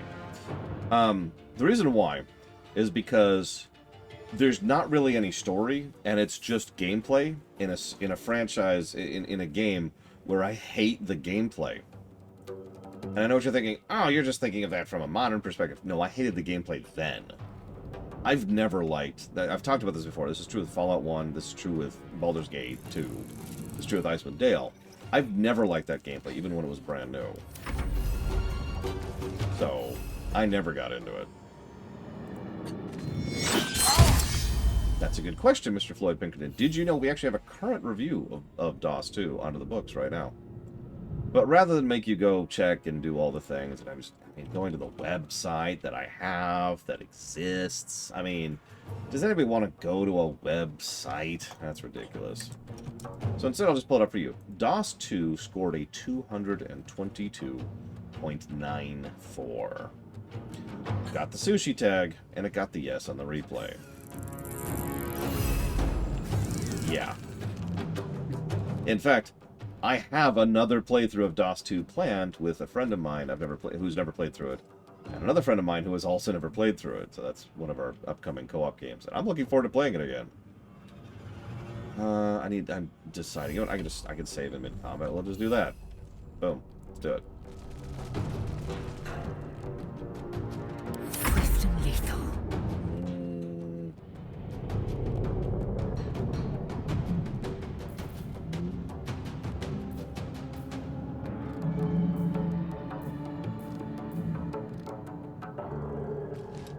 We'll save that. And you just kind of sit there for a minute. Lol, Eric.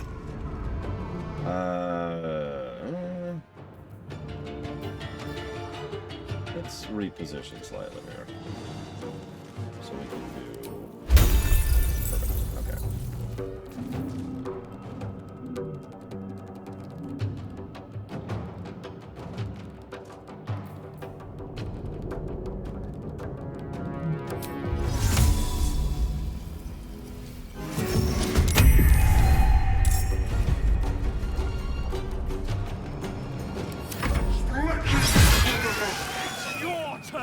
Perfect. Mind Flayer's dead. Believe it or not, that's what I wanted to happen.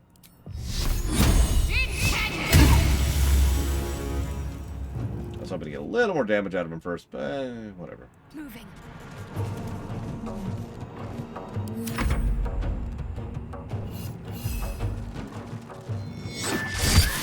Thank you, Eternus. I do appreciate it. Yes, I think our master. Can I get quoting Lord Harriman here? Oh no, our master is dead. The tragedy. Words cannot express our sorrow. Yeah, let's see how this works out.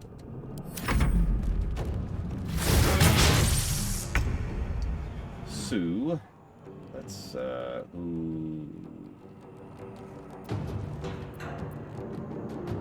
whatever. Get a swing in.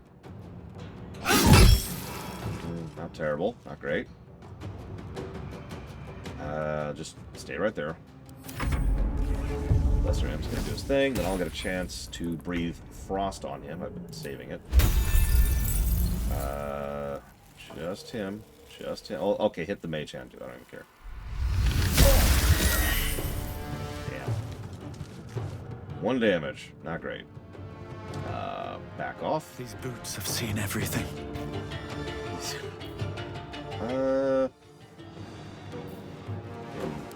there. You will not take me. Okay, so I want you. You should still be in range. You are. Saved, of course. On my way. Start poking into that thing.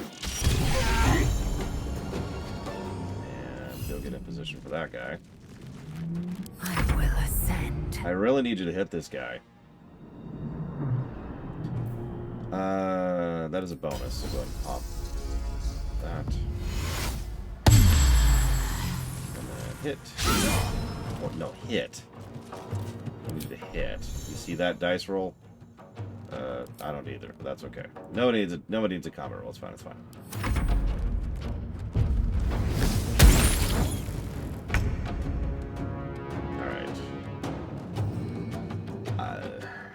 Honestly, we're just gonna keep chip damaging this guy down.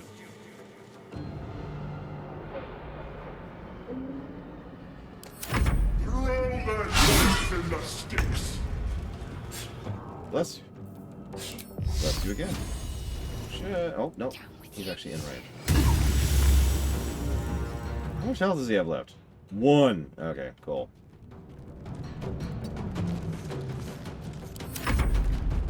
Finish this thing off. Yes, literally 1 health left. Alright, this is it. No, it's like an up button where you hit the thing. Yeah, no, that's kind of where I'm at. He's surviving on 1 health, and I'm kind of like, ah! Ugly! Okay, he did, yo. what's inside. Nah, it's fine, it's fine. Loot everything. Loot. Come a little closer.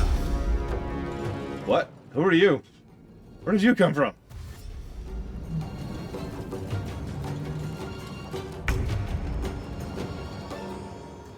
Okay, well, let's go ahead and hit the transponder, I suppose. The Helm's alien transponder. You made it in time.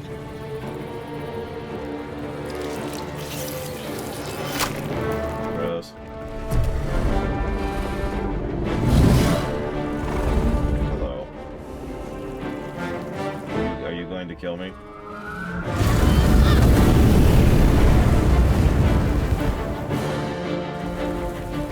I mean, that's at least an adult. That should probably do a lot of damage.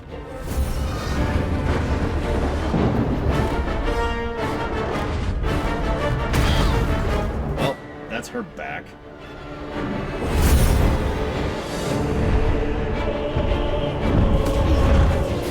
That's her shoulder.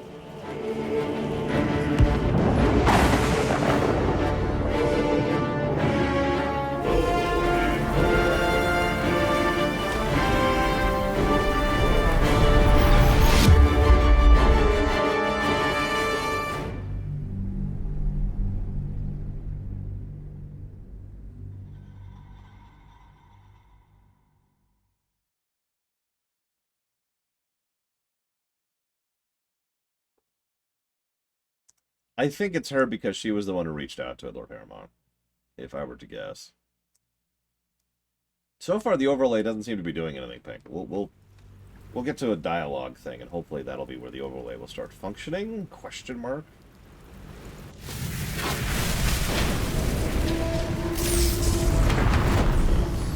It's okay. The ship's only a little bit on fire.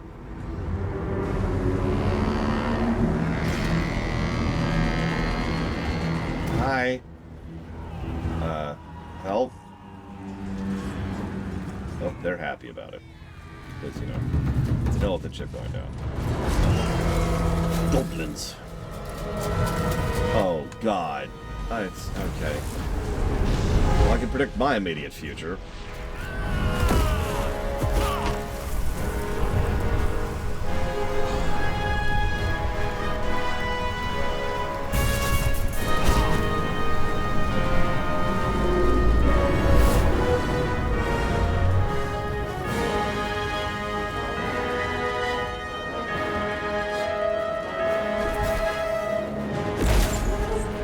Just saying, we're dead.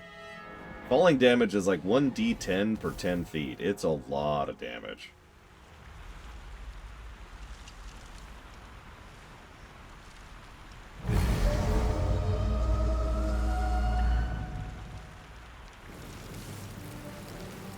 Like in actual D&D, one of the most efficient ways to kill people is to kill them with falling damage.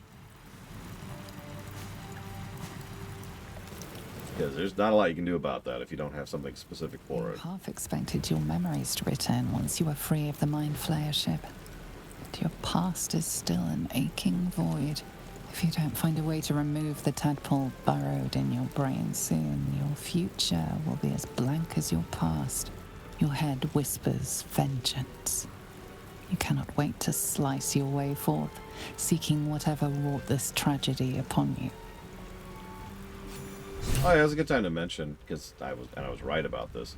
You're probably wondering why my right eye is teal, as opposed to the left eye, which is the one I picked for the ball spawn thing.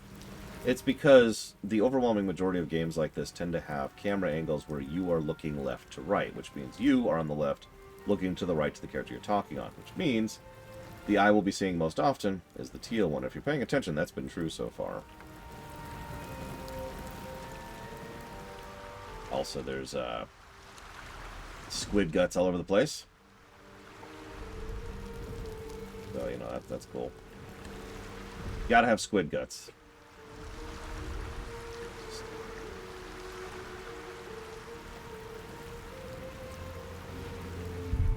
I don't know any spoilers for this game at all. Okay, let's turn on Twitch integration again. Okay. Okay, Twitch integration is apparently on? Question mark? Did anything change on the overlay? Like, I turned... You saw it! I turned it on earlier, and I was like, hey...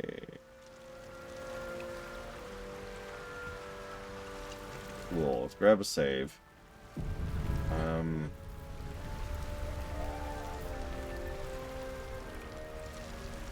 At the ready. You drink in the pungent corpse. Since you awoke on the ship, your mind has been cold and empty, but something stirs. With your hands close to this body, you know nothing of why, but you find a half smile flittering across your face. What are you doing, kiddo? Oh, I see what you're doing. I push it away. Ugh. With a shake of your head, you can hear your own blood throbbing in your ears. There is something unknown and unspeakable deep within your heart. Yeah, I get it. We're a ball spawn. Let's see here. I should speak up.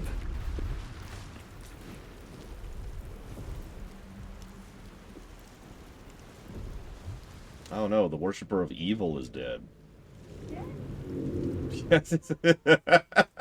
So you probably didn't hear that, but my niece over there just said, "Yay!" All right. I'm legitimately gobsmacked that a kill her while she's down option is not here. It was something I picked, Lord Harriman. It's like an origin in Dragon Age Origins. I picked a backstory. My backstory is the Dark Urge, which is totally not being a ball spawn. Wink. So yeah, how do you vote? There should be a vote thing for these, right? If memory serves, that's like how that works. To turn on vote thing.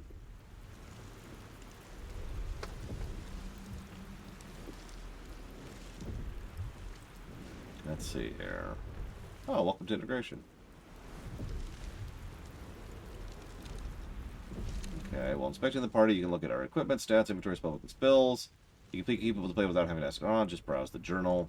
Throughout the playthrough, Twitch viewers will be able to vote on dialogue options, either to help the streamer make the right choice or put him in trouble. It's up to you and the thing. Okay. But it looks like there's no dialogue options right now.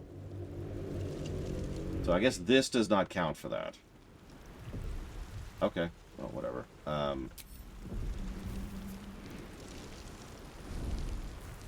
I'll just take that right there. Oh, damn, she's alive. What are you doing? I thought you were dead. I'm alive, yes. Thank you for the concern. And speaking of, how are we alive? Well, dramatically timed divine intervention. The Divine tend to keep their interventions close to the chest. Though, I suppose it's not impossible. Yeah, right. Do you have any idea where we are? No. I don't recognize this place. But anything's an improvement on where we just came from. First things first, we need supplies, shelter, and most of all, a healer. We might have escaped, but we still have these little monsters in our heads. So, we? You worship Shar, lady. We need each other. And we both know what's at stake. Can't think of better company. Okay, if I'm the best company you've got, then you're in worse shape than I thought. Oh. Okay. So I literally... Let's see what happens. Just to see what happens. Also, you have the choice to prevent her from being part of the company now if you do this. Now, it looks like... So I'm still saying 0. I don't know how it works. You're gonna have to work with me on this. Hey, Ina Michelle, thank you always. There should be an actual thing. There should be an actual button, is what it looked like when I was looking at it on Twitch. In fact, actually, here, if I pull it up on Twitch right now, there it is. Nope, that's not what I want. There it is. Vote for options. So I can, like, vote there. Boom. Vote. There it goes. Apparently it's delayed a little bit. But, like, as you can see, it should be an actual thing you can click, not something you type into chat. It looks like it doesn't lock me in, though. It looks like that's just... It's actually kind of nice. So it means you can't completely screw me over. Because this way I can actually decide. So 1 is yes, join my party. You evil Shar-worshipping dickhead. And 2 is no, this is where we part ways. If you're wondering.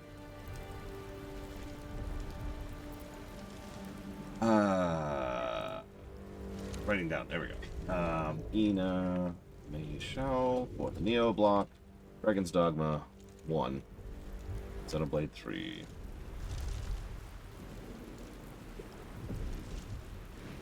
Yeah, you can also see my current quests and my character and also... Look, I'm not evil. I'm resisting evil. I've changed. I don't murder people anymore. One thing, just before we go. I wanted to thank you again for freeing me. It would have been all too easy for you to run right past my pod, but you didn't. I'll remember that. Lead the way. Wait, sorry, what'd you say, kiddo? 100% sure you got it? No, admittedly. My own niece just asked if I'm 100% sure that I'm not evil.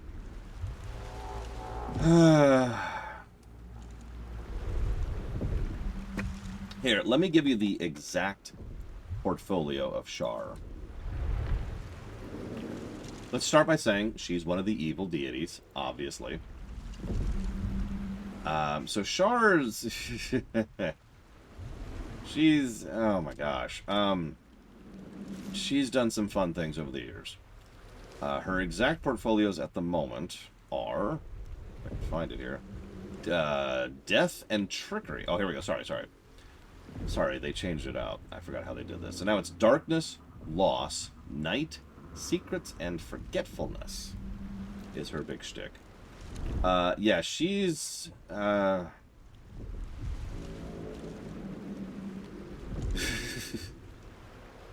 she's edgy. Let's just put it into it. Let's get that out. She's darkness. No parents. That's Shar. I'm not actually joking. This direct quote here. She is deeply twisted and perverse, a being of ceaseless petty hate and jealousy. She is plotted from the shadows to undermine all of creation. She is not as chaotic like her sister was, but nevertheless seeks to destroy all order. Even her own devoted worshippers are simply pawns in her overarching scheme against everything that ever was and ever will be. She's not cool. Is what I'm trying to say. She's not, you know. So,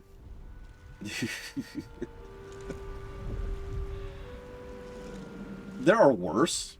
I mean, there's Ball, and there's Merkel, and there's Bane, and there's frickin' God, I'm so sick of Lolth.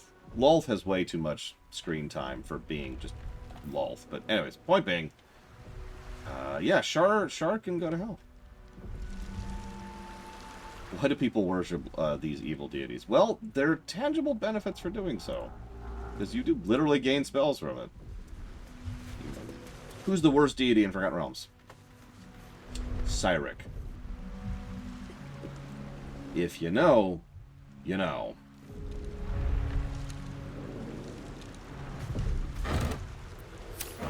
You can disagree. That's fine. But Cyric. That's...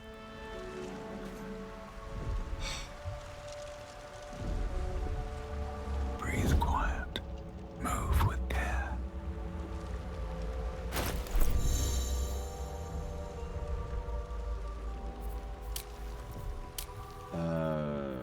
Oh, here we go. Cyric is an awful combination of chaotic, stupid, and evil. He's like...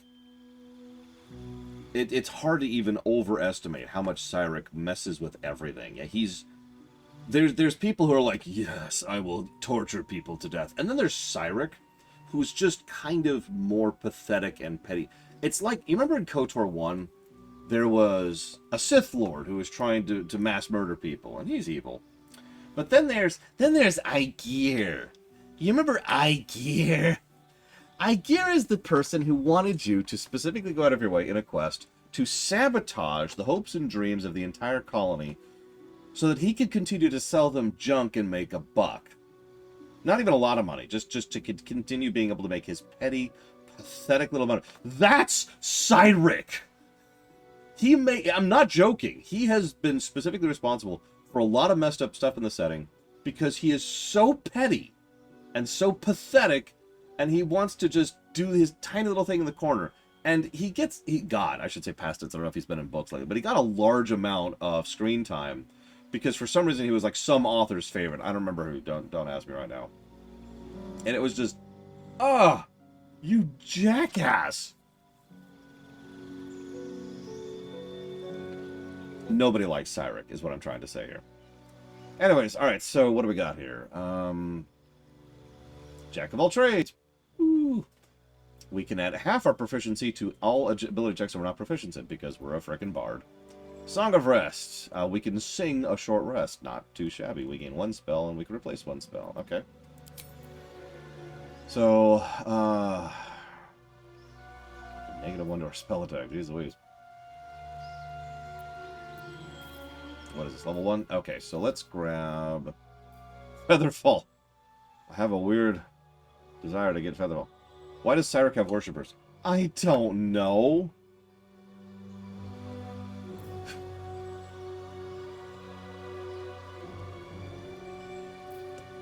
I mean, why does anybody worship Lolth, who's arguably worse towards her own worshippers?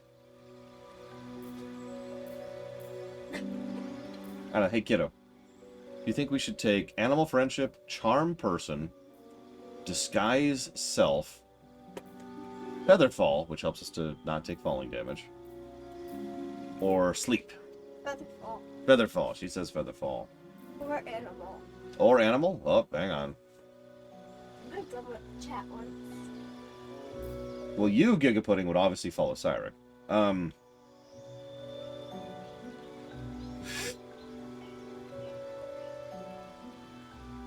I see Chats is leaning towards animals. What are you doing? What are you doing? What are you doing? What are you doing? Okay, so on my phone, I was on Google searching up for Minecraft build ideas, and I came across this. Oh, that's cool. But why is it automatic? Like, what's it do? It's frog fountain. No, like it's frog fountain.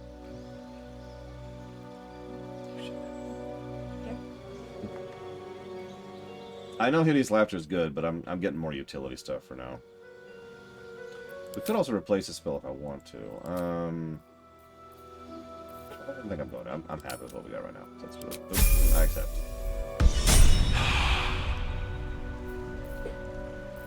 Well, you have also leveled. What are you? Oh yeah, you're a cleric. Like, could you follow Celestine or have you? I looked it up at one point in time. I can't remember her name. Selusiglarg. No, not. I mean, there is Saloon, but no. Or Saloon, excuse me. No, it's oh God, I don't remember. Hang on. Good Drow deity. I looked up how to pronounce this at one point. Ilustrai is actually apparently how that's pronounced. Ilustrai.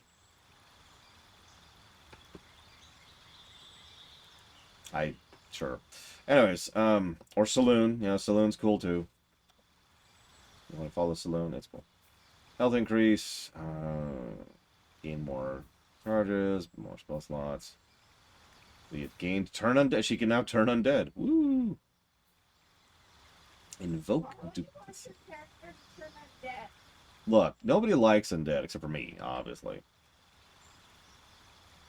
Wait.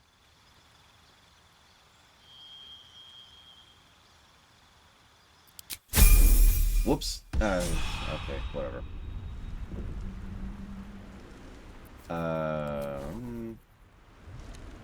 So we have to prepare spells. Negative to gameplay.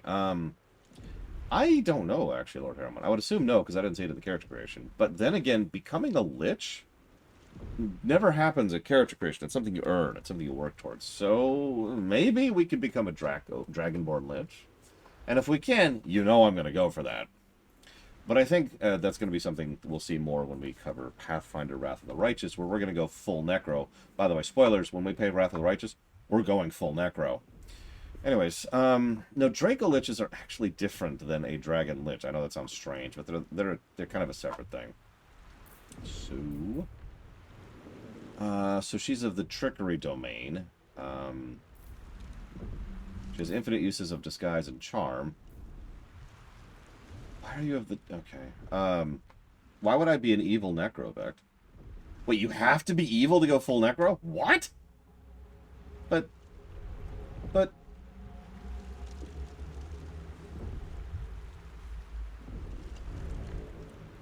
Okay, we won't be playing full Necro in Wrath of the Righteous. Whatever. God damn it. No, I'm not going to be evil. There are good liches. It's a thing. Whatever. No, but she's...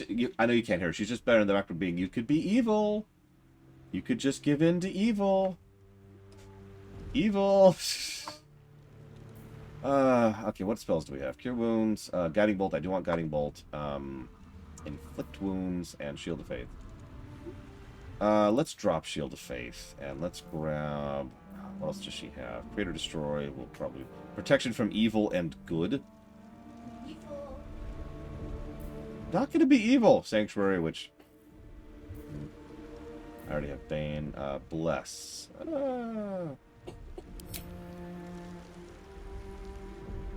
That's actually not true. Oh, excuse me. Excuse me. That's not true in Forgotten Realms. Undead in Forgotten Realms are negative energy by default, which is not the same as evil.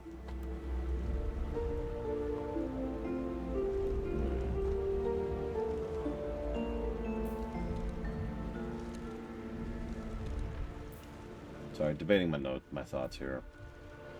I think we'll stick with that. We'll stick with that.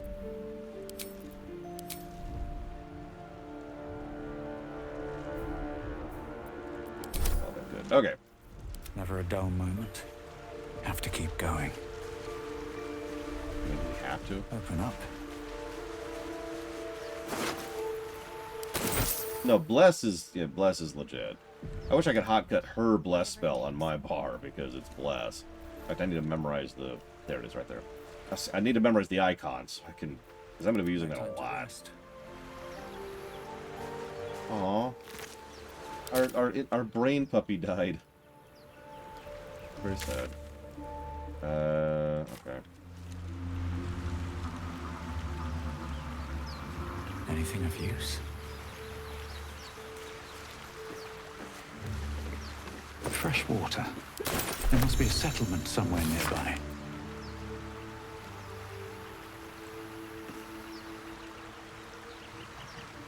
I'm not gonna read that out loud. Orcus. Don't even get me started about friggin' Orcus. Don't mind if I do. Yep, we've lost Brain Puppy. Hey, kiddo. Moving ahead. What should we name our Brain Puppy?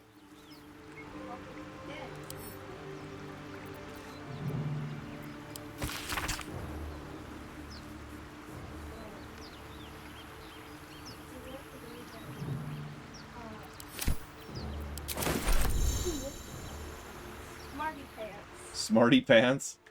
Okay, we're apparently going to be naming our Brain Puppy Smarty Pants. Got a new Brain Puppy? No, but if we find it or like posthumously.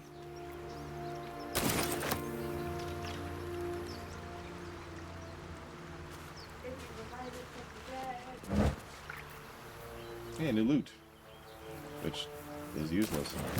I do like being useless.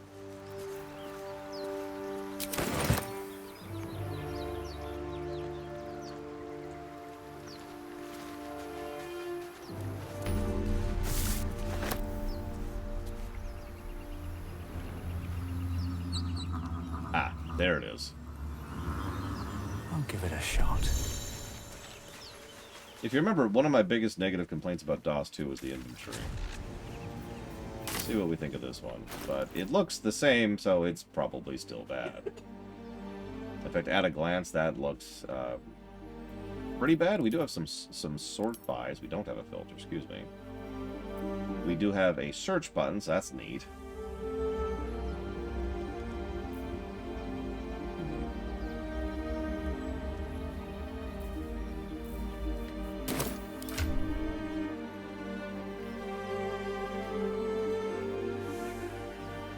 Jot down inventory question mark, and we'll debate it as we go.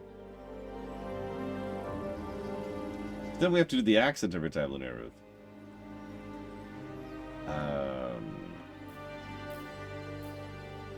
She has a scroll of detect thoughts. And a mysterious art. I'm just going to take this mysterious artifact. Oh, it let me. I was expecting like a, you can't take that.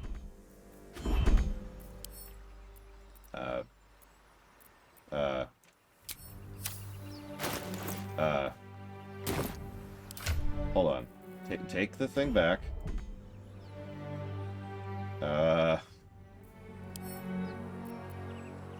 I'll just drop the item.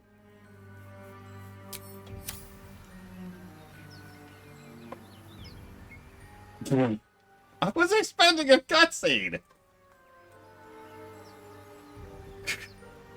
Not a cursed item. Although, if it's a cursed item, I shouldn't have been able to take the damn thing to begin with.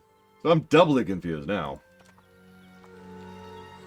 Yeah, there's just a sticky bomb in my after. I'm like, God.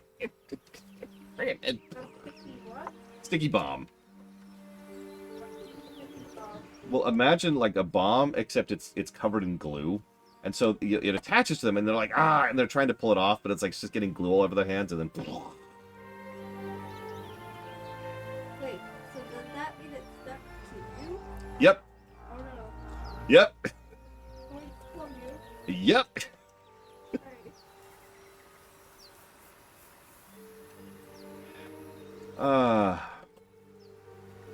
You can't drop it for. I mean, yeah. In all sincerity, if my GM turned to me and was like, "You cannot drop it for some reason," I'd be like, no, I drop it. You can't."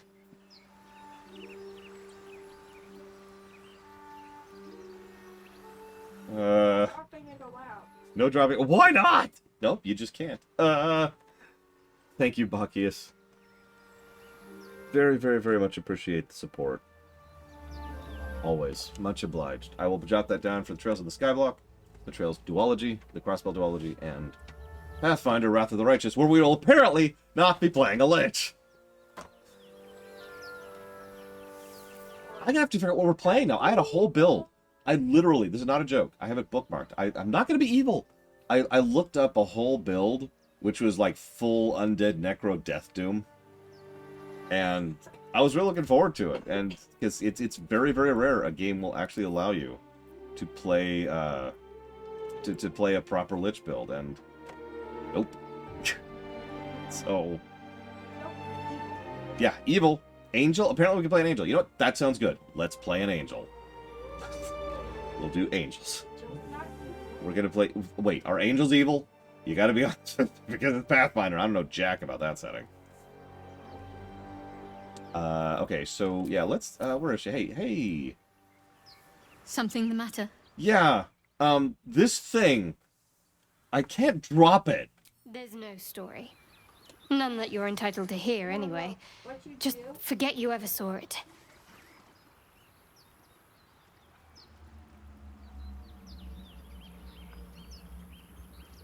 Okay, so you probably didn't hear her.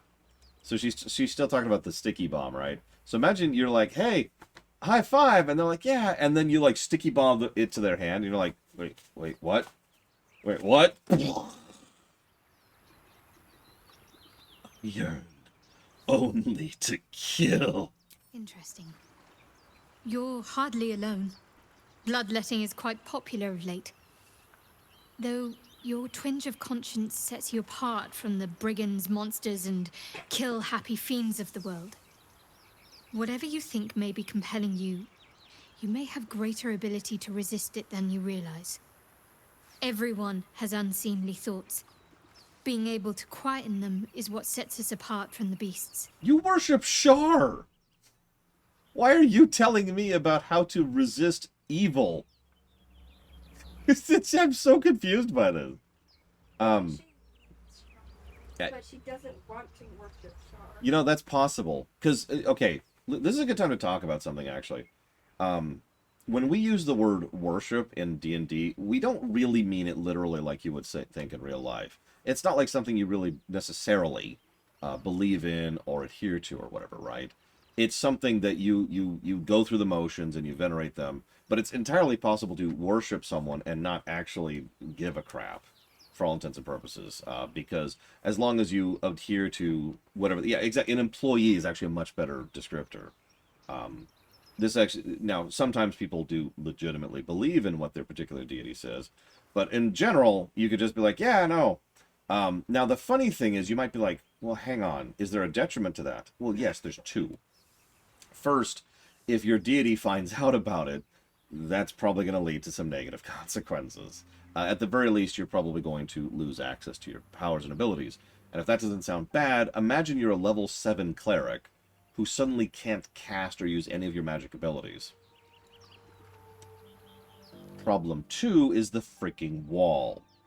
Because after you die, you go to a place where you get sorted. And while there, they'll be like, hey, so let's see, who did you believe in? Oh, nobody. And you'll be like, oh, no, I was a follower of Shar. I was like, yeah, uh-huh.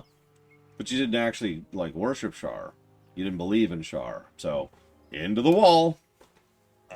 So, there are issues. There are potential issues there. But it is worth noting, because another thing that not a lot of people understand is you can also completely decide to switch paymasters. Now, that's not a kind of a change your hat kind of a deal. It's not something you just do all willy-nilly. But it is the kind of thing that can happen. And it's not super hard, but it's also not super easy. It's a bit of effort to change deities, but it is something you can do.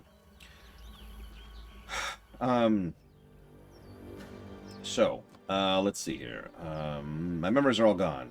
I understand why you ask, but memory loss is not as uncommon as you'd think. There may be other causes. Tell me about it.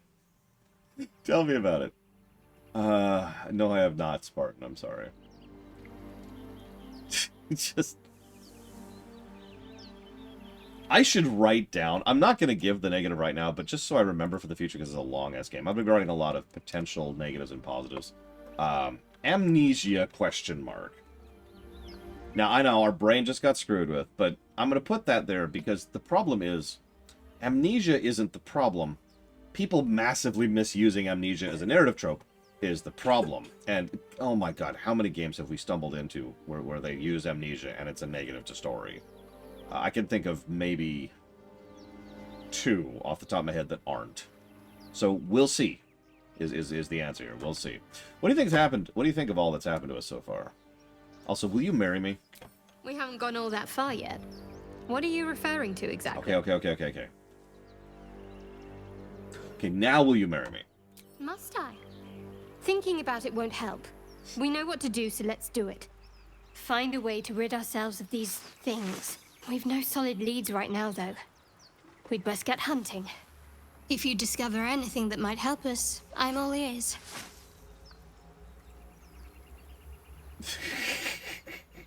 Apparently not, Evo, because she was just like, must I? Do I have to? Really? Honest? So, what will you do if you manage to remove the tadpoles? I suppose we'd go our separate ways. Not a slight on your company, of course. Right. Where would you go? Home. Baldur's Gate. There's someone waiting for me there. Someone I have to reach. As soon as possible. Well, I won't pry if you don't want to talk about it. Thank you. And you're right. It's a delicate matter. Not something for light conversation. I mean, you followed Char. Alright, so, turn to other matters. Okay, let's go. So we have an ancient door. Let's go open the ancient door. We get that open easily. Okay, apparently we can't open the ancient door. What? Stop it! Okay, so we've got, where are we? Ravaged Beached.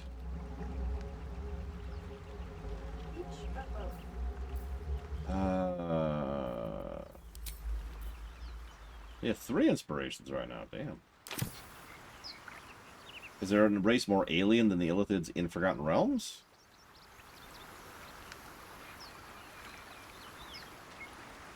Maybe. I'd have to think about that. Because there's some, like, I mean, there's like the Terrans, yeah, like a lot of the elemental creatures and some of the yeah, like the Abeloth, that's a good one.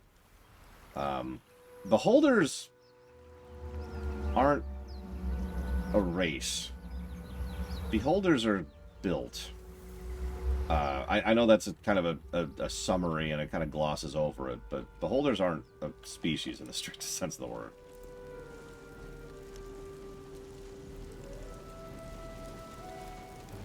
Those are intellect devourers. More of those wretched things.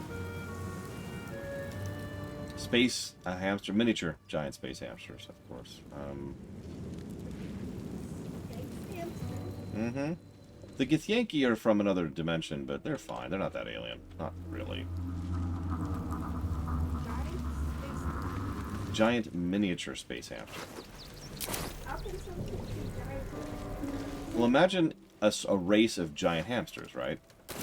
Now picture there's a miniature giant hamster. So it's just the size of a normal hamster. See? I guess so.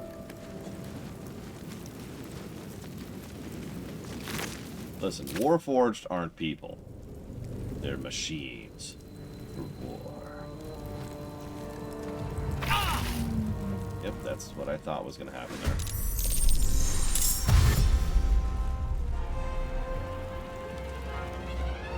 I mean, yeah, everybody hates freaking elephants.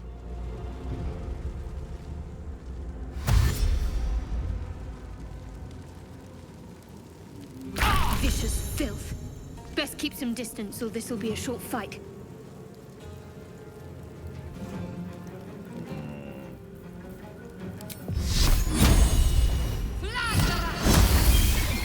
Oh yeah, I need to write down viscerality. I'm liking the spell effect so far.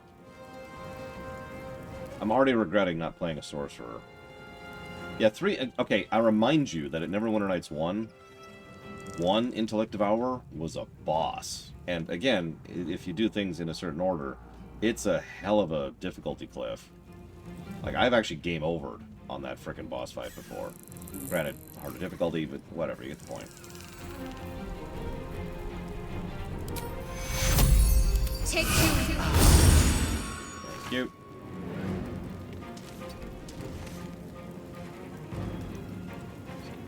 Right up on it there. Okay, cool. Come on. Can't stay idle. Let's switch to Punch.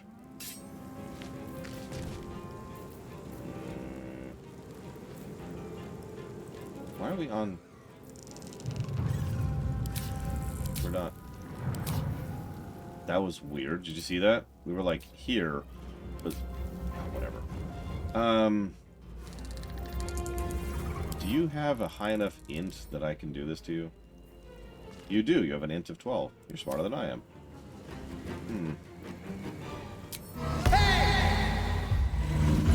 Big on! Pox-faced loon! That's vaguely funny.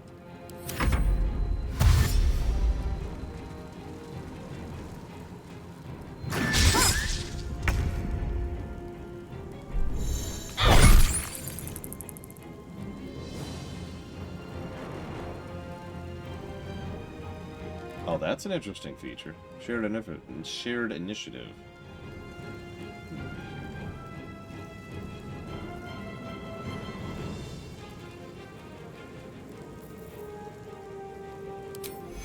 Still a little hurt, so if you could heal. Thank you.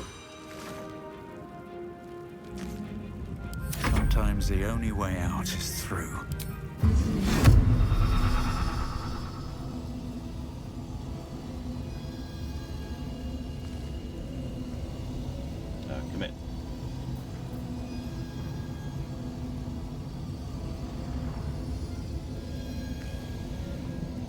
assume that's targeting both of them. It's honestly kind of hard to tell, but whatever. Run behind our one true love. There's the Oppie indicator. The other Oppie indicator.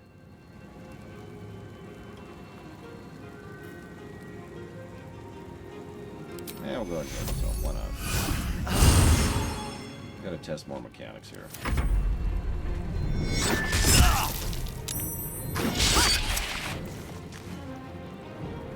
I would be astonished if they don't make a full expansion. But then again, Larian does whatever they want to. Fun little fact. Larian had to really work to get the label.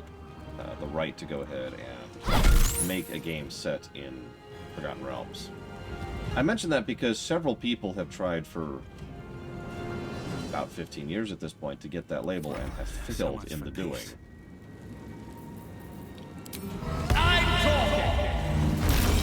In fact, their initial attempt to try and get the label failed completely, and the only reason that Wizards of the Coast finally bent on the matter was because of the fact that they saw the financial success, specifically the financial success, of DOS 2.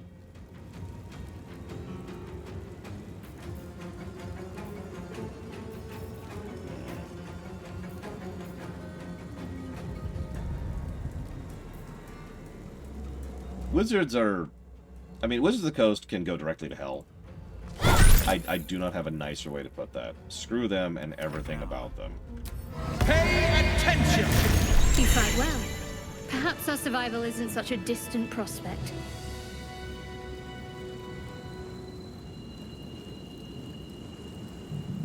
What I'm trying to get at, though, so first of all, screw Wizards of the Coast. Let's just get that out of the way. That is something that needs to be mentioned.